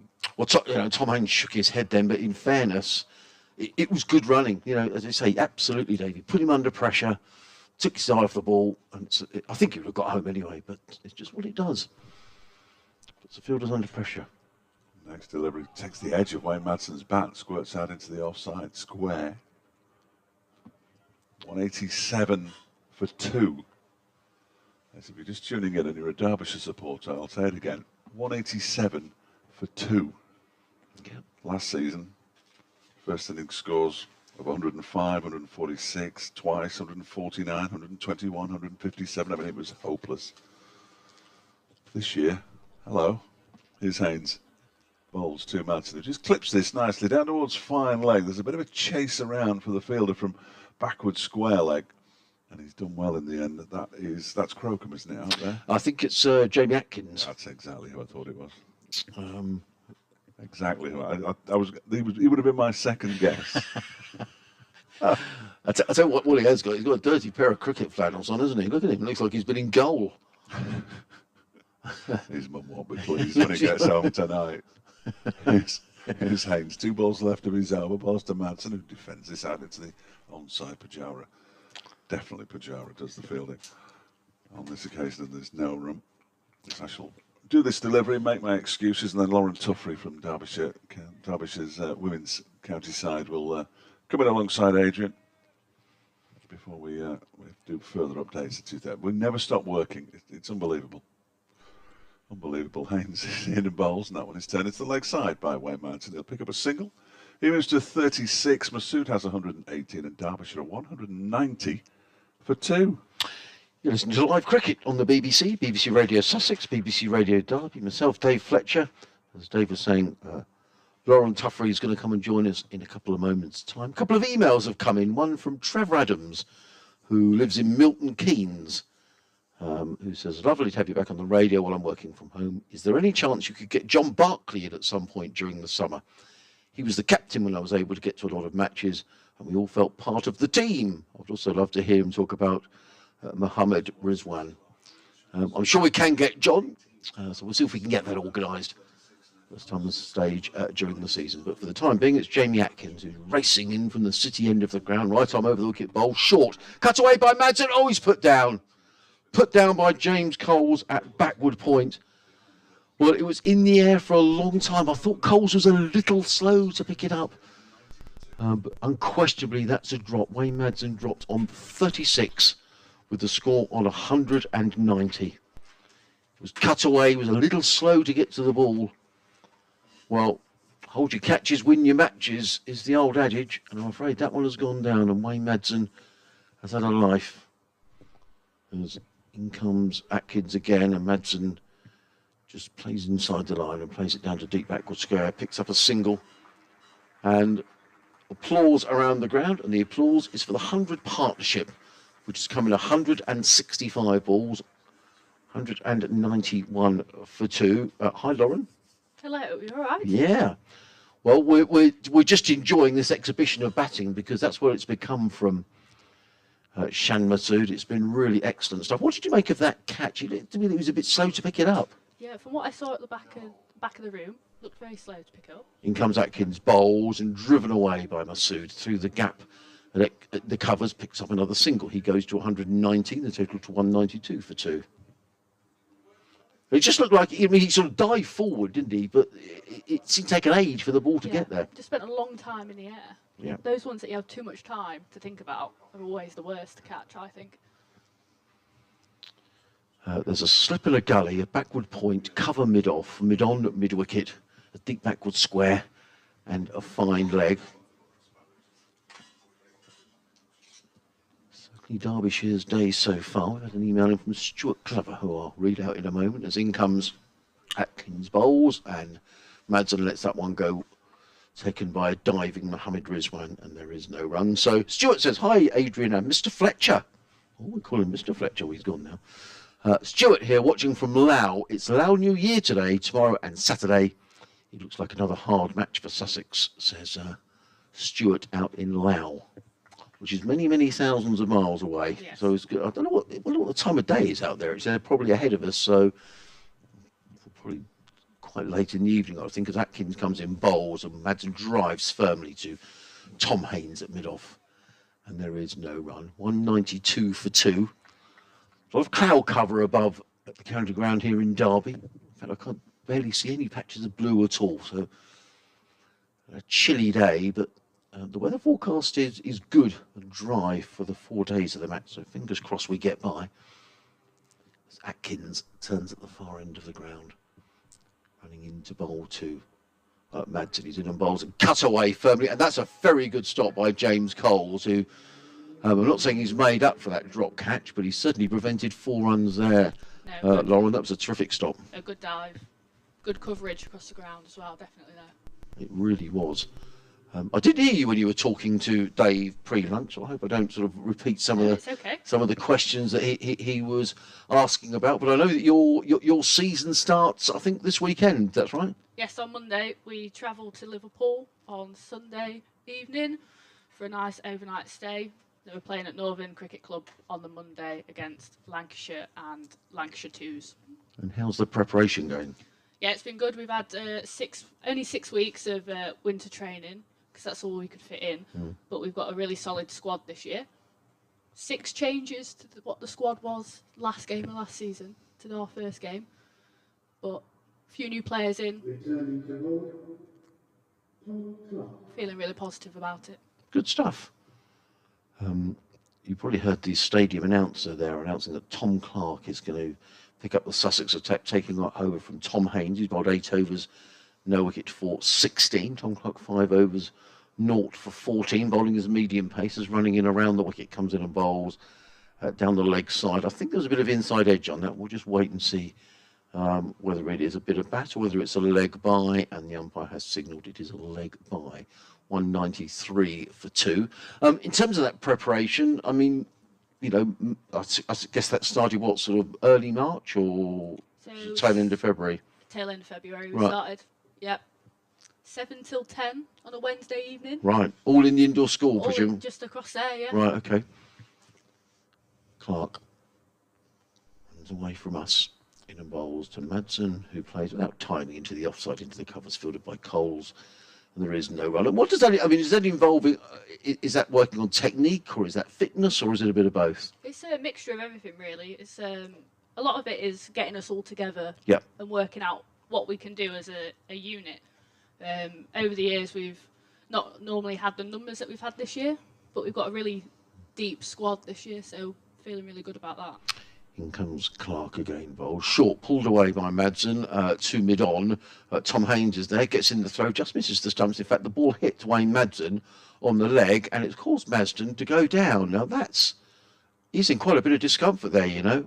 I think that's got him in the inside of the knee. That does not look good. No, it doesn't. That really doesn't look good at all. He's in absolute agony, is Wayne Madsen. He's got his hands on his head. He's thrown away his gloves. He's taken off his helmet. And he's in absolute agony. I think that might have hit him, you know, on the inside of the knee. He's now getting to his feet, but it's really, really painful when that happens. I reckon that was on the bone on the inside of his right knee. I mean, it's not Tom Haynes' fault. He threw the ball in, and the ball hit Madsen, and he's going to need a bit of sort of magic spray or something on there, because that looked really, really painful. That spot is never good to be hitting. Just straight on the bone. Yeah, and as soon as, you know, he was just, you know, oh wow, he's going to have a whacking bruise there in the morning. But let's hope it's nothing worse than that, and he's going to be able to carry on, because this partnership is now worth 103 between the pair, and the last thing Derbyshire will want is for him to have to come off, however temporarily that might be. So it gives us a chance to carry on chatting about your preparations for the season. I guess the reality is as well, Lauren, that you're, everyone in the side has got other jobs or studying or whatever. So I guess what sort of range of people have you got? Yeah, so this year I'm the oldest in the squad at 24. Right, wow. So that sort of sets the scene. Yeah. A lot of us who are old enough are working or studying at university. We've got a few who are still in the age group pathway coming through that are pushing their way for spots and really pushing us older ones to work that little bit harder. So it's a good atmosphere that we've got. Everyone gets on, and we're just really excited. We've got some tough competition this year, facing the likes of Lancashire, Yorkshire, Notts, all bigger counties. But we think if we put out our performances as we've been doing in training, then we will put up a fight against any team this year. Just waiting for an announcement that's going out across the ground. Interesting as well, last week, Lauren, in the commentary, we had Chloe Brewer, who plays for the South East Stars and for Surrey in her county cricket. She joined us on Sunday for some commentary, and she was talking a little bit about how she felt she was quite lucky. She expressed an interest when she got introduced to cricket, that there were clubs locally who ran women's teams, and you could actually find somewhere to play cricket. What's it like in Derbyshire? Yeah, so we've got a lot more teams cropping up now. Women's softball is massive for clubs in Derbyshire. We've got about 53 clubs offering it now out of the 120 that we look after. So it's really good numbers, and we've got a few more hardball teams cropping up across the county as well. So I play my hardball cricket on a Sunday at Spondon Cricket Club just down the road, and got a good two teams there. Well, the good news is that Wayne Madsen is fully restored. As in comes Clark and bowls to Masood, who plays firmly into the covers, fielded by Pajara, and there is no run. He seems to be sort of hobbling a little bit, and he's doing a bit of a knees bend, is Wayne Madsen, but I think he's going to be okay. You've got to stretch it out. Yeah. Don't look at it. It really did. When he got hit, he looked like he was in absolute agony, but he's okay. He's on 38, 194 for 2 as Clark is running in around the wicket, comes in on bowls, and Masood is forward, and slight moment of hope there for Sussex, because I think Masood was looking to play that way in the offside. He got squared up a little, played it onto the onside. It was perfectly safe, but momentarily Tom Clark thought he'd breached Shan Masood's defences, but it wasn't the case, and he goes to 120 and Derbyshire to 195 for 2. Madsen is going to receive the first ball since he was cracked on the knee with that throw, as in comes Clark again, bowls, and Madsen lets that go outside the off stump, taken by Mohammed Rizwan. There is no run. It is the end of another over, 195 for 2. Tom Clark, 6 overs, no maidens, no wicket for 16. And Derbyshire 195 for 2. Shan Masood on 120. Wayne Madsen on 38, although he was given a life when he was on 36 when he was dropped by James Cole at backward point. He still looks to be hobbling around a little bit at the moment, Madsen does. He does, doesn't he? He's not walking sort of really freely. Now that we've got another change. So Tom Haynes is certainly changing around his bowlers. He's going to give a bit of spin here to James Cole. What do you think's the thinking behind that, Lauren? That, to bring a spinner in at this stage.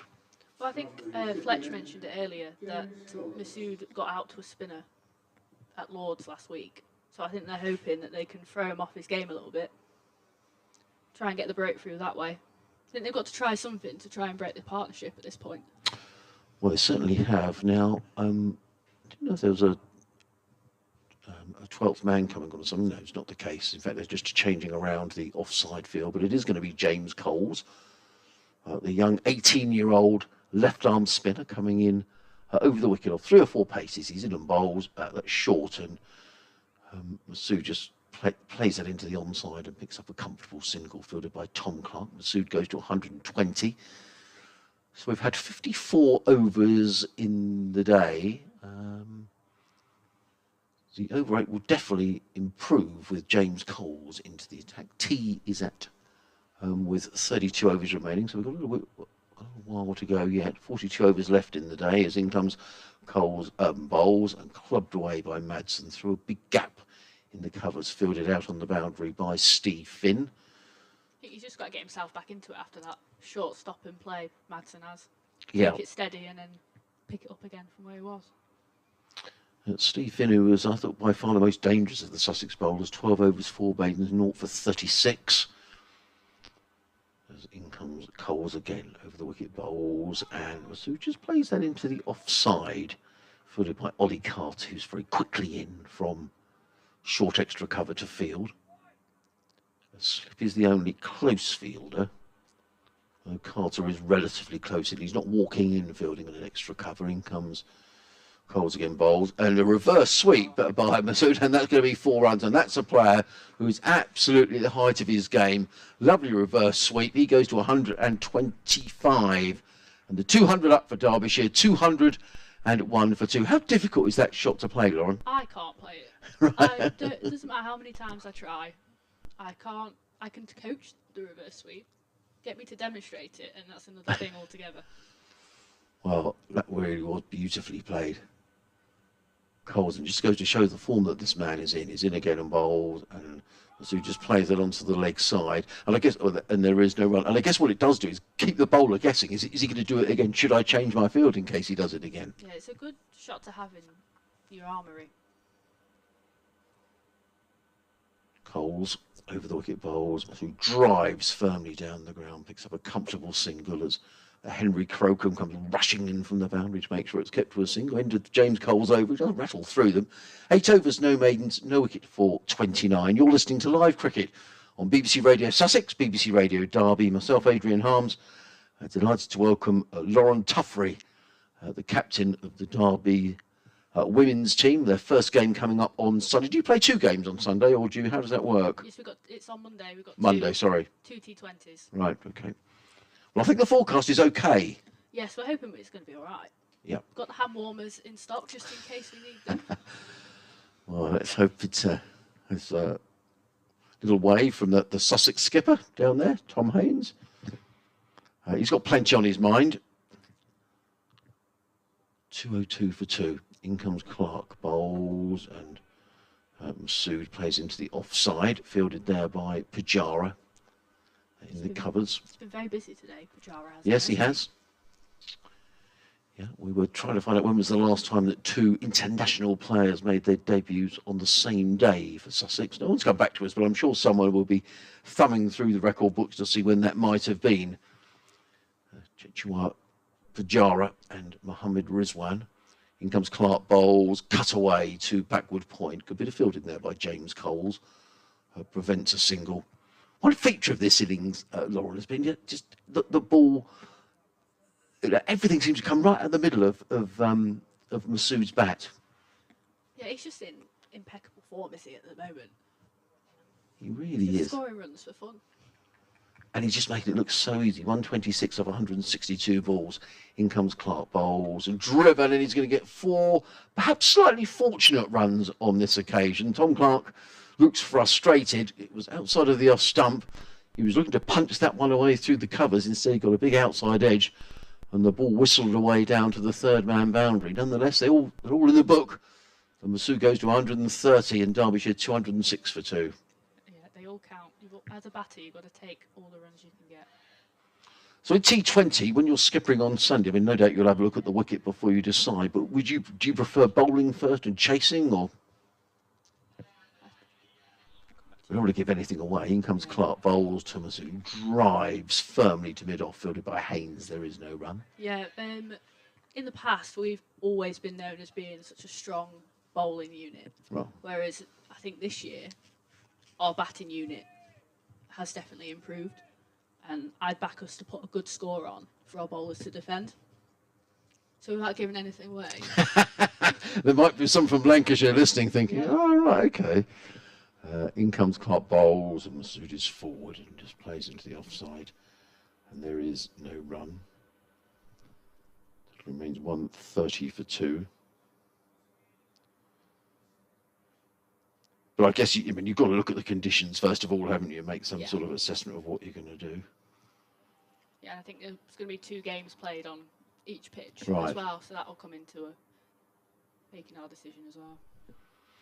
In comes Clark, bowls, driven by Masood through the offside. More runs here. I think he might go for 4 actually. Steve Finn is racing around the boundary. We can't do anything about that. Beautifully played again by Masood through extra cover. 4 runs. He goes to 134. And Derbyshire to 210 for 2, and this partnership now worth 119. News today of Anya Shrubsole retiring from international cricket. Just in terms of yourself, I mean, how much her contribution to the women's game, Lauren? Yeah, she's done loads for the women's game. I mean, I know that when I started sort of watching women's cricket, it was her and Catherine Brunt. They were the 2 names that you knew. If you didn't know much about the England women, you knew who they were. Yeah. And she's performed year after year. I think now it's sort of reached a point where there's a lot of good young players coming through who are sort of knocking on the door now. and hopefully someone will be able to step up and take that massive spot that she's had all these years. Well, the big shoes to fill. In comes James Coles, bowls, and forward comes Madsen. Plays straight back down the track. There is no run. Steve Finn has just left the field for Sussex and he's been replaced by a young 17-year-old Archie Lenham. Well, we spotted him earlier having some tablets on the field, so he's obviously got a bit of a Steve Finn. niggle. Well, it's interesting you say that. I didn't spot that. Was that before lunch as the ball is played out to the outside? Yeah, it was there, when isn't it? me and Dave were here. Okay, and that was Steve Finn who was... Yes. Right, okay. So I wonder if he's got something not quite right. In comes James Coles again and bowls. Heads the offside by Madsen. There is no... I mean, it would be a massive blow for Sussex, an attack that's already depleted if their senior bowler is off the field for any period of time. Let's hope he's okay. Coles bowls and clipped away by Madsen. Back to square on the leg side. Picks up a finger fielded by Alistair Orr. One more to the total. Madsen to 39. I thought a bit earlier on, actually, and I'm not going to be alarmist. I thought Stephen thought he felt his groin a little earlier on, but that may have been completely unrelated, and perhaps he wasn't doing that at all. But it's interesting now he's left the field. Let's hope it's nothing to worry about. It's never good when someone leaves the field. No.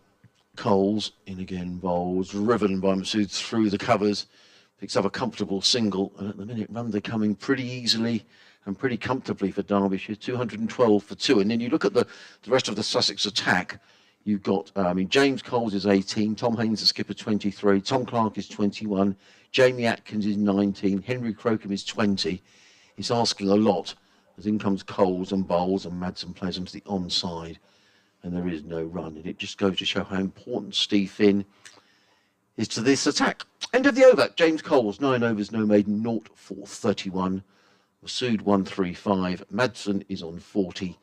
Derbyshire 212 for 2. But it's interesting as you talk about Anya and talk about her contribution. Now, I'm a big believer that you do need role models, and role models that people really follow and think, yeah, I want to follow that person. They're a great, footballer, cricketer, whatever it might be. Yeah, absolutely. And I know it's something that's been talked about a lot on our girls' pathway this year, is a lot of them will say the likes of Sarah Glenn, who used to play for Derbyshire, they all look up to her and think, I can do that now. There's something there for me. If I really want it and work hard at it, I can have that future. Crocombe around the wicket, not Crocombe, Clark around the wicket, bowls, and it's more runs here, and it's going to be 4 more runs, and things just aren't going Sussex's way, and then the ball runs out towards the boundary. I call it as 4 runs. In fact, James Coles does amazingly well to drag that ball back, and he saved it from being a 4 into a 3. Thick outside edge all the way down to third man. If there'd been a gully in there, he might have been a catch, but there wasn't. It's the second time acting consecutive overs.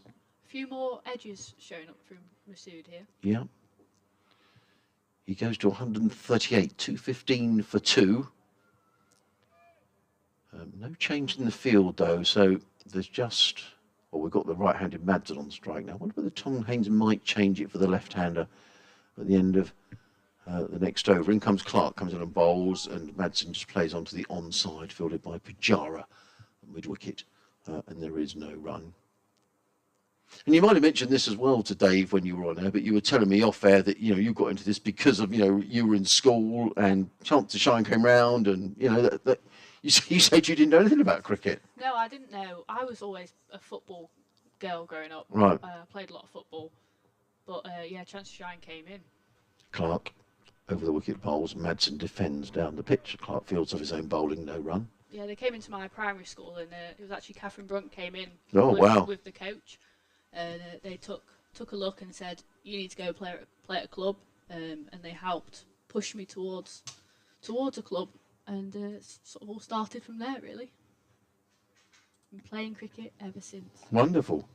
So it just goes to prove, doesn't it? School visits, Exactly. Wonderful. Clark on his way, coming into bowl to Madsen, who's on 40s. It involves Madsen, drives to mid-off, fielded there by Henry Crocombe. There is no run. Gary Knight's been in touch. Hello, Gary. He says, good afternoon from a sunny and warm Horsham. Now, Gary is one of our regular contributors, and I also happen to know he's a big supporter of West Ham. So I thought you might have made a trip out to France tonight, Gary, but clearly not. You're going to be watching from sunny and warm Horsham. It's not too warm here, I have to say, today. Plenty of cloud cover as in comes Clark and bowls, and Madsen drives down the ground. Good bit of fielding by Tom Clark of his own bowling. Talking of which, that is Tom Clark's home club. Gary goes on to say, it looks like a tough day in the field for Sussex, but hopefully we can end the current partnership soon and nibble a few more out before the end of play. Whilst our batting lineup now looks stronger with the overseas players added, the bowlers are struggling a little. I feel we are currently lacking some variety as in comes Clark and bowls, and Madsen runs at that. I'm sure more runs here. I'm not sure it's going to go for 4. James Cole's in hot pursuit again. Down towards third man, but a comfortable couple of runs for Madsen. He goes to 42, 217 for 2. I feel we're struggling. We're currently lacking some variety with 3 right-arm over fast bowlers and no frontline spinner. Injuries and illness have arrived at the wrong time, but once Garton, Robinson, Hudson Prentice, Hunt and Carson return, things should improve, although the glut of fixtures in April and May means time is not on our side. That's Gary Knight in Horsham. Gary, thanks very much for your email. 217 for 2. Masood on 138, Madsen on 42. Sussex have got all sorts of problems in the bowling department with exactly those injuries. We understand that Ollie Robinson penciled in to play at Worcester next week, but he's at the beck and call of England now that he's centrally contracted. Finn Hudson-Prentice out for some time, so is Jack Carson. And now Steve Finn off the field, and we have to hope that's nothing to worry about as in comes James Coles over the wicket, bowls to Shan Masood, who plays down the track. Back to Coles, and there is no run. Masood on 138, and it's been a delight to watch. It really has. Coles in a game, bowls, forward comes Masood and plays very carefully down the onside. In fact, in a sense, Lauren, I think he's looked better against the pace bowlers, Shan Masood today.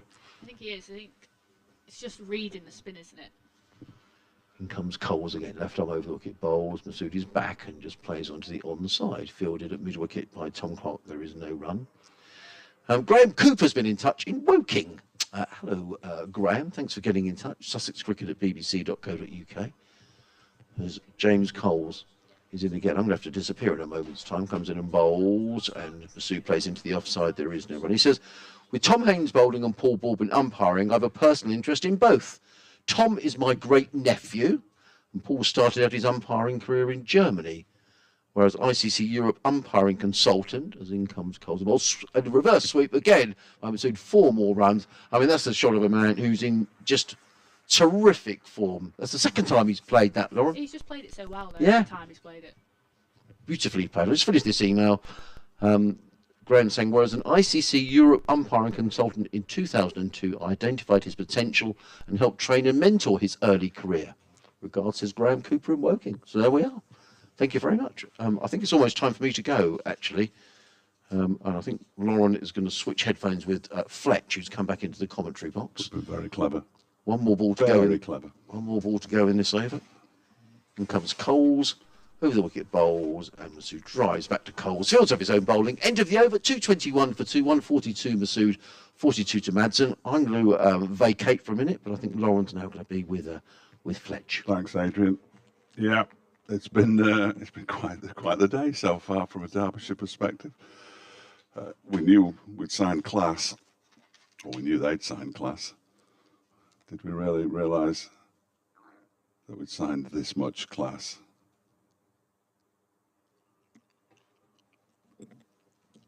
We've been clever and we've swapped headphones. And I've got to say, I've got to commend Lauren now, because when I left my headset and gave it to her, I left her listening to Radio Derby. I didn't know if that's what it was supposed to sound like. No, it's not.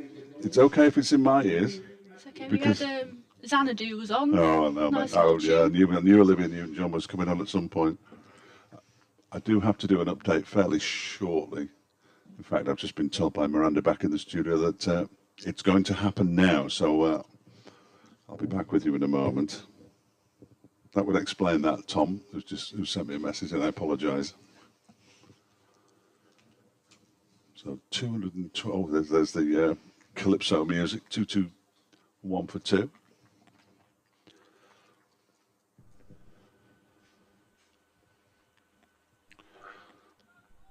Well, I'll tell you what's going on here, Martin. Derbyshire are doing remarkably well. Perhaps not remarkably well. They're doing very, very well indeed, because Shan Masood, who, as I said earlier, has got the 2 half-centuries in the game down at Lords against Middlesex.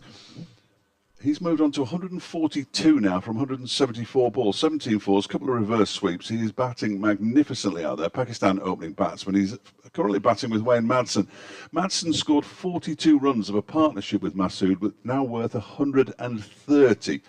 They came together when Brooke Guest was dismissed for 12. The only other man out so far today is Billy Godleman, the skipper. He also made 12, but it's been all about Shan Masood today. Absolutely magnificent. He's 142, and Derbyshire, having won the toss this morning and elected to bat first, are 221 for 2.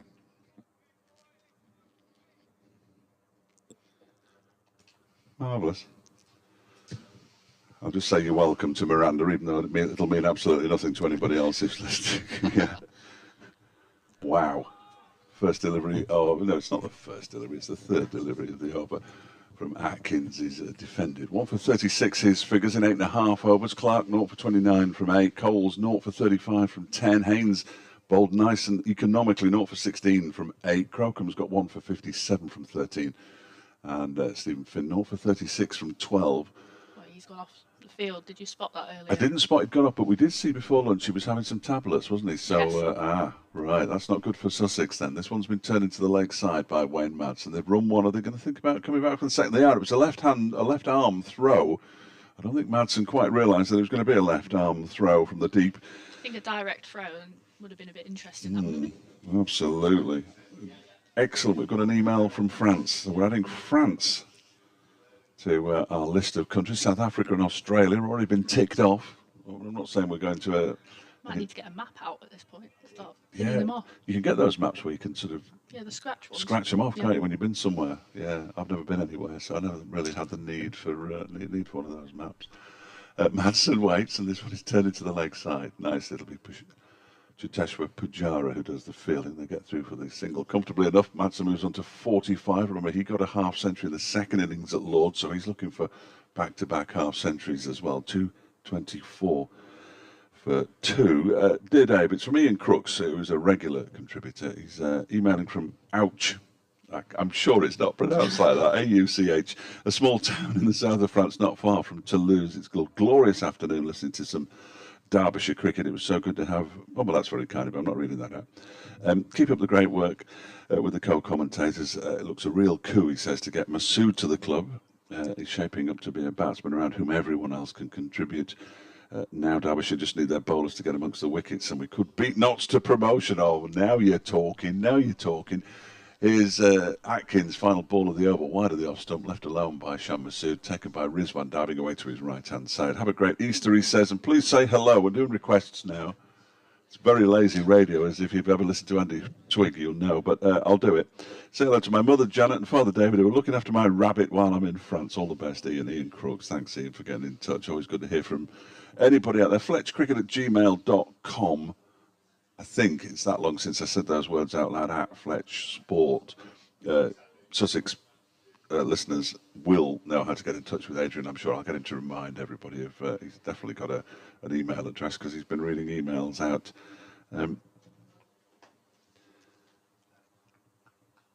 We're just waiting for a new over to start. It's going to be Coles, the young left arm spinner. I think he's bowled nicely. I think 10 for 35 is a little harsh on him, don't you? Yeah, he's been testing all the batters today, making them change what they're doing. So we've seen the reverse sweep come out a couple of times from Masood.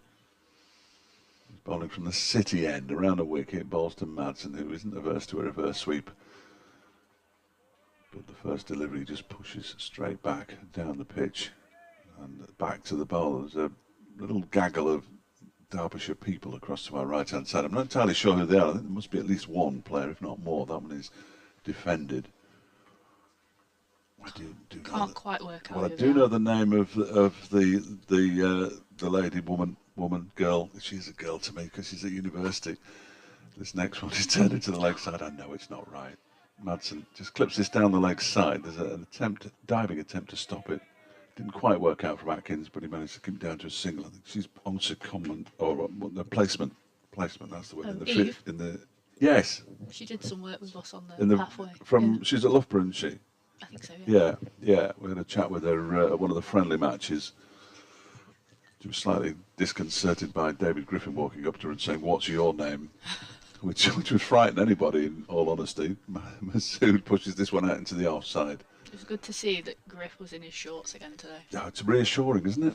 You know it is the cricket season when the shorts come out. Very, very reassuring to see David Griffin in his shorts. He was in long pants for the entire time at Lords and the whole of the Notts game here.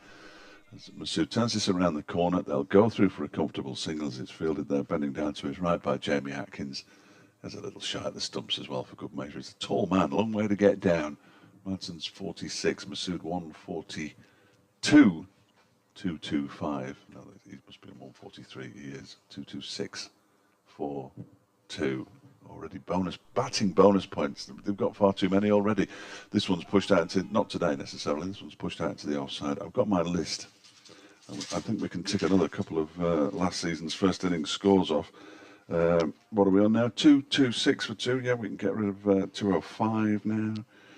So that's 1, 2, 3, 4, 5, 6, 7. Better than 7 first innings scores from last season. It's just such a positive start, isn't it? Like, if we can carry this on for the season, we're in good stead. We will beat Nottinghamshire for the title. Got to beat Notts. I think so. Average first innings score in 2021 was 229. You're not going to win many games of cricket if you only score 229 runs in the first innings of a cricket match. But that's what they've done, or that's what they did.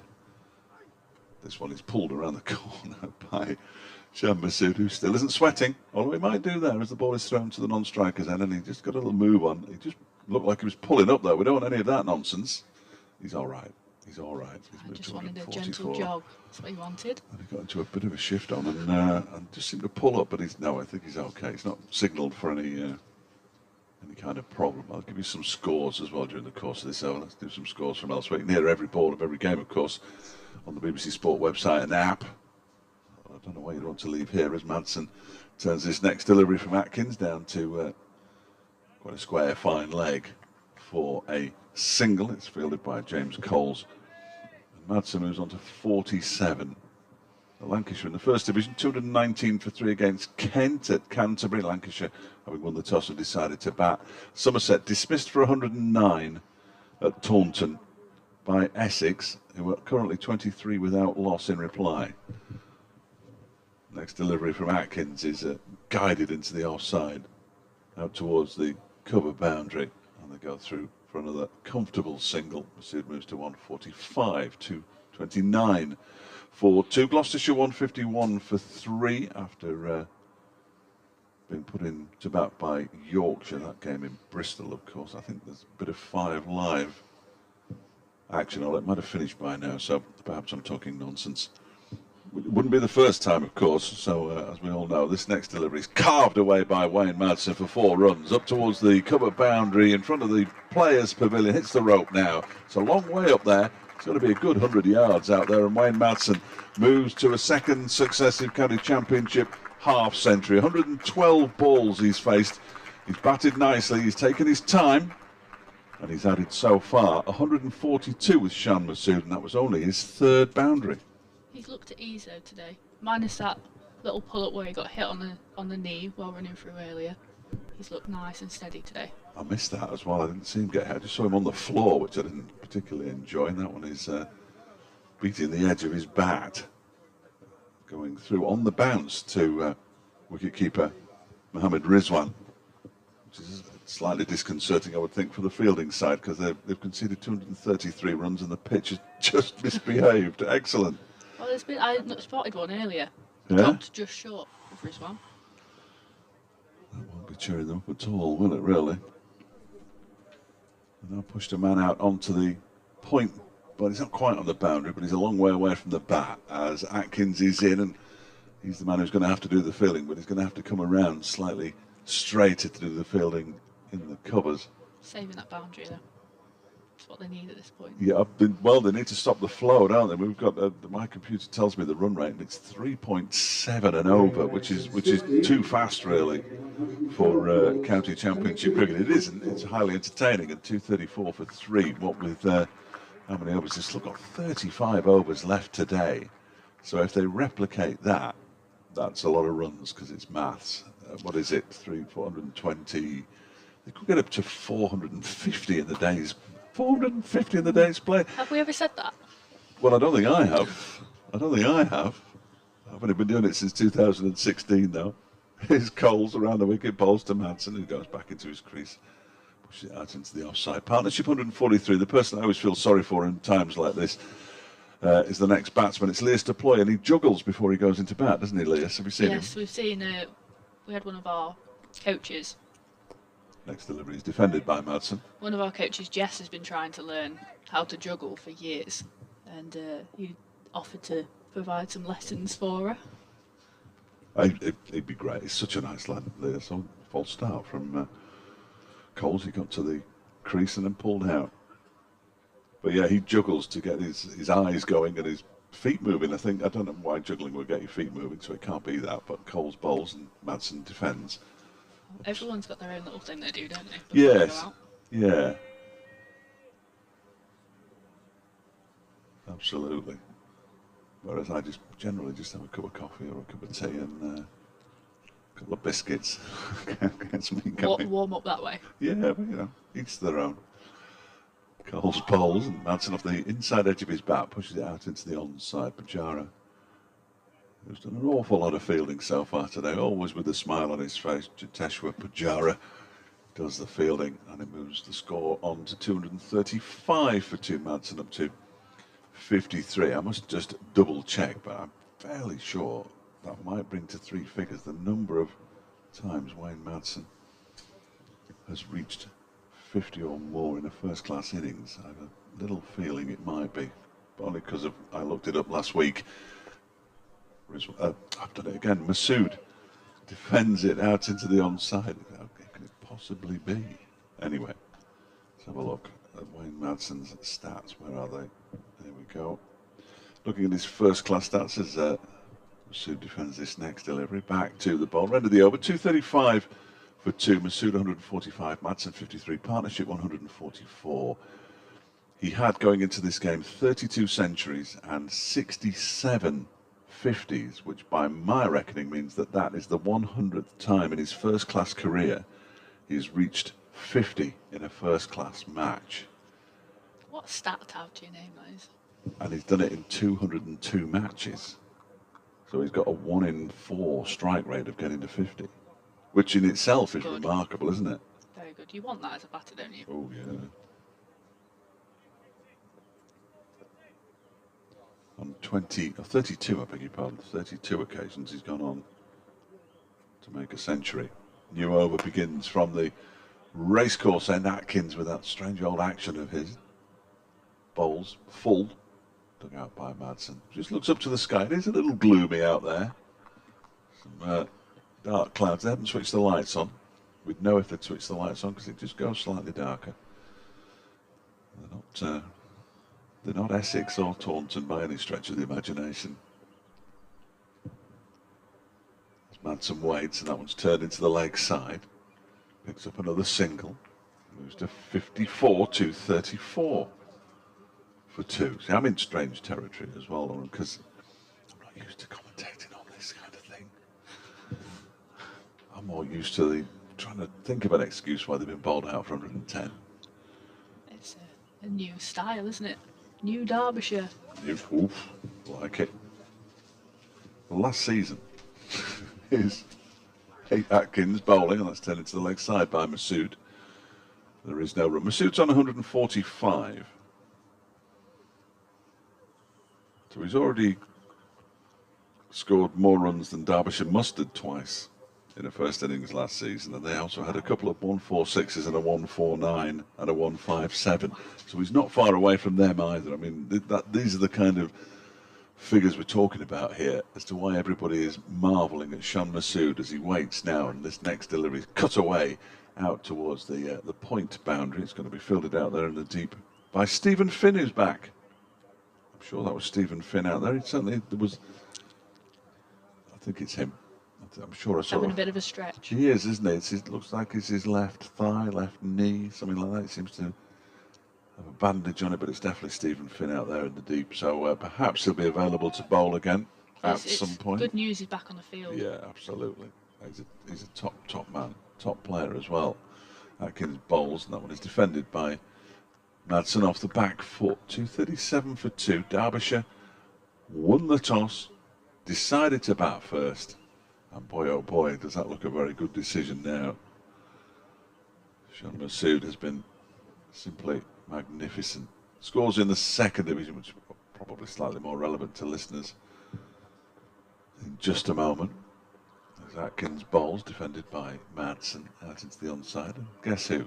Yep, Pujara does the fielding. And that has sneaked up on me because it's tea. We have 32 overs left in the day's play. So they will go off for tea and return in 20 minutes' time. It's been another good session for Derbyshire. In fact, it's been a session in which they haven't lost a wicket. They've added 129 runs, I think. They started at 108. So it's about that, isn't it? 129? Let's go with that. We'll go with that. Yeah. Without losing a wicket. There'll be 32 more overs left today. Sorry, I didn't mean to make you do maths. I can't do maths. The players being led from the field by Shan Masood, who's been absolutely magnificent. He's on 145 not out from 181 deliveries, 17 fours. Wayne Madsen, 54 from 122 with 3 fours. The partnership, 146 off 235 balls. We're in cricketing heaven here in Derby. We can only apologise to the Sussex faithful who are listening as well, but you won't begrudge us our moment of glory. We'll see you all after tea in about 15-20 minutes' time.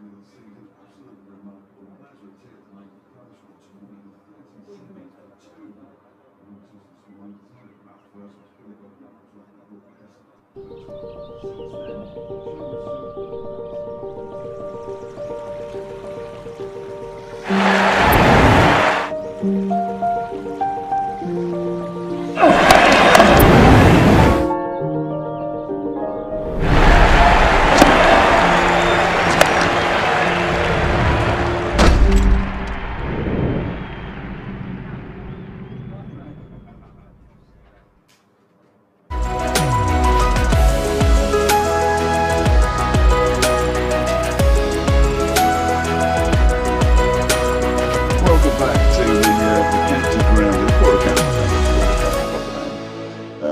Just another session today, the final session of the other day between Derbyshire and Sussex. Derbyshire on 237 to Sean Masood has 126. Wayne Mountain has 54 partnership with a third wicket from 6 at the moment. Wayne Mountain's half century was the 100th time in 50 in first class cricket. It's also got 19 of those first class games which he's got in cricket have been for Derbyshire. It's an absolutely remarkable record. That's it from me. I'm going to make way now. Lauren Tuffrey is sitting in the seat to my left. She'll say a few words. This is the first big test, Lauren. You've got to say a few words while I make way for James Carr. Right, well, players are coming back out onto the field after the break. Going well today. Masood 146 off of 183 balls. Going nice and steady at a good rate today. Madsen currently 54 off of 122 balls. James, are you alright? Good afternoon, how are you? Yes, doing alright, thank you. Very good. Well, I thought it was a pleasant morning session weather-wise, a bit chilly in the afternoon, but the sun has come out at 4 o'clock. Looks like the sun has returned. How does Derby go, generally, from a weather point of view? Oh, we get all weather here. Snowing on media day the other week. I think it was across the country, wasn't it? Yeah, very much so. I went to work one morning in the sunshine and came home in the snow with great difficulty. With a rear-wheel drive car in Yorkshire and those hills. That's what these international players have got to get used to. They have indeed. As Cole starts another over. Left arm round the wicket to the left-handed Sean Masood. He's spent most of his day coming over the wicket to the left-handed Pakistan international. Here he comes again. Masood pushes the ball to mid-off and sets off for another relatively easy single. They are taking on the fielders today, really putting them under pressure. Yeah, the pace of Masood has been just so professional and eloquent. It's just good to watch. It is. As Coles works on that ball, just takes a moment out. Madsen back in his stance, tapping away, left arm round the wicket.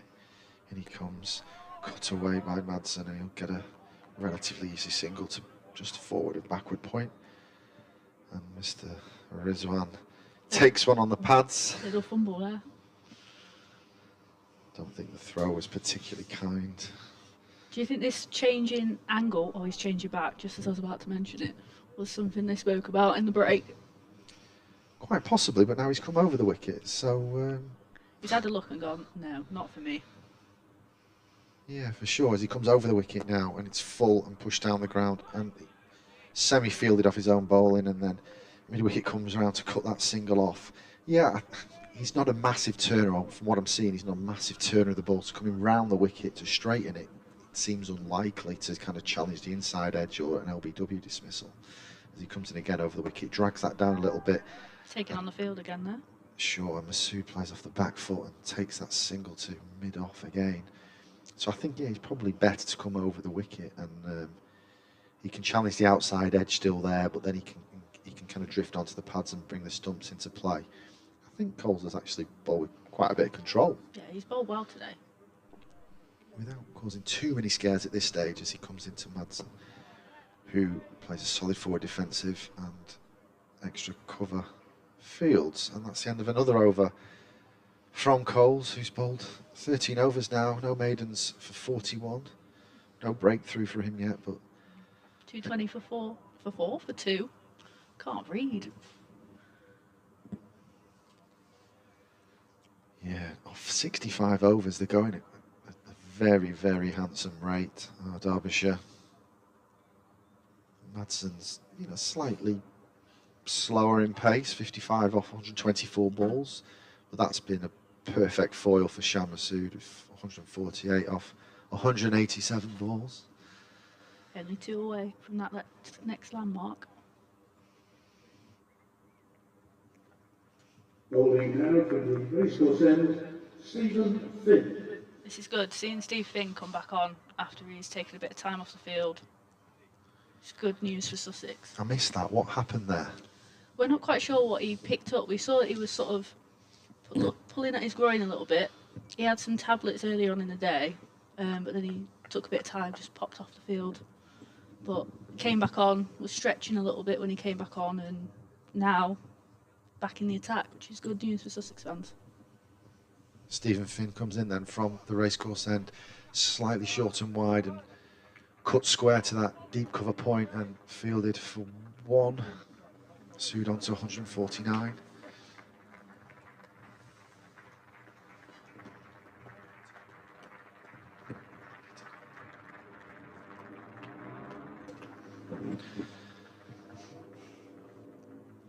That's 150 partnership. I was just wondering what that round of applause was for, thinking Masood's not made it to 150, but a very, very valuable partnership of 150, as they all are, of that size. Bit of a conversation about what sort of field they're going to go for Madsen here. Yeah, I can just pick up off the effects mic. He's bringing deep point in. Where's he going? He's going to backward point. Third man's coming across to replace the deep cover point.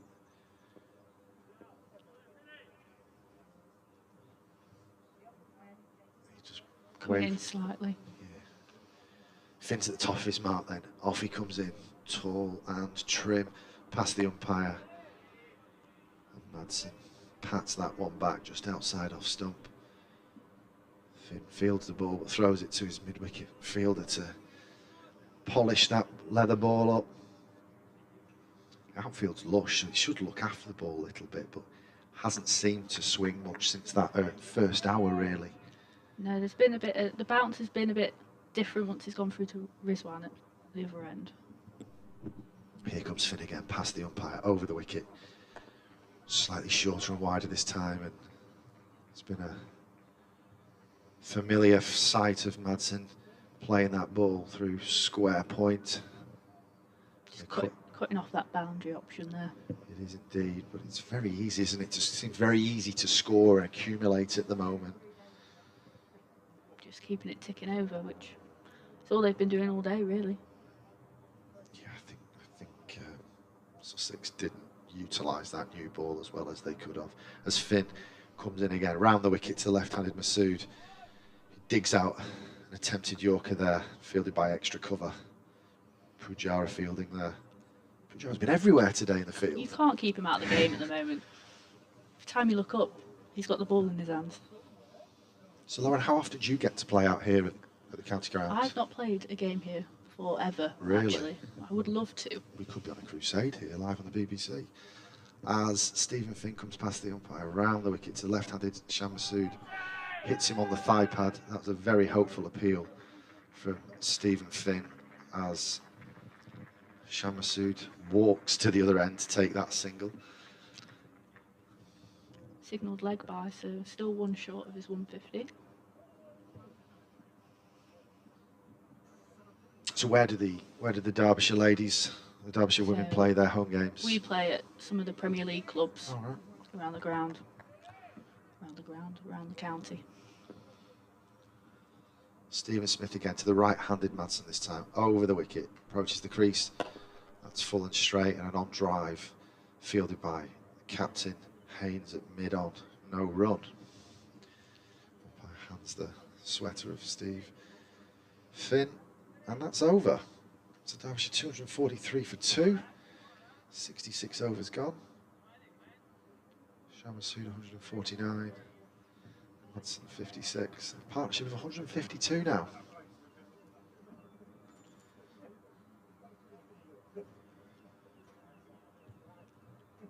it Cole's continuing? It looks that Looks way. like it. Hands his sun hat and long sleeve sweater to the umpire. Looks like he's going to go back over the wicket to Masood.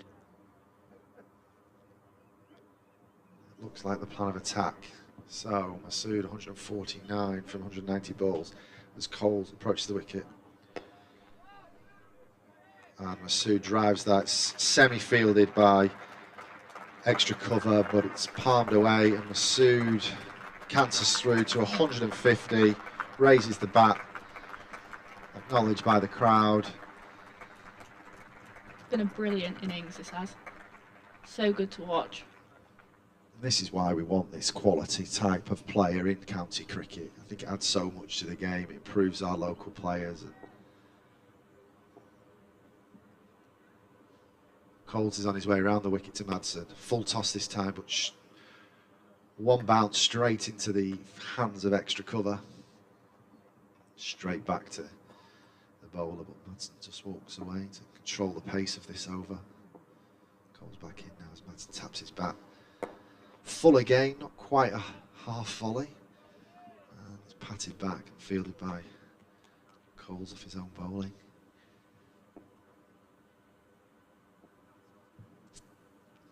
Coles up and round the wicket. A bit shorter this time and punched off the back foot.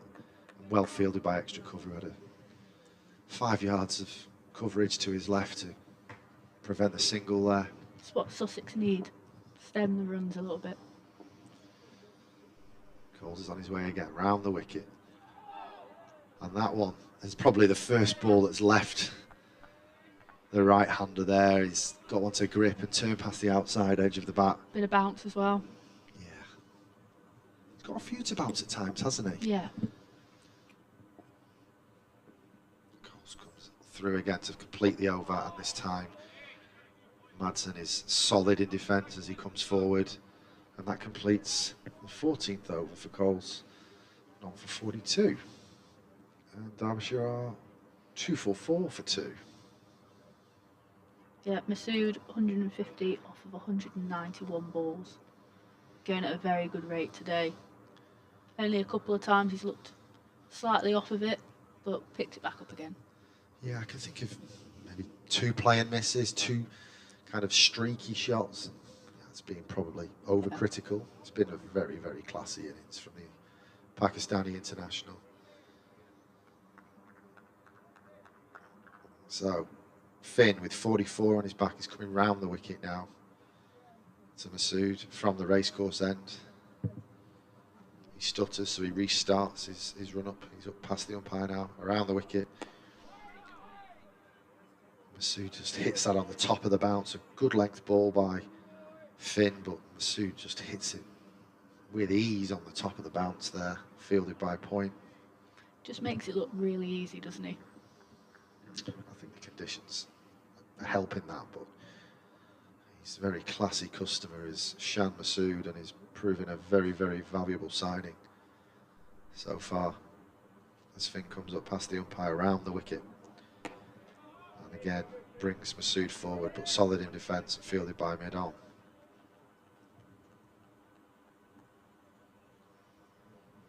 So do you get much contact time with the players out in the community? Yeah, we get Wayne Madsen is a good example of it. He helps out with a lot of our sort of disability sessions. He comes and helps coach on those. Here comes Finn, round the wicket to Masood.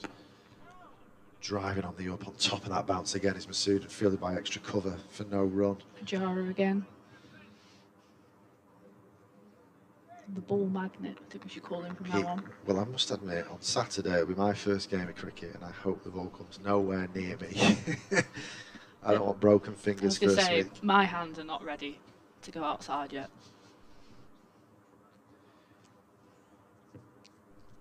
Here comes Finn, round the wicket to Masood. Slightly fuller this time, and a more full-blooded drive by Masood, but he can't find the gap as Pujara fields again.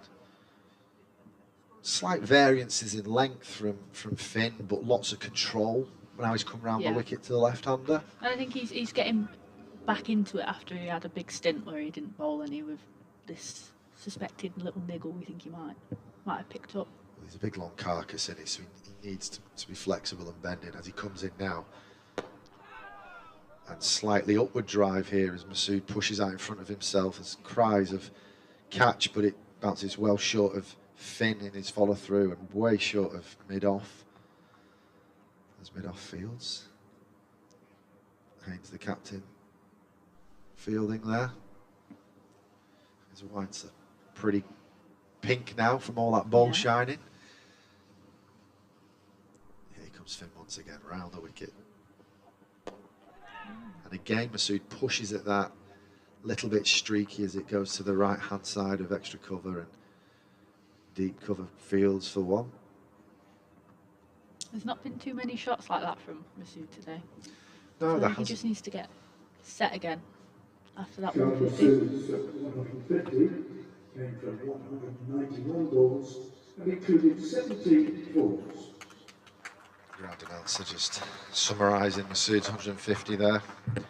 Yeah, he doesn't, you know, you don't want to, you'd love to see him kick on here, I don't want to curse him, but he's pushed it a couple there and he's just going to continue to wait and let that ball come to him. Yeah, absolutely. Hate for him to get ahead of himself here because I think there's a really, really big score on the cards for him and for Derbyshire if he can continue to maintain that pace. Yeah. And Coles is back on for the new over. Coles over the wicket to the left-handed Masood.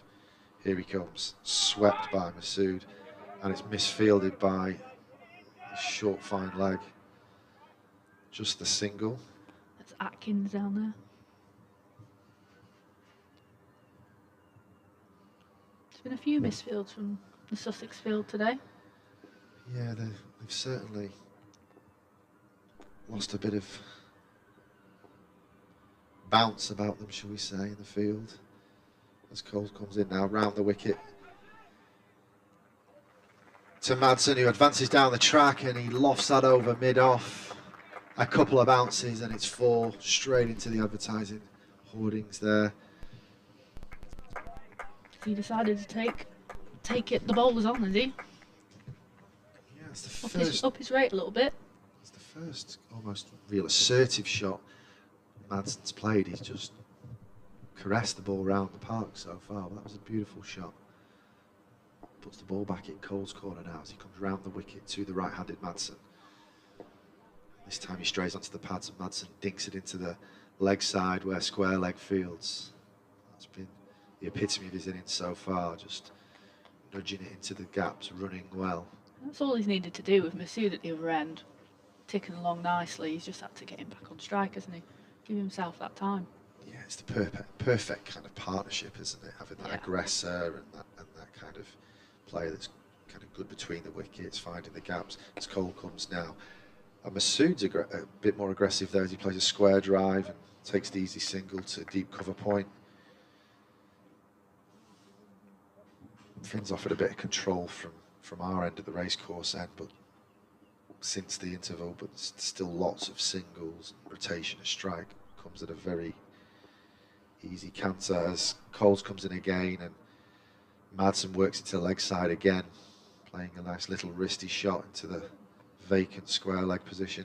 Again, as you said, it's another single, just taking him almost every ball at this point. Masood back on strike. Coles comes round the wicket and gathers, digs that one in, looks like an arm ball. And Masood pats that back to mid-wicket. That's the end of Cole's 15th over and the 69th over of this Derbyshire innings. 2-5-3 for 2. I feel like Coles' figures don't really do him justice. Yeah, what's that? 15 overs, 50 runs. 3, exactly. Is it 3? 3.3 and over? He's offered a lot of control. That I can't recall many boundaries up until that Madsen advancement then. No, he sort of held an end up, but if you were to look at his figures, it wouldn't really suggest that. Here comes Finn again from the racecourse end, up past the umpire now, over the wicket to Madsen, who plays a checked on drive, fielded by the captain Haynes once again. He's working ferociously on that ball.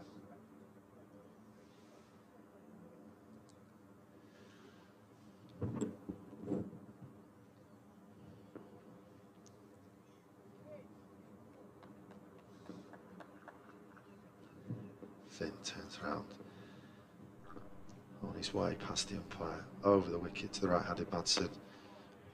Pegs Madsen back in his crease there, who just plays a back foot defensive. Once again, mid-wicket, mid-on, working together as a fielding unit on that leg side.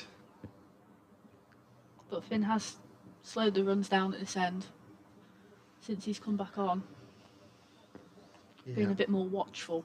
That's what you get from experience, is that control. I think the struggle for Sussex has been the other seamers in terms of that control at the other end as Finn comes in now. And Madsen has got to climb forward into that one, but he's solid in defence. Yeah, the seamers of Crocombe, Atkins, Clark haven't really offered as much control as Finn, or as much penetration as Finn has on the stumps, and trying to bring the cordon into play at times. Here comes Finn once again. He draws Madsen into a shot there. It's not quite there for driving. Mid-on, extra cover work together again.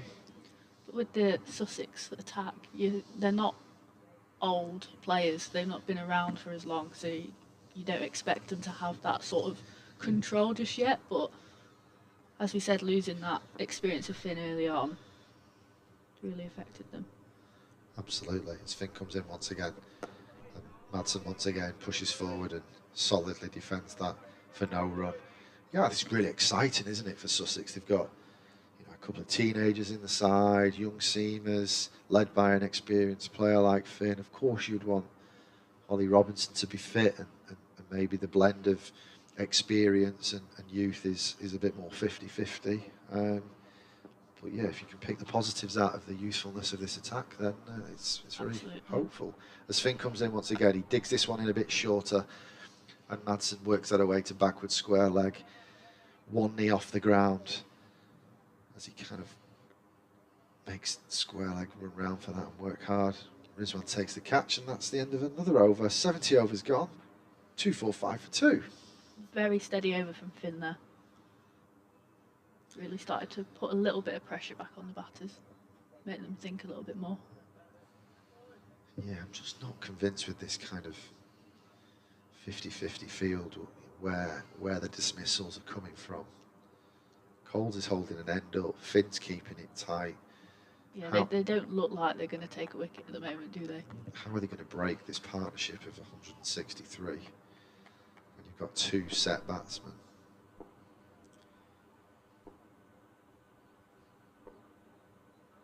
Here comes Coles, left arm round the wicket.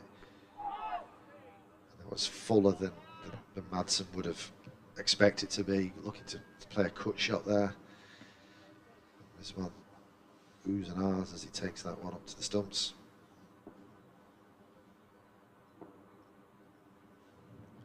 Here comes Coles again. Madsen back again, but this time with a straight bat, dabbing it to backward point. Masood keen for a single, but he's told no by Madsen. Right decision, I think, there. Absolutely. Way too tight of a run. One slip for the teenager Coles. As he's on his way again, round the wicket. A bit fuller and straighter, and Madsen digs that square for another single to deep square leg. Masood back on strike. He's faced 200 balls now. Can you work the strike rate out of that? 75? Something like that? It looks about right. Here comes Coles. Over the wicket to the left-handed Masood, who streakily cuts that between backward point and first slip, and he'll get 4 valuable runs there. Coles might feel a little bit hard done by there, but he did offer him a little bit of width. He's come over the wicket and he's kind of pushed it across the left-hander there, and Masood is well within his rights to play at that. Probably didn't get the control he would have wanted from the shot, but nevertheless it's 4 runs.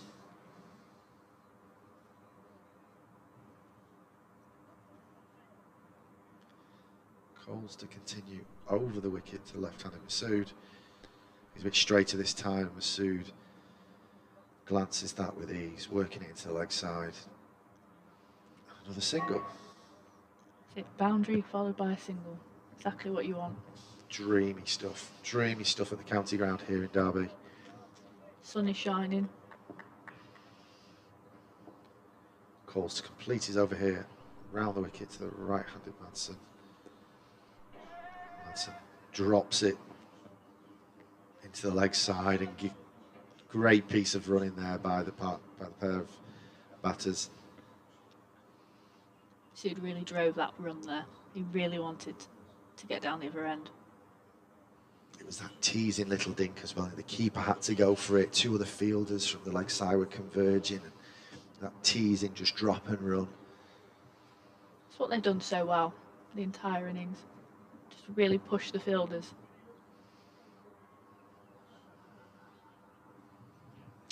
So I think let's draw on your captaincy experience here. How are we getting another wicket? What's the bowling change going to be? Is there any fielding changes? I think they've, fielding wise, I think they're just sort of giving away too many, making it too easy to score those singles. So you almost got to attack them a little bit more, force them to make that mistake. That's what I do. I think bowling wise, they're sort of holding up their end. They're bowling, not really looking to take that wicket, but bring your field in. That might open up a chance. Well, Finn's on his way without a slip now. Past the umpire, over the wicket to Madsen. Full and straight, and it's fielded by a short. What would you describe that? Short mid-on. Silly mid-on, short mid-on. He's fielding exactly halfway up the wicket. Almost. His left foot is just off the cut strip. Just there for that drive. That's Tom Alsop. He's gone from first slip to there. As Finn comes in again, and he's fielded that one again. So he's done well there. It's an incredible start back and cleanly taken. I mean, Madsen's played some lovely on drives without scoring at times today, so maybe they feel that they can get him to drive on the up. And mode of dismissal being a kind of caught silly mid-on. I'm just going to call this ball. Here comes Finn. Pushes Madsen back into the crease once again. It's fielded by silly mid-on for the 3rd time in this over. I'm going to hand over to Dave Fletcher and leave you with Lauren Tuffy. I do apologise, James. I've got an update coming up very, very shortly. Yeah, they're just into the road traffic news. So, and then in a minute, Lauren, Adrian's going to come in and replace you. Is that all right? That is absolutely fine. Excellent. Finn's coming in. Ooh, playing a miss from Wayne Madsen. Fishing at one outside the off stump. Stephen Finn's pace. Just been talking about it next over there. He doesn't look happy, does he? I don't know if you've been talking about that, but I thought he looked a bit stiff coming in. Yeah. Doesn't look 100% right to me. But hey ho. Put my glasses on and be able to see what I'm going to tell people. That's not mine. That's a very nice film. Back in again. And that one is turned into the leg side by Wayne Madsen. He goes for another single. He moves on to 66. This partnership now with 170. Sean Masood's high score in first class. Oh, mention my name. Don't do that. Sean Masood's highest score in first class cricket is 199. James has very cleverly removed his phone there because it's much better than mine, and I reckon I could have cracked that one out. It's nice. That. What is it? Oh, is it? Oh no, yeah, no, I don't want that. I've got a phone with cracks on it myself. I've had it for years. This phone. God, it's slow. It's almost ground to a halt. Nobody wants to know about my phone. Why would they? Here is Stephen Finn bowling from the racecourse end, running away from us. Bowls to Shan Masood, who pulls him into the leg side, straight to a fielder. But Pujara's moved out there, and the ball's gone to him out there now. Saying ball magnet. That Yeah. should be his name. He is an absolute ball magnet. Remarkable. It's the end of the over. 263 for 2. Finn has bowled 16 overs for 42, which isn't that bad, but it's not what you'd expect really from Stephen Finn. His current spell is pretty decent. 4 overs for 5. I was hoping that Derbyshire might race on to close to 400 by the close, but I don't think they're going to now. They seem to be slowing down a little bit. When's the, how many overs? 72, so 8 overs away from the second new ball. If they don't take any wickets before then, they'll certainly want to take some with the second new ball. That's what they want, is they want a few wickets before the close of play. Absolutely. They've got to really to get themselves into it. I would respectfully suggest. Coles No, I'm not is sure whether in the. continuing. Coles is continuing as well. I think he's been good. We're saying his figures don't really No, sell it. no, I think he's bowled nicely, and he's beaten the bat. A couple of times he's beaten Shan Masood a couple of times, and this is a man on 159 from 203 balls. Left arm spinner in and bowls to Masood, who just turns it into the leg side for a single. They're very, very happy just to take singles, which is good to see. Just rotate the strike, keep the scoreboard ticking. It's ticked up to 264 for 2 now. I'll get my list out again in a minute. I think we've ticked off some more. Oh, Adrian's back. Adrian's back. We'll see Lauren again. I will speak to Lauren again at some point, almost certainly, before the end, I would suggest. So they've gone past the 258 now, Derbyshire. 189's gone. Not far away from 2. Oh, this is just ridiculous. Here is Coles bowling. Pushes this one out into the offside. Adrian, how are you? If you want to do a bit of commentary, you remember that, don't you? I'll go and do an update. Okay. You crack on. Well, Sussex in need of a wicket here. 264 for 2. Wonderful innings from Shad Masood, who's on strike now to the left-arm spin of James Coles, who comes running in over the wicket bowl. Short cutaway by Masood to deep backward point. Alistair Orfield prevents anything more than a single, but Masood to 161. From a Sussex perspective, since tea, the run rate has slowed a little, so that's some. At least Sussex will feel that they're keeping Derbyshire in some sort of check. The tea score was 237. In comes Coles again, bowls, and Madsen just plays that to backward point. They think about a single, but that would have been ill advised because Steve Finn closed in very quickly and prevented the single being taken. Coles in his 17th over, no wicket for 60. Comes in around the wicket, bowls, and Madsen looks to cut. And just for a moment, Mohammed Rizwan on his debut for Sussex thought he picked up his 3rd catch of the innings, but Madsen hadn't got a nick. It is the end of the over. 266 for 2. Masood on 161, Madsen on 67. If you're just joining us, this is live cricket on the BBC. BBC Radio Sussex, BBC Radio Derby, myself, Adrian Harms, alongside Dave Fletcher. The story of the day, Derbyshire winning the toss on was an excellent track. And these two have really batted beautifully throughout. Just the 2 wickets during the day. Both batsmen out for 12, actually. Billy Godleman and Brooke Guest. A wicket apiece for Henry Crocombe and Jamie Atkins. And 2 catches for Mohammed Rizwan on his debut for Sussex. Now, Steve Finn is in a long discussion here with Tom Haynes, the Sussex captain.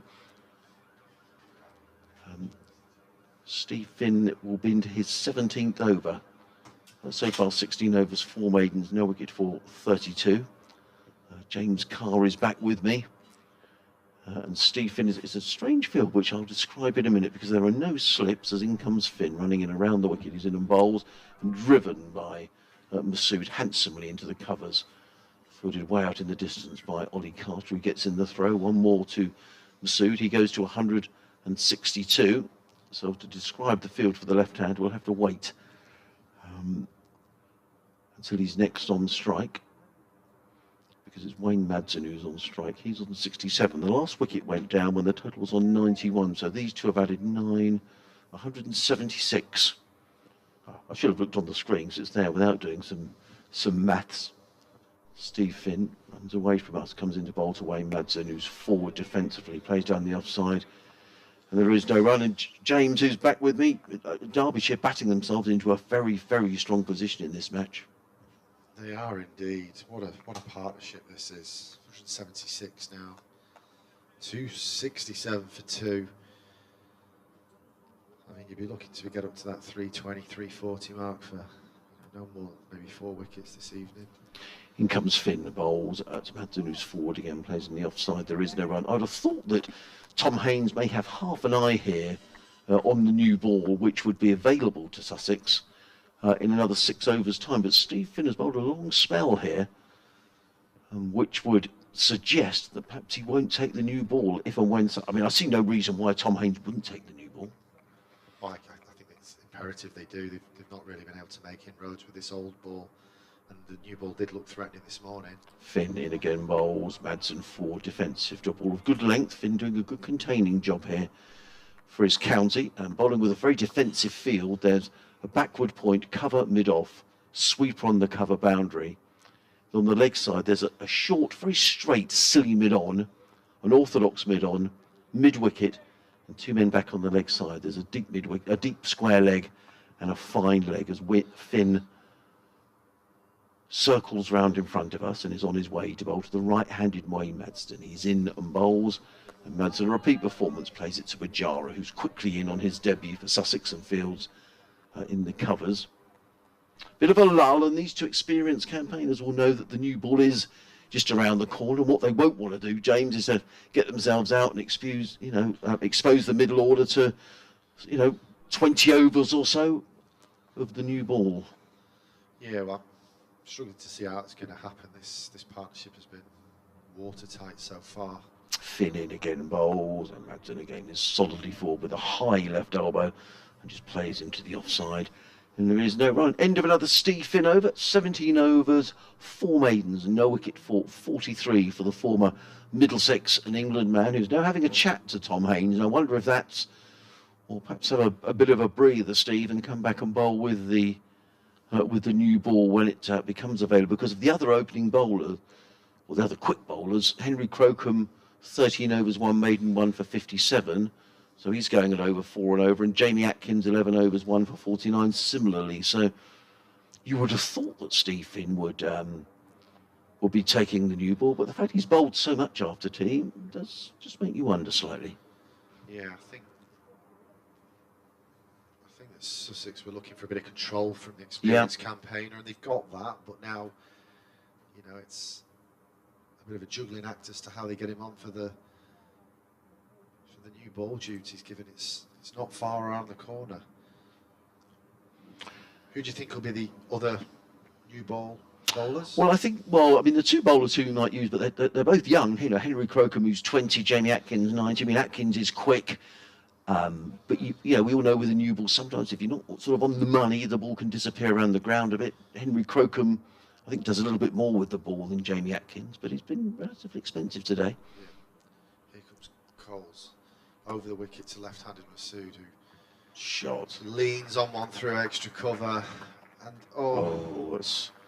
that's not a good bit of fielding by Steve Finn. I mean, he had to chase a long way back to get that, but it was a rather laboured run, would it be fair to say? And I think having got there, he'll be desperately disappointed he didn't stop the ball. Beautiful shot though from Masood. He goes 166. He will. That was the movement though of a man who's already bowled 17 overs today. Has had a little niggle, been off the pitch. You don't want your fast bowlers having to do that kind of mileage in the outfield either. So a bit of sympathy for the fast bowlers. No, I would agree. I'd agree entirely. Up to the wicket, here comes Cole's left arm over the wicket to Masood, who gets tempted into a sweep shot. He's hit on the pads, but he's outside the line of the stumps. The appeal is stifled rather quickly. Yeah, I did say a little earlier on that I thought that Wayne Madsen had been dropped when he was on 36. I'll come back to that in a moment. Calls up to the wicket. And that's full and wide, and Masood just squeezes one square to that cover point fielder in Stephen Finn. He was fielding at backward point and the ball rather looped towards backward point, and I thought James Coles had got a hand to it, but after speaking to a few people in the press box and here in the media centre, the feeling was that James Coles didn't quite get there and it wasn't a chance. So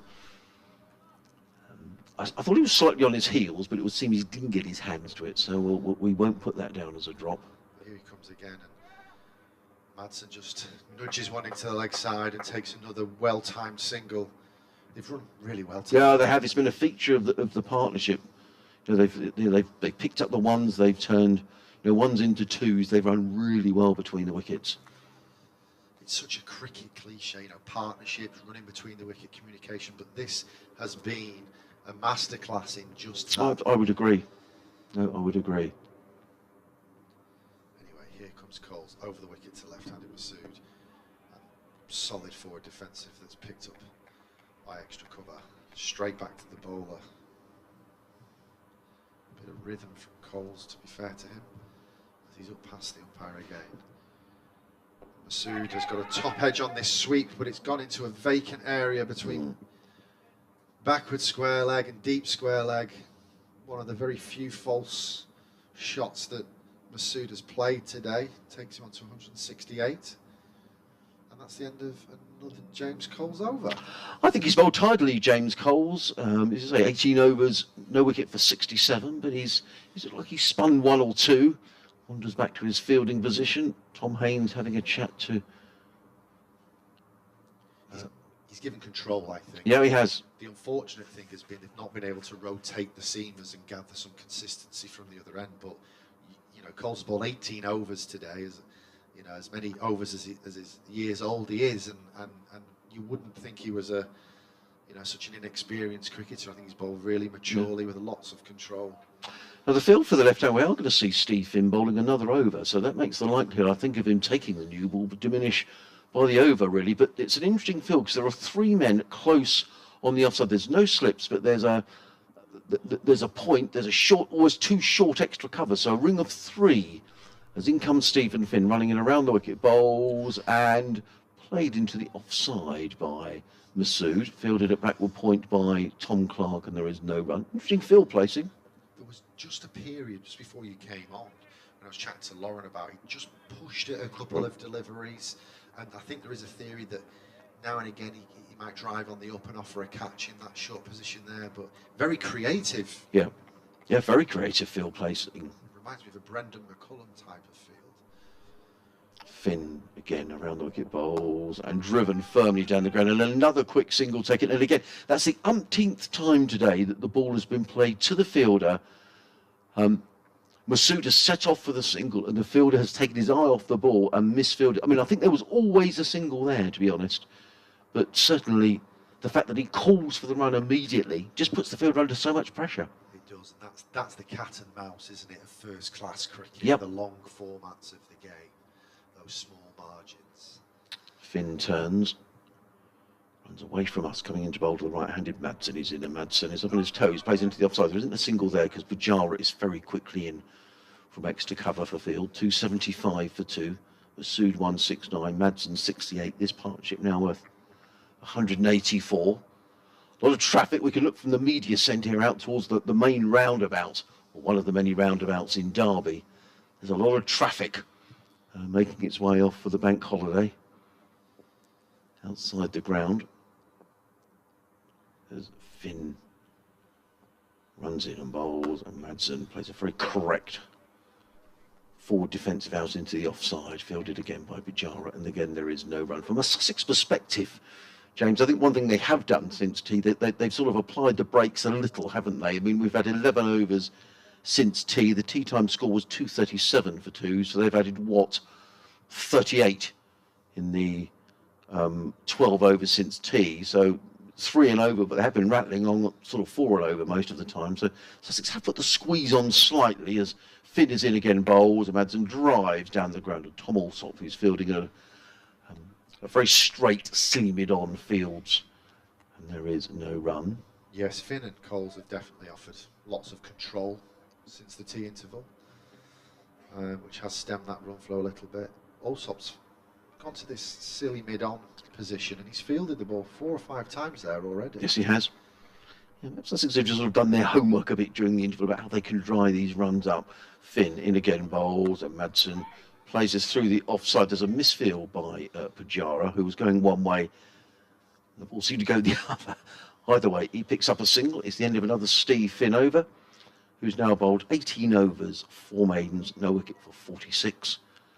And Derbyshire are 276 for 2. People joining us all the time here on BBC Radio Sussex, BBC Radio Derby, with the news that Derby won the toss this morning, elected to bat. It looks a super batting track. 276 for 2. Masood has been there since the start. He's on 169. Wayne Madsen on 69. The 2 men out. Billy Godman caught by Mohammed Rizwan off the bowling of Henry Crocombe for 12. And Brooke Guest, who was caught also by Mohammed Rizwan off the bowling of Jamie Atkins for 12. Both of them strangled down the leg side. Both of them will be very annoyed. They've gone out, particularly when they've seen what a beautiful track this is for batting. Indeed. Cole's going to start a 19th over. Would he have bowled that many overs in a first-class game thus far? Good question.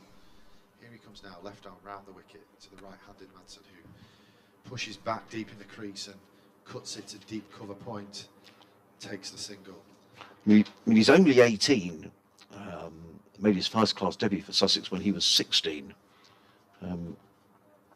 So he's still sort of, that's the case with a lot of these Sussex youngsters, they're still having to share cricket duties with, educational work as well. Of course, yeah. Here comes Cole's game now, over the wicket to left-handed Masood, who plays a false drive, gets the inside half of the bat. Schultz is able to field off his own bowling. Yeah, I don't think he played in the last few games of last season, just looking back through my notes. Once again over the wicket. A bit fuller and flighty this time, and Masood plays a lovely drive, which is fielded well by mid-off. What is encouraging, though, is a young spinner who has to do a defensive role on days one, but it's a great opportunity to develop spin in this country. As he comes out through again, this time Masood watchful as he lets it go through to the keeper, Mohammed Rizwan, his countryman.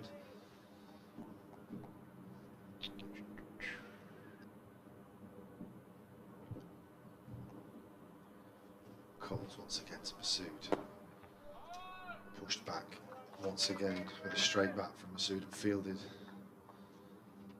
off his own bowling. I think his last championship game was at Worcester last September. 10 overs for 46. Coles for the last ball of the over. Bit of drift there, and Masood manages to meet it on the full and pushes it to wide of mid-off and takes another single. You've got an interesting book there, lots of numbers and names. And Yeah, it's my little your Bible. yeah, my little book of Sussex games, which unfortunately for the last 5 county championship games, they've all been defeats. So they lost the last 4 at the tail end of last season, and they lost to Nottinghamshire last week. I don't think there's any shame in losing to Nottinghamshire, very strong and looked very strong last week. We are going to see the Sussex skipper Tom Haynes coming back into the Sussex attack. So this is, I wonder if this is just a little breather for Steve Finn, but I'm thinking about this new ball. I see no reason why it wouldn't be taken in 3 overs' time. Tom Haynes has bowled very economically, 8 overs at 1 maiden, no wicket for 16. But I wonder how much longer they can really keep Steve Finn going. Now, this looks to me like the 12th man who is coming out. Yeah, Stephen's actually headed off. He's gone up the stairs as we speak. Yeah. Maybe for a stretch off or some pain relief, I'm not sure. I think the one encouraging thing is Crocombe did bowl very well with the new ball. I thought he could have come round the wicket a little bit earlier, but he certainly got the ball to talk and induce a few false shots and plays and misses. In comes Haynes, bowls and clipped just nicely off his toes down to fine leg by Sham Masood, he goes to 171. So who would, if Crocombe takes a new ball and Finn's not on, who would share them? New Well, I would duties? imagine Jamie Atkins would, because he's, you know, he's the two quicker of the bowlers, and you'd think you want your two quicker bowlers on with the new ball. Tom Haynes just looking to rearrange his field. He's got 4 men saving one on the offside now. There's a short extra cover.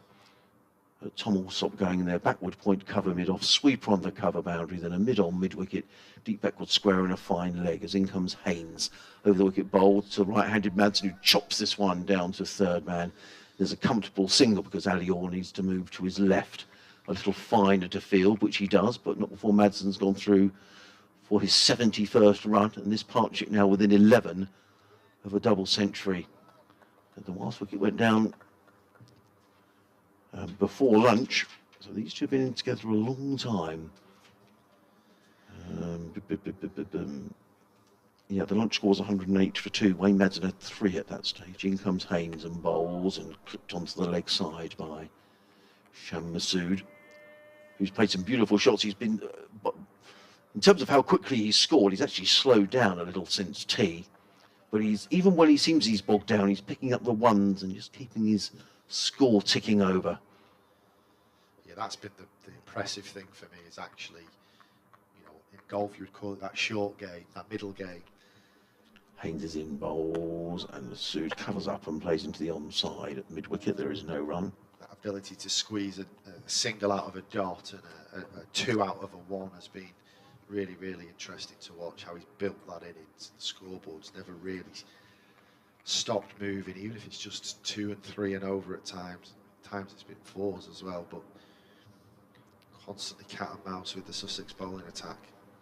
In comes Haynes again, bowls.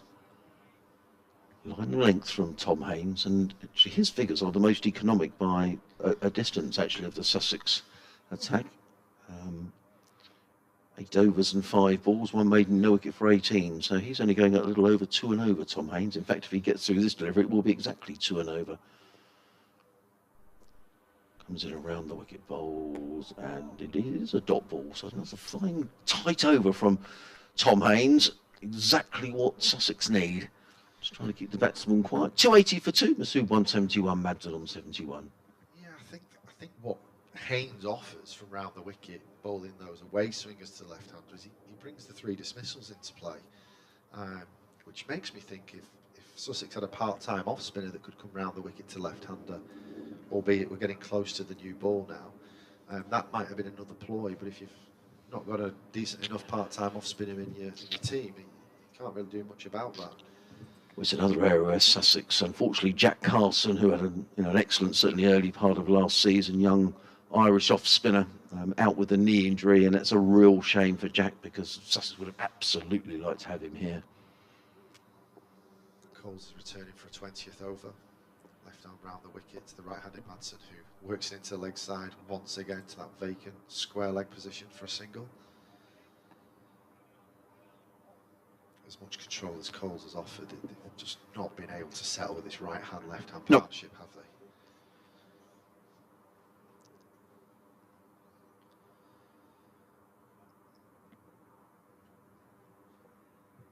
Coles on his way over the wicket now to the left-handed Masood.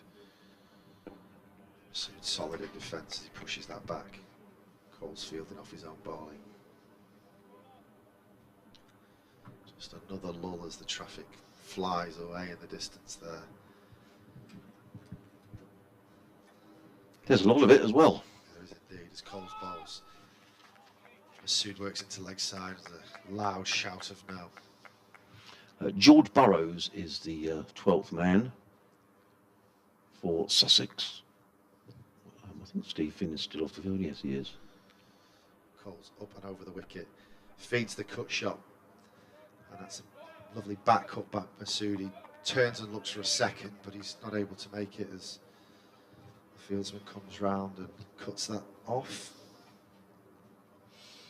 Ali Orr out there now doing the boundary riding duties. Yeah.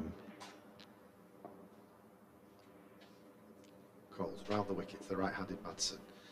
Madsen deep in his crease and just drops it with a straight bat in front of point and takes another timely single.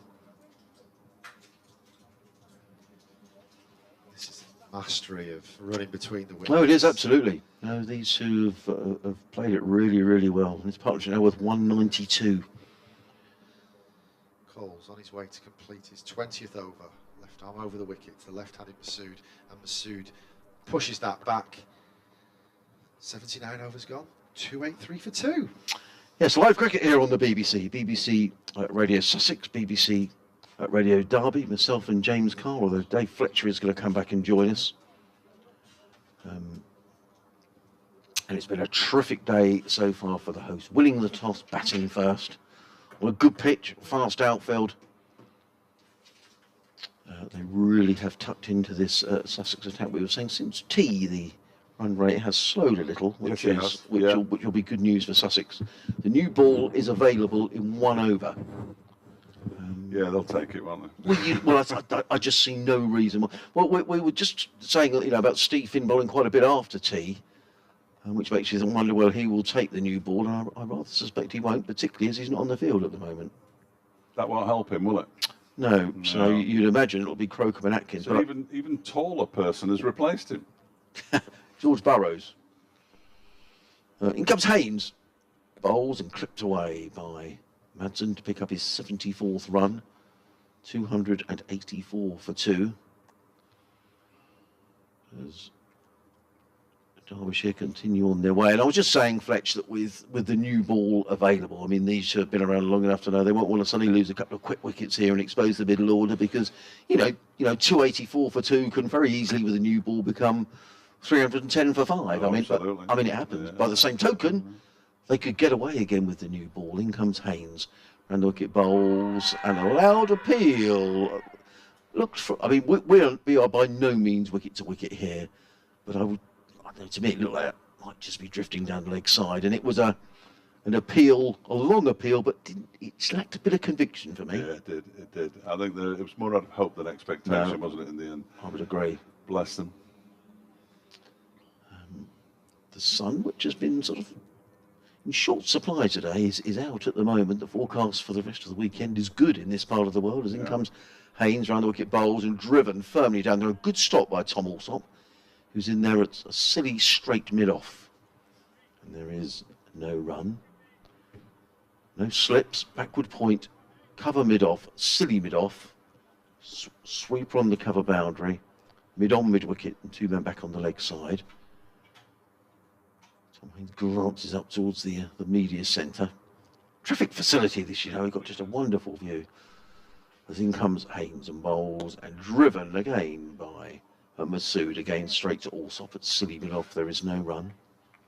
Content to see his way through to this new ball and then see what happens. There'll be another 16 overs remaining in the day. At the risk of repeating myself, I see no reason why Tom Haynes wouldn't take it unless there's some plan. Haynes in and bowls. Forward comes Masood. Plays nicely to Alsop again. And this is a good spell by Tom Haynes. And Sussex haven't taken wickets, but they have applied the brakes since the tea interval. We've had 16 overs since tea. And the score has advanced by 46. In comes Haynes and bowls. Ooh, right up in the block. Good bit of bowling by Haynes. Masood jags the bat down at the last moment. Keeps the ball out. End of the over. 10 overs, 1 maiden. No wicket for 19 for Tom Haynes. Derbyshire 284 for 2. Masood 172.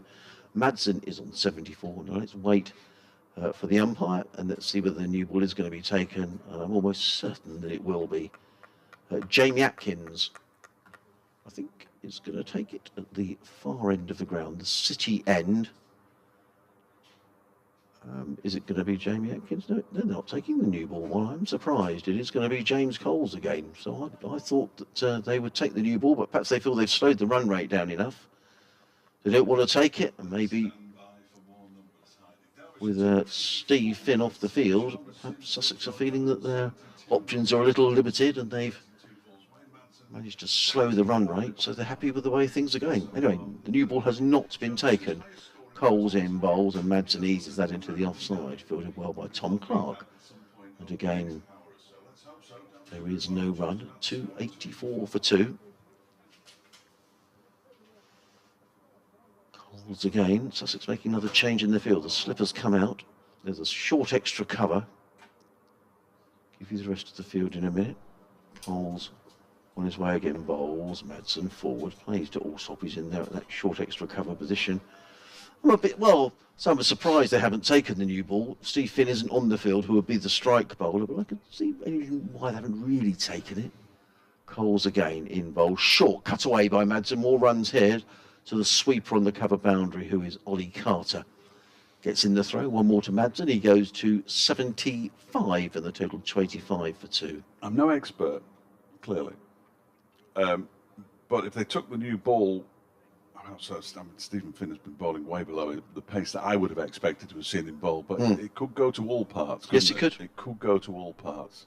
Coles in bowls, and Masood drills this through mid-wicket, and that's 4 runs. The old ball's going quite a long way. Well, it is. Drilled away by Masood. He goes to 176. The partnership now with 198 between these two. Probably ought to be sort of peering in record books and things at this stage.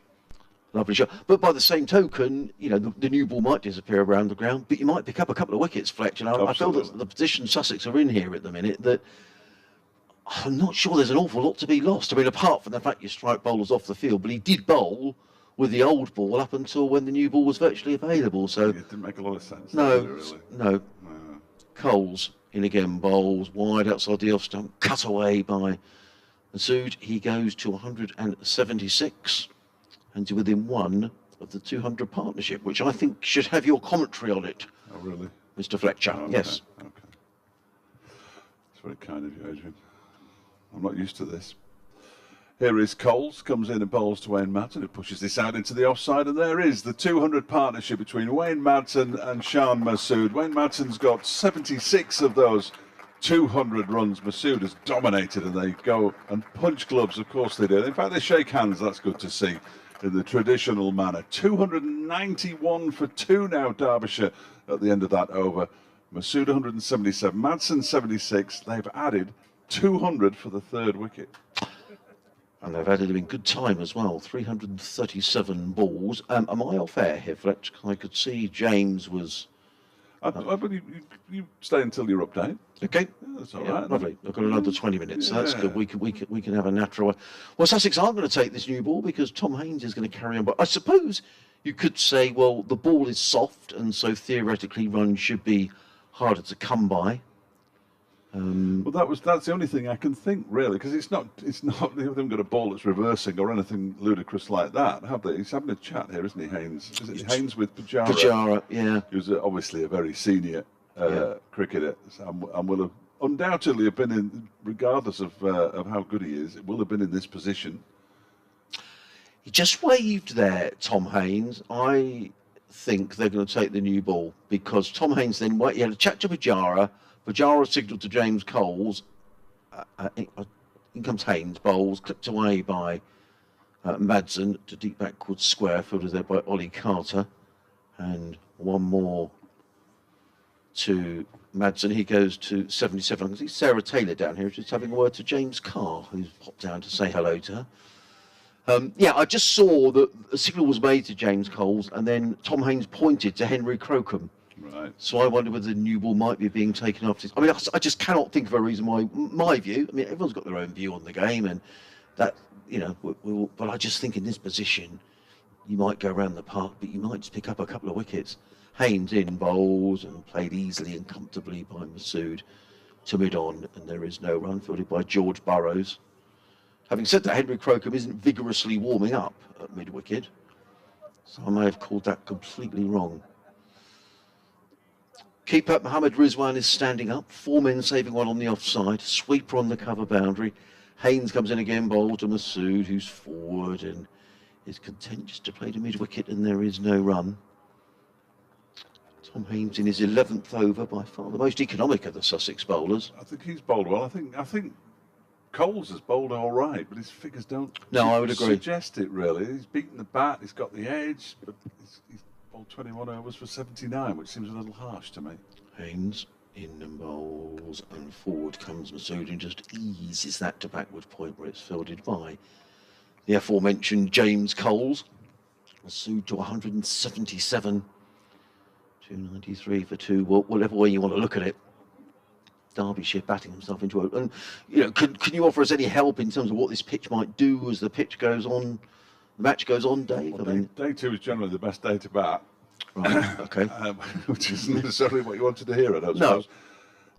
Haynes in again, bowls to Madsen. Madsen forward, plays into the onside. There is no run. And then they will be hoping it deteriorates a bit, which is presumably why they decided to bat first. Yeah. Well, entirely why they decided to bat first. So, yeah, if a team has ever been in the box seat here at Derby, Derbyshire is certainly in it at the moment. Oh, for sure. By some considerable distance. Yeah. Haynes runs away from us in and bowls, and forward comes Madsen, plays into the offside.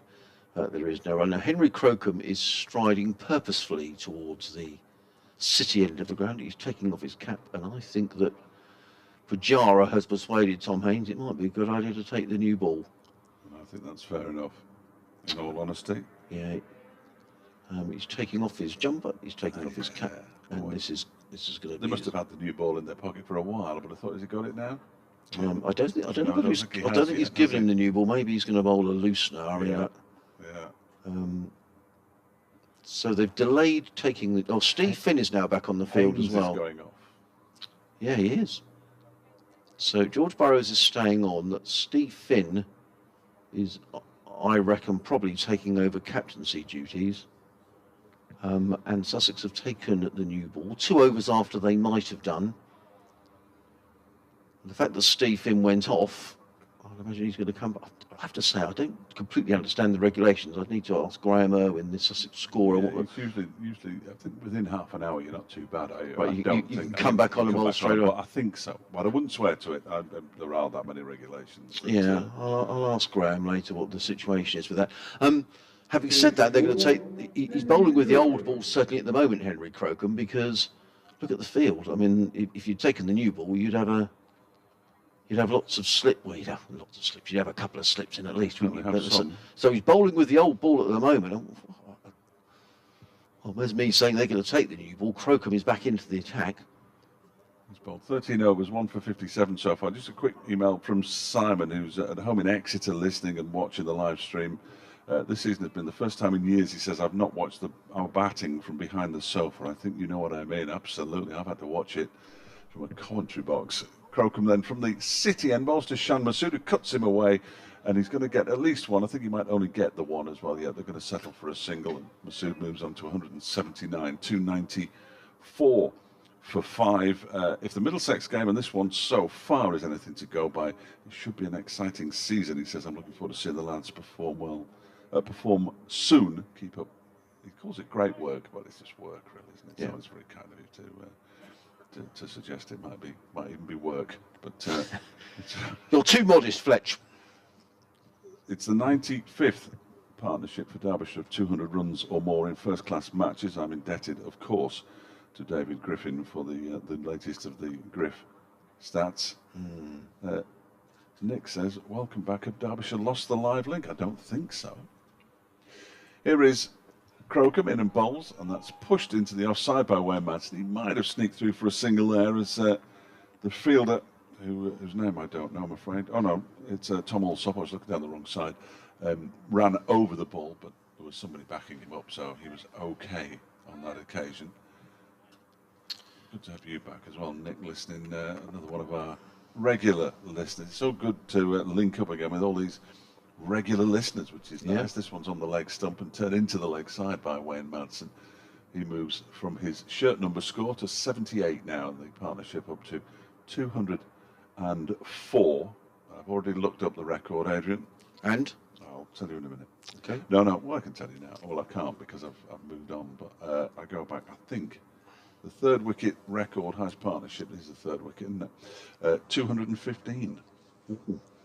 What year was that in? 1938. Right, okay. At Eastbourne. Oh, lovely. On Saffrons. Saffrons, yeah, absolutely. Yeah. Right, between Albert Alderman and Long Eaton Bourne, Les Townsend. Les, of course, they're both big figures in Derbyshire's history. That was not long after Derbyshire won the championship.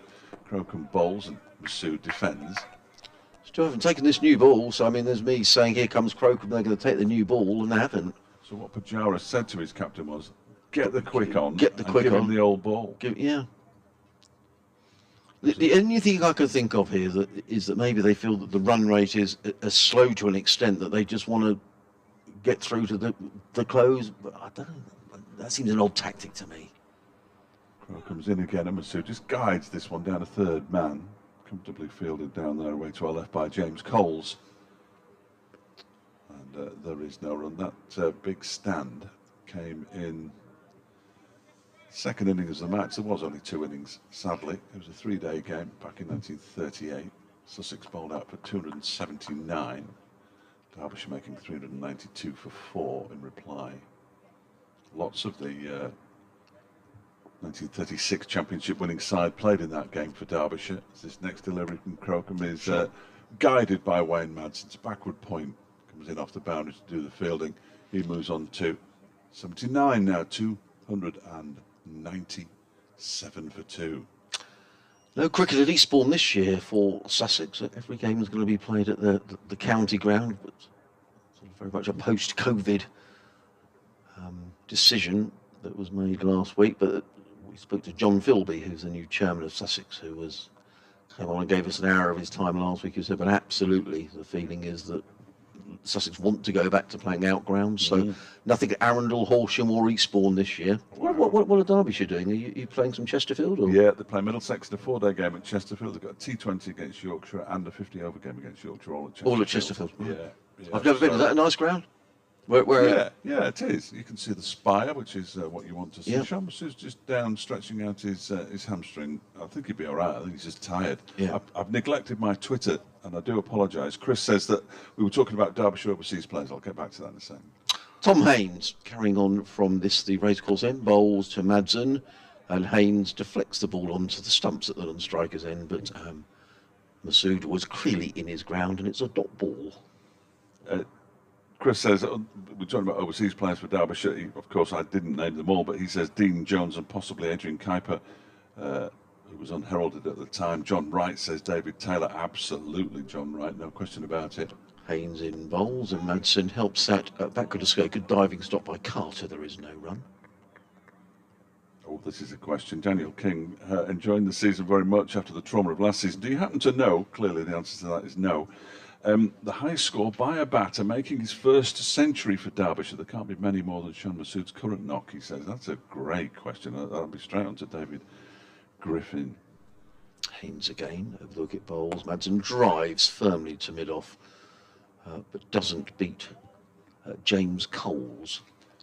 Tim Singleton's having a pop. Just check the scores, blimey. What is Fletch Sport going to find to moan about? I think you'll find, Tim, that I don't moan. I just tell you what's happening, and we haven't had much to cheer about in the last few years, so it's not necessarily moaning.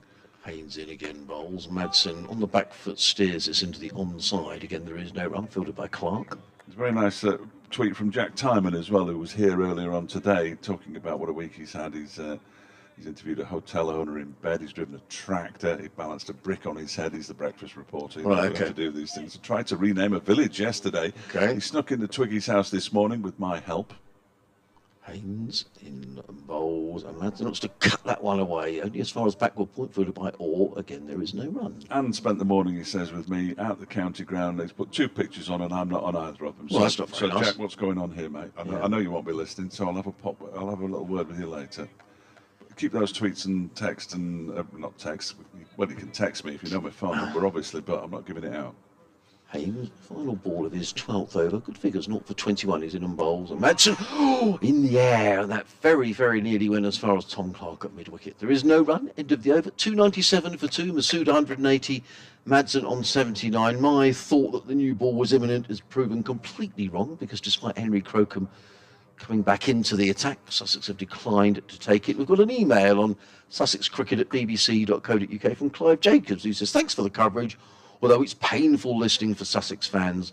It's unfortunate that Sussex have been deprived of so many bowling options. Injury, illness and centrally contracted players have restricted selections for this match, which may explain in part the slightly unbalanced look of this side. It looks like a good toss to have won, and the pitch seemed to be benign so far. The Sussex attackers tried, but seems to lack a cutting edge. But full credit to Derbyshire for cashing in. Well, I think all of that is true. I think they have cashed in. I think the Sussex attack has lacked a cutting edge. And it does look a good pitch. It does. There's not many have deviated, have there? There's been a couple of turned and a couple of either bounced a bit more than the batsmen were expecting, or just held a little bit. Yeah.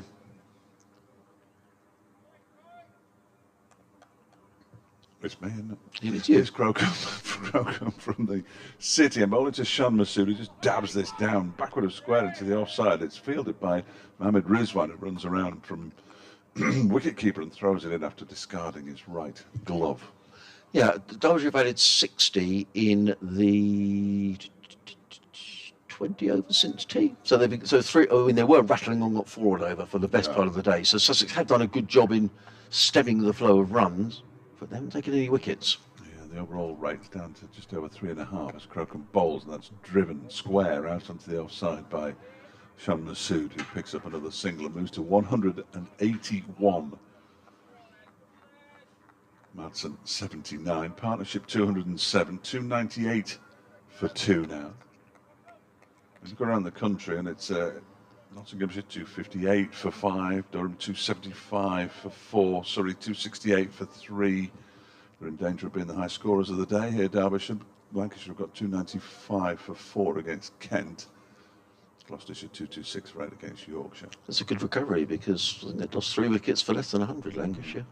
Crocombe's in again at bowls to Madsen, who defends. Madsen will clearly have his eyes on his first century of the season, and his second in succession against Sussex, having got one in the last game of last season. Down at home. That was his first of last season. Just thinking about the Sussex tactics here, Dave. Yes, they've slowed the scoring rate, so that's good. You'd think if they're going to take the new ball, they'd want Steve Finn to take it. Some weight, and this next delivery is driven to the man at a very straight mid-on, who of course is Pujara, because the ball has gone to him pretty much 50% of the time today. Yeah. And Steve Finn, so you have to assume Sussex are going to keep bowling with this ball, and maybe they just feel because they're slightly putting the brakes on this innings that they're happy for Derbyshire to make a mistake. Don't know. Yeah, potentially. 298 for 2. Madsen pushes this into the onside. Pujara fields, of course he does. And there is no run. So you could say it's a tactic of sorts, isn't it? I mean, or do they wait till 10 overs from the close and then have 10 overs with Finn really steaming in with the new ball? He's certainly out there at the moment. I can think of no place I'd rather be today, but I've just seen that the Bahamas are touring the Cayman Islands. Crocombe bowls, and that one is pushed out into the offside. That's not a bad tour, to be honest, is it? I'll tell you, that's a great tour, isn't that's not a bad tour. I'm playing a T20 in Georgetown this evening. Very nice too. Yeah, end of the over. 298 for 2. I start to drift at this time of the day, Adrian. No matter how many commentators we got, I always start to drift. 298 for 2. Masood 181. So just 18 runs shy of his high score in first-class cricket. Madsen 79. Partnership 207 now. Edging closer to that 215 between Alderman and Townsend back in 1938. Steve Oxford's been in touch. Hello, Steve. He says, reference the new ball. He says, maybe looking at a short burst tonight and another tomorrow morning with the new ball. Just a thought, says Steve. I think, what we were saying there, I just wonder whether Sussex might do that. 11 overs remaining in the day. I would have just thought, I mean, he's been out there a long time. He's been there since the beginning. As Shan Mahmood, yes, okay, sometimes you can get away with the new ball, but maybe he's tired. Just give him something else to think about. But at the minute, Tom Haynes is going to carry on. Now, Tom Haynes has been very economic. 12 overs, 12 overs, 2 mains, 0 for 21. So he's going at less than 2 and over. So the Sussex skipper will be pleased. Gave us a little wave a little earlier on when he was. I saw that. Did he? Yeah, a little wave to the commentary box. Yeah. In comes Tom Haynes, round the wicket bowls, clipped away by Masood. to deep mid-wicket fielded by Alistair Orr. He's a big Tottenham Hotspur fan, is Tom Haynes. Oh dear. So, yeah, I know he can't help that. No. But he'll be pleased with the way they're going at the minute. Perhaps not so pleased with this situation. 2-9-8 for 2. 10 overs remaining after this. Backward point, short extra cover mid-off, sweep on the cover boundary on the offside as in comes Haynes and bowls. And it's interesting, isn't it? We're talking about the ball being softer because that's played out into the covers. It just made sort of like a slightly woody sound off the bat, didn't it? As if it's a little more hard work for the batsman. There's a mid-on, a mid-wicket, a square leg, and a long leg on the leg side. I think that's the fear, isn't it? They fear that if, yes, Masuda's been out there a long time, but if they bring a shiny new hard ball. Haynes in again bowls, and straight down the ground from Madsen to mid-on, fielded by Finn, and there is no run. That it might just disappear to all parts, and then the game, which is it's not beyond them at this stage if they can suddenly find a spark to get some wickets. But look at Stephen Finn showing the ball to Tom Haynes, and they're both having a laugh about it. Well, Tom Haynes can't stop laughing at the minute. I don't know quite what's happening, but anyway, he's not letting the situation get the better of him. In comes Haynes bowls, and Madsen plays that into the offside, fielded by Bajara, and there is no. I can only think that because of the fact the scoring rate has slowed considerably, that Sussex think, well, let's carry on with what we're doing. It's become very attritional now, isn't it? Yeah. Very attritional, which is. I mean, Sussex have got to do something. They've got to try things. Yeah. And at least he's trying something here. Haynes in again bowls, and Madsen clips this one to backward square leg, fielded there by the very alert Ollie Carter, who would normally be keeping wicket, but not today because Mohammed Rizwan has got the gloves and he's taken a couple of catches. Both of them down the leg side. But a chatter out there from the Sussex lads now, who are perhaps feeling that these two might be feeling they're getting a bit bogged down. Steve Finn is still smiling broadly, looking at Tom Haynes. He runs in again and bowls, and Madsen plays out into the offside. It's another maiden over from Tom Haynes, who's now bowled 13 overs. Was that a maiden as well? No, I didn't no, know. it was one. First ball, wasn't it? 13 overs, Yeah. 2 maidens, 0 for 22 from the Sussex skipper. Rizwan and Finn with a bit of a 5 high, so I don't know whether there's a plan that Sussex feel is going rather well at the minute. Either way, the Derbyshire batsmen look largely unbothered. And maybe they'll be quite happy just to get through to the close with, right, the new ball might be due tomorrow morning or available tomorrow. But these two are just going quietly about their business. I probably ought to go in a couple of minutes' time. Oh yeah. Give an update. I don't know who's due in on our. You could send Lauren in. Lauren? Whoever comes in. Okay. Finn Hudson Prentice is listening. Is he? Yes, he is. Crocombe begins a new over from the City, and that one's clipped into the leg side by Shan Masuda. The 300 is up for Derbyshire. I haven't said that too many times in the last 6 years, but the 300 is up for Derbyshire. Remarkable. Masuda's moved on to 183. Madsen has 79. Partnership 209. Wonderful now. partnership, yeah. Well, hello to Finn, but I'm going to have to go and do my update to the listeners on BBC Radio He's Sussex. a good man, and he is sadly missed here today. Adam New says a refreshing change to be optimistic about Derbyshire cricket. He knew Shan Masood was a good player, but he's surpassing all expectations. He says an enjoyable summer ahead.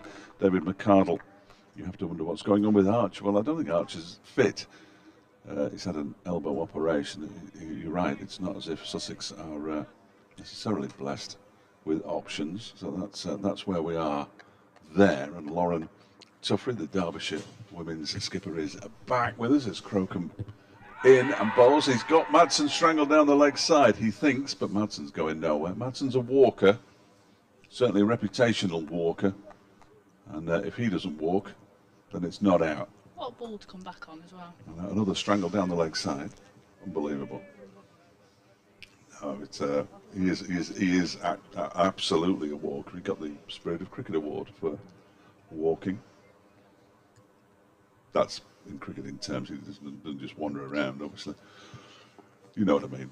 You're all cricket fans. 300 for 2. Crocombe in his 16th over. Ball still with the old ball, remarkably. And Madsen defends. You'd have taken the new ball, wouldn't you? No, I've not played a game like this before. Well, neither have I. Neither have I. It just seems. I mean, the Really? only thing we can think of that the reason that they wouldn't take the new ball is that with it being harder, it might disappear more quickly. Stephen Finn's warming up now, so perhaps they're going to take it when he comes on. Seems a bit bizarre to me, though. Crocombe bowls to Manson, who drives.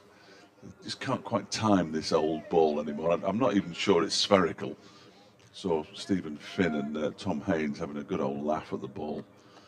Well, I think they need to do something to break this, and I said it last time when I was on, but it's a partnership of 209 now. And they've looked nice and set the whole time. Yeah, there have been very few false shots, have there? Very few false shots. Madsen just dabs it out into the offside. Now he set off for a single, and Shan Masood had absolutely no intention of running there, and he's sent him back, and everything's worked out just fine in the end. The 95th partnership of 200 or more for Derbyshire in their history between Wayne Madsen and Shan Masood. I didn't see what the 300 came up, and that doesn't really matter. And the record for this partnership, the third wicket against Sussex, is 215, set back in 1938. We're about to see some history made with a bit of luck. Well, it's not many times you can say 300 for two. But I can't remember ever saying it, if I'm entirely honest with you. I've only been here since 2016, though, so I mean, it probably happened in the glory days. That team in 38, incidentally, is Haynes begins a new over from the racecourse, sent bowling to Masood, who pushes it up to mid-on where it's fielded by James Coles. That team in 1938 had an awful lot of the players who won the championship in 1936, Derbyshire's only championship triumph. It was between Albert Alderman and Les Townsend. One born in Allenton, the other born in Long Eaton. They didn't travel long distances to play for Derbyshire in those days like Shan Masood has. And goes Hayne again. It's pushed back to him by Shan Masood, and there's no run. I do have an update coming up shortly. I'll tell you when I'm doing it, but I can do it on the stream as well. You'll forgive me, I'm sure. It's basically be a nice little wrap of what's happened so far in the day's play. Haynes is in again, and that's driven this time to Stephen Finn, who's at a wide mid-off. And they're sort of sucking the life out of the game at the moment, Sussex, aren't they? We're all enjoying ourselves. Runs were flowing, and then all of a sudden they've actually got some control over the run rate, which has dropped below 3.5 for about the first time all day. But still no wickets. But still can't get a third wicket. Haynes bowls, Masood pushes it to Pujara, of course he does. There's Pujara. 50% of the balls fielded today have been fielded by Jiteshwar Pujara. I've already been told we're speaking to Shan Masood this evening. I don't think that's a major surprise, in all honesty. I did say to him when we were talking to him after his 91 at Lord's, we finished the interview and he answered a couple more questions for a couple more people. I just went and thanked him and said, I think we'll be speaking to you quite a lot this season, Shan, because we speak to the person as he gets an inside edge onto that one, into the leg side. Pujara does the fielding, and there's no run. We always tend to speak to the person who's done best in a day. After day one at Lord's, and this is how ridiculous it all sounds now, we spoke to Mickey Arthur because nobody had done particularly well. I think had a 300 for 4 or 5 at the close, Middlesex. They had a really good day. Whereas this next delivery from Haynes is driven into the offside. That's a nice stop by the man fielding it. It's a sort of cover, but it's not quite cover, but he's in that vicinity. It's nice to see they've brought the field in a bit more than they had earlier. I know what I said, they were just sort of giving them the singles, whereas now they seem to have brought this field in and drying it up a little bit. Again, it's that they had to do something, didn't they? They couldn't just let it carry on drifting like it was, otherwise Derbyshire has probably got to 500 by the close. As it is, what, with 8 overs, I think, left in the day's play. Yeah, we've had 88. But they had to do something. My update's coming in around about 3 minutes. I will let you know. That's Lauren I'm going to let know, not the listeners. There's really no consequence to them. Here is Crocombe again from the City and bowls to Wayne Madsen, who defends it back to him. He tries to do some football. I should stick to cricket. He tries to kick it up, does Henry. Misses it A completely. lot of cricketers like themselves as footballers Oh, now, God, don't they they? just... You know, the Sort of really kick good... on. Do Derbyshire's women warm up with a football? Do they ever No. kick a ball around? No, You good. don't want to watch us play football. No, I do. I do.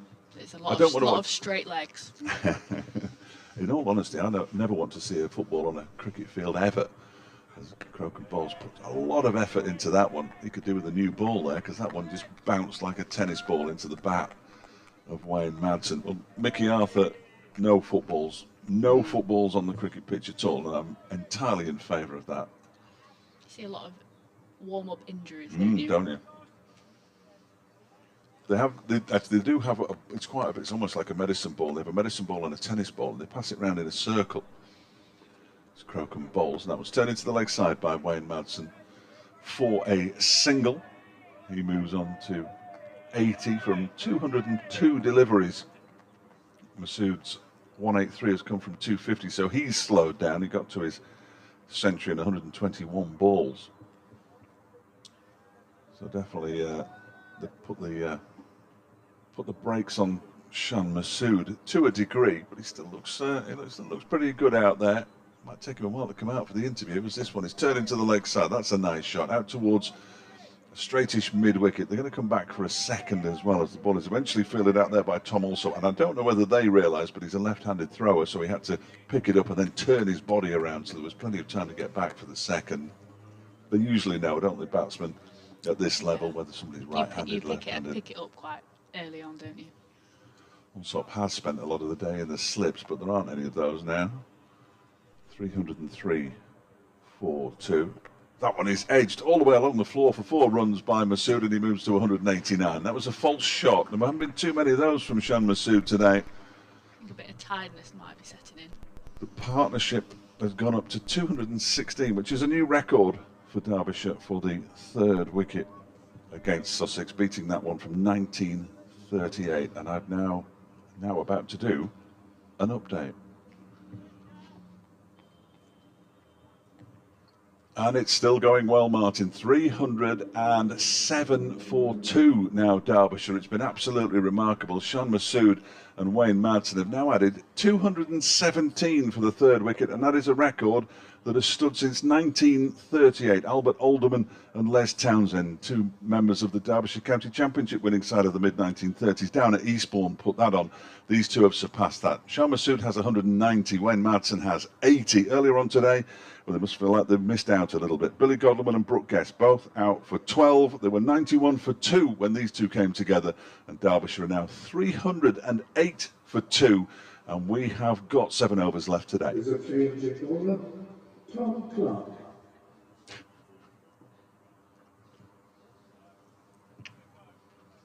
Now, do you want to? There's only 7 overs to go. I'm going to stay on. Do you mind? Good man. I'm going to stay on. I don't care. 7 overs to go with what? 20. We're finishing very close to 6 o'clock. This is almost unheard of. Unheard of. Change of bowling, as you might have heard John Brown say in the background, with his exceptionally loud public address system. So a new record. Has Griff tweeted about it yet? I'd be surprised if he hadn't. And ladies and gentlemen, David Griffin has tweeted. New over starts, Clark bowling, and that's played into the ground and bounces up and into the offside. So yeah, record breakers. The partnership between Shan Masood and Wayne Madsen is a record for the 3rd wicket, blah, blah, Alderman and Townsend, 1938. All the information was already garnered before Griff even tweeted. And How long did he have that ready to go out for, do you reckon? probably as long as I had it on my computer screen when I looked it up about half an hour ago. That's cut beautifully out to the point boundary by Masood off the bowling of Clark. He moves now to 191. The one thing I want to see is Shan Masood get to 200 before the close of play. That would be good, wouldn't it? 200 runs in a day, batted through. Thanks very much for coming, Shan. You must be pleased with that. It's an easy opening question. Now, the opening question is, I spoke to you at Lord's last week when you were out for 91. This must feel a lot better. As Clark is in, it'll feel better no matter what, as Wayne Madsen pushes that delivery into the onside. And there is no run. Tom Clark is currently in only his 9th over. He's already gone for 30. 3.4, just shy of 3.5 runs and over throughout the course of the day. But in the last 5 overs, it's dropped down to 2.2, which shows you how Sussex are just putting the brakes on. And Clark sets off again, and Madsen defensively drives it back to the bowler, who tosses the ball away. He tosses it to Tom Haynes, the skipper. I don't think it's still not the new ball, is it? No, I've not seen them I've take not seen it. them take it at all. I mean, it's remarkable that he's even bothering to polish this rag of a ball that is now almost 90 overs old. He polished it and Clark almost dropped it. Clark past the umpire, and Madsen goes back into his crease and just dabs that square on the offside for another comfortable single. He'll move to 81. Masood 191. Derbyshire 310 for 2. By my calculations, I'll get my list out again. How many more have we got to cross off? 2. No, 3. They had a 390 against Leicestershire. There was a 465 against Sussex in the last game of the season. As Clark is in, and that's driven out towards the covers. Straight to the field of Tom Alsop. There was also a 340, and I cannot for the life of me remember who that was against. But as I said earlier, the average first innings score in 2021 was 229. So we're seeing improvements. We're seeing massive improvements from this Derbyshire side, and very welcome those improvements are too. Somebody said, what am I going to make? There is David McCardle on Twitter. I think it was David. I apologise if it wasn't. What's Dave Fletcher? Oh, it was Tim Singleton. What's Dave Fletcher going to moan about now? And I've got a certain reputation, but I didn't regard it as moaning. It was just explaining what was going on, and it was so poor. It's not my place to excuse a poor. You can only cover it up so much. Well, you can only say what you see. That's the old catchphrase. Crocombe in and bowls to Martin, who pushes it out into the offside. Immediately shouts no. Masood turns and goes back. Just 6 overs left today now. I don't think they're going to take the. They're not going to take the new ball at all, are they? Here. You'd have thought they'd taken it by now. Yeah, If they were going to. yeah, I think so. It's slightly baffling. There's a question from Adrian's got plenty of questions to ask whoever the Sussex put up. I won't be surprised to see their coach turn up for this one. That one's defended by Madsen into the onside. I don't really need to tell you that it was Pujara who did the fielding. It's just every single time I look up, he seems to have the ball in his hands. He's having a conversation with Tom Haynes now. They had a conversation earlier and they brought Crocombe back on, and we thought they were going to take the new ball, but they just brought Crocombe back on and let him bowl with the old ball.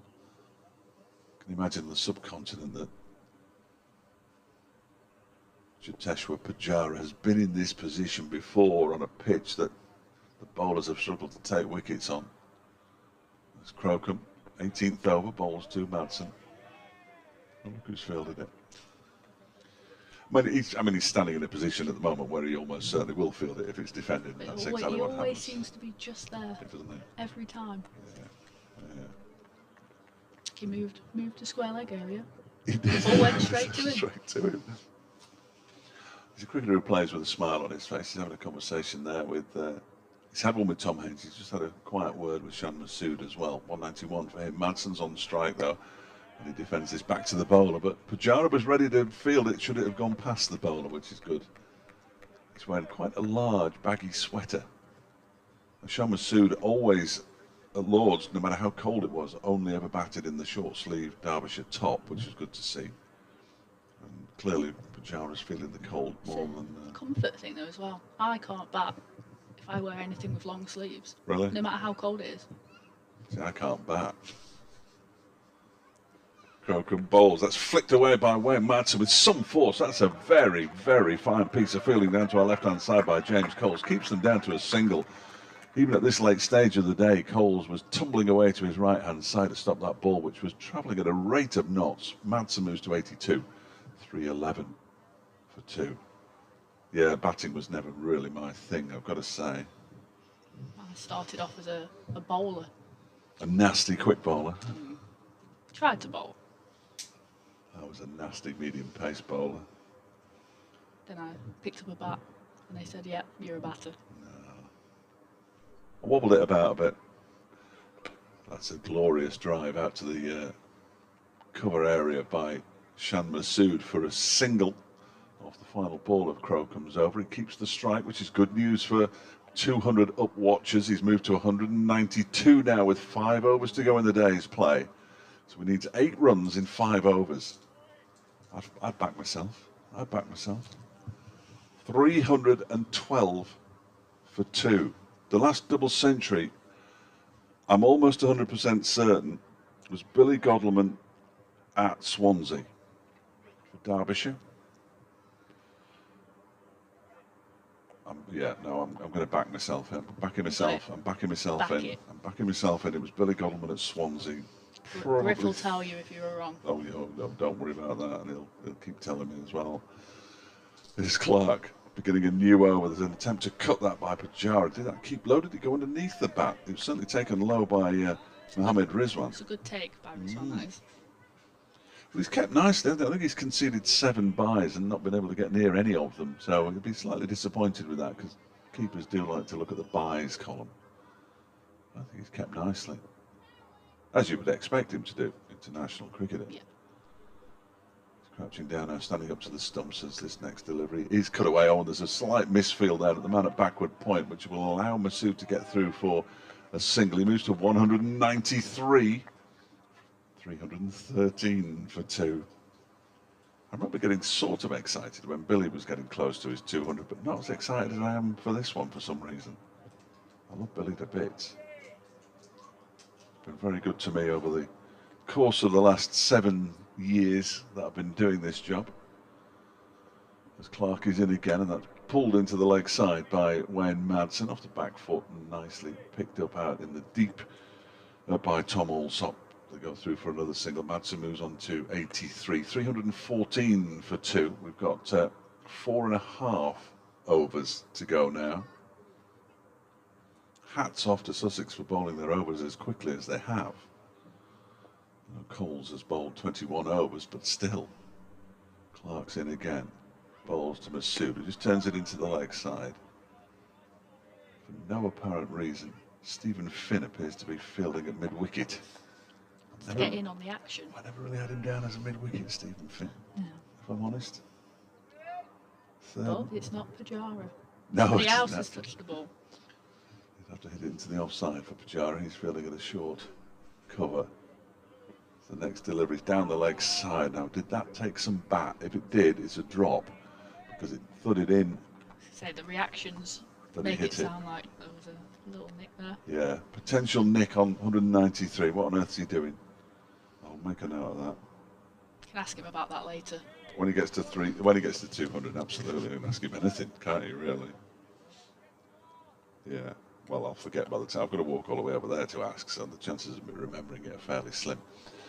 This next delivery is clipped away down the leg side, down towards fine leg. There is a man there in front of the members' pavilion, so he'll just get a single. But the good news is that was the last ball of the over, and he's kept the strike, and he's one blow, although nobody's hit a 6 yet today, away from 200. He's 194 not out, Shan Masood. Wayne Madsen's 83. The partnership is 224, and it's a lot of numbers, and some of them are very big. 315 for 2. Oh, excellent. Well, yeah, absolutely. Lauren is going to dip out. Thank you very much for coming today, Lauren. Thank you for having me. No, anytime. Absolutely anytime. Lauren Tuffrey from Derbyshire women's team. She's the captain. And she's also from the foundation and she does coaching. But she's pretty much Derbyshire encapsulated, I think it's fair to say. But welcome back, James Carr. How are you, James? Yeah, very good. What a day's cricket. Really enjoyed watching this batsmanship. Incredible partnership. 224 now. Brilliant. I'm just waiting for the big 200, and then I can go to bed and sleep well. Come back tomorrow. One thing I must say on Lauren, she's the one that got away as far as I'm concerned. Really? She's a Doncaster lass originally, and should be involved in the Northern Diamond setup.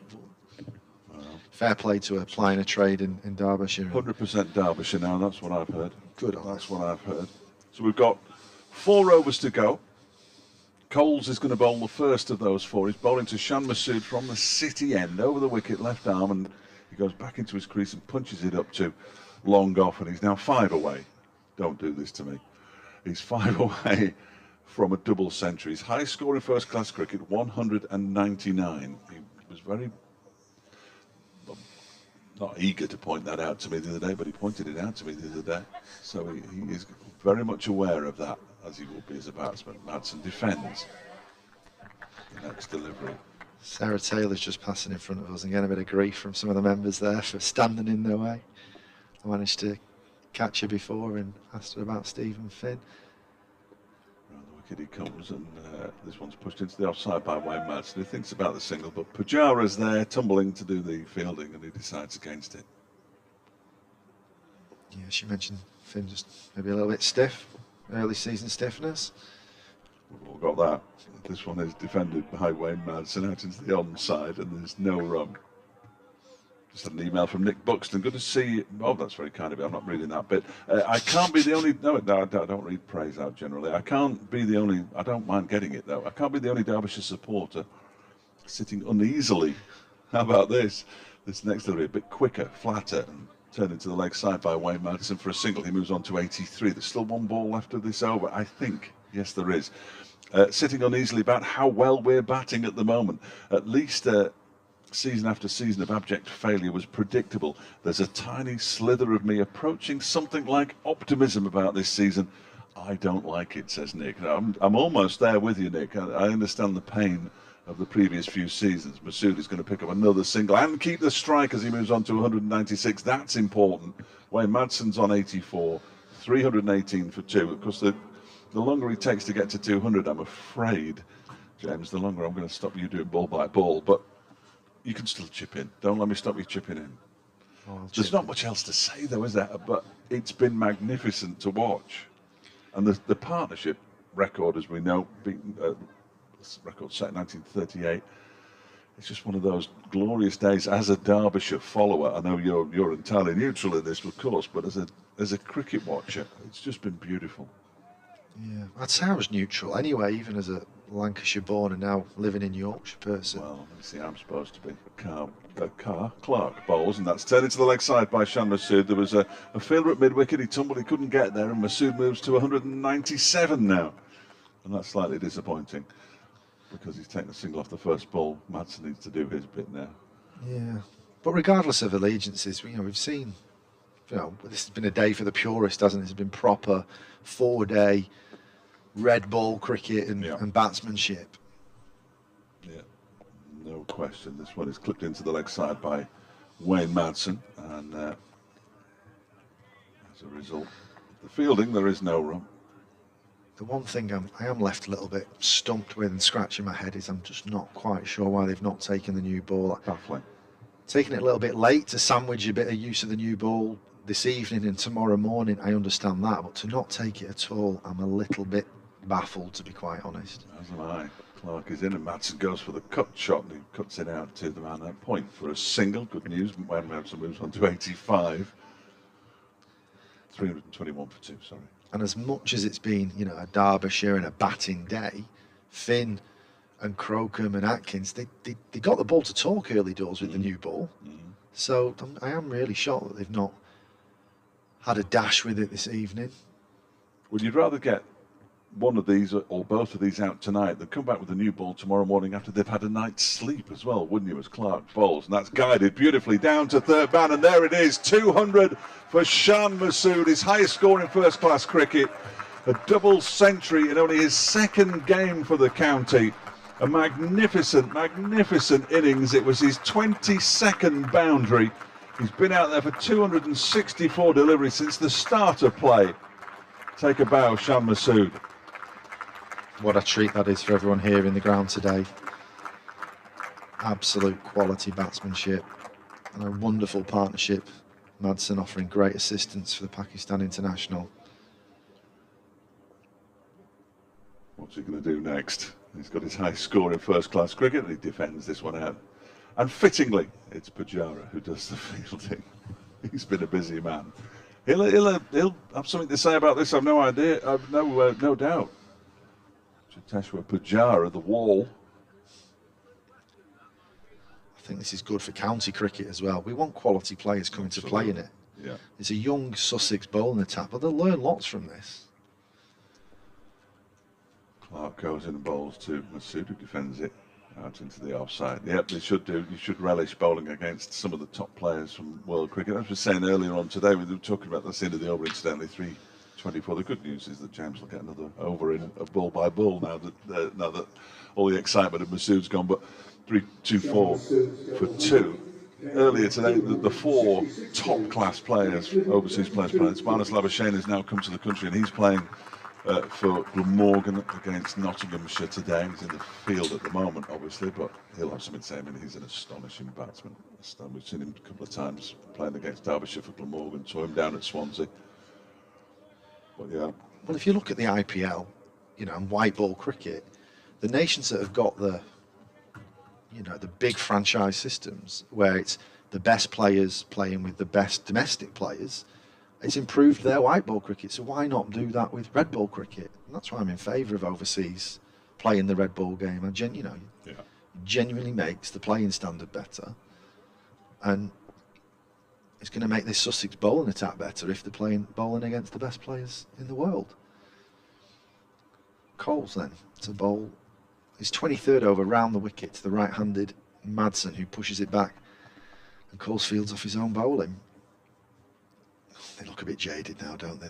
They're ready to get off. I think they are. I've been impressed with Coles, though. As he comes in again, round the wicket to Madsen. And the same result again, patted back. Very much batting for stumps, I think, Madsen now. Well, there's a century in it for him now, isn't there? His first of the season, got a 50 in the second innings at Lord's. Indeed. Once again, Coles round the wicket to the right-handed Madsen. Here he comes. This time worked into the leg side. Stephen Finn's going to let that go, and the deep fielder will come in and meet him halfway. You know, what's impressed me, about Coles as well is we've got to produce spinners in this country, and sometimes on day one you've got to do a defensive job. And to be fair to him, his economy rate's not been bad. He's not been taken apart. It's just a shame the seamers really haven't been able to rotate at the other end. Coles once again, this time over the wicket to left-handed Masood, who pats that forward, and Steve Finn stoops down from 8'7" to collect that one. I think you'll enjoy watching Alex Thompson when he eventually bowls tomorrow. It's an orthodox offie.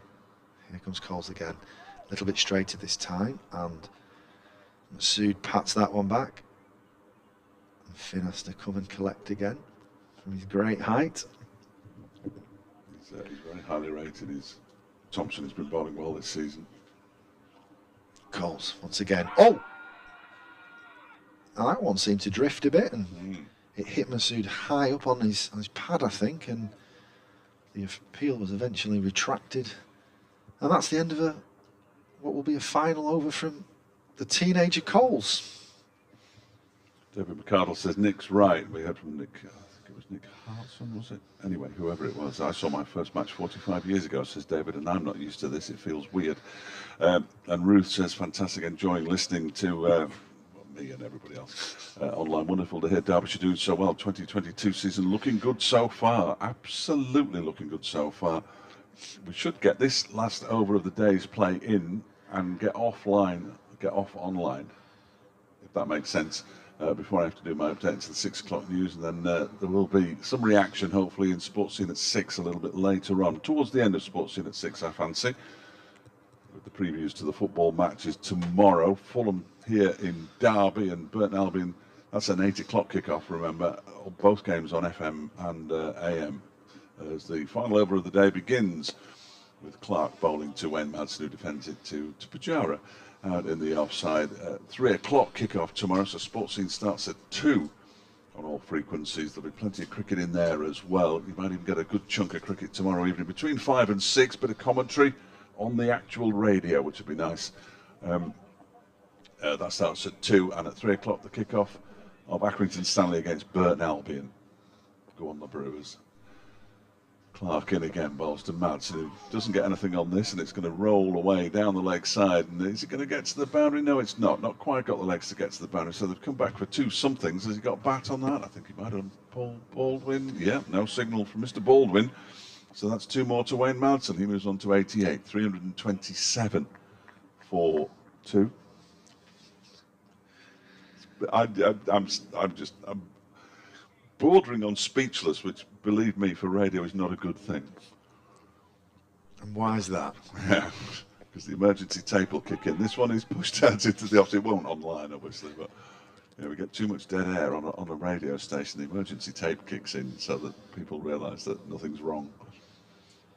We've had a few big gaps over the years, but I'm rarely speechless, I think it's fair to say. So we've got 3 deliveries to go, potentially. Hopefully, from a Derbyshire point of view. Yes, quite. That's another regulation of change. I would make the new batsman come out. But there we go. Madsen, 88 not out. Clark bowls to him, he defends. And well, you know the rest. Pujara does the fielding. Of course he does. His heat map today. Sensational, isn't it? Oh. It's just followed him round. Back to football analogies, though, isn't it? Yeah. Yeah. Heat maps, where was he in the pitch and all that kind of stuff. Wherever he was in the pitch, that's where the ball was heading. Yeah. So it seems, certainly. But the scorecard doesn't read Court Pujara today. No. I'm not saying he's been badly done to, but he doesn't deserve this, really. 2 balls to go then. Clark on his way in. It's his 12th over. Bowls to Madsen, who defends it out. I'm not even going to say it this time. But he's there again. He's the India Test cricketer. May well play the one-off Test against India in the summer. That's England against India, obviously not Derbyshire. India are here in a T20 at the end of July, I think it is. Friday night. It's going to be fantastic. They're warming up with 2 matches, one here and one at Northampton, for a little series against England. Last ball of the day then. Madsen pushes it out into the offside. And that, ladies and gentlemen, is that. 327 for 2 at the close. Shan Masood, a magnificent 201 from 271 balls. Madsen has got 88 from 226. The partnership is currently worth 236. And we, because I've got to do an update fairly soon, we'll be back tomorrow at 11 o'clock. My thanks to Lauren Tuffrey, to James Carr, and to Adrian Harms, who's next door ready to do his update. We will see you in the morning.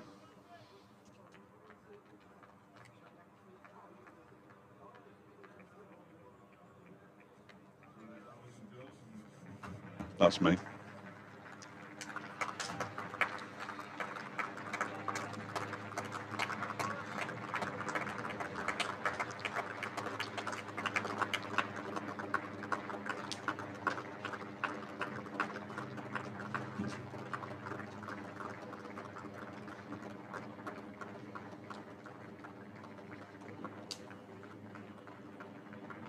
Derbyshire County Cricket Club would like to thank all spectators for visiting the Incora County Ground today, and we'd like to remind you that this game resumes tomorrow at 11 o'clock.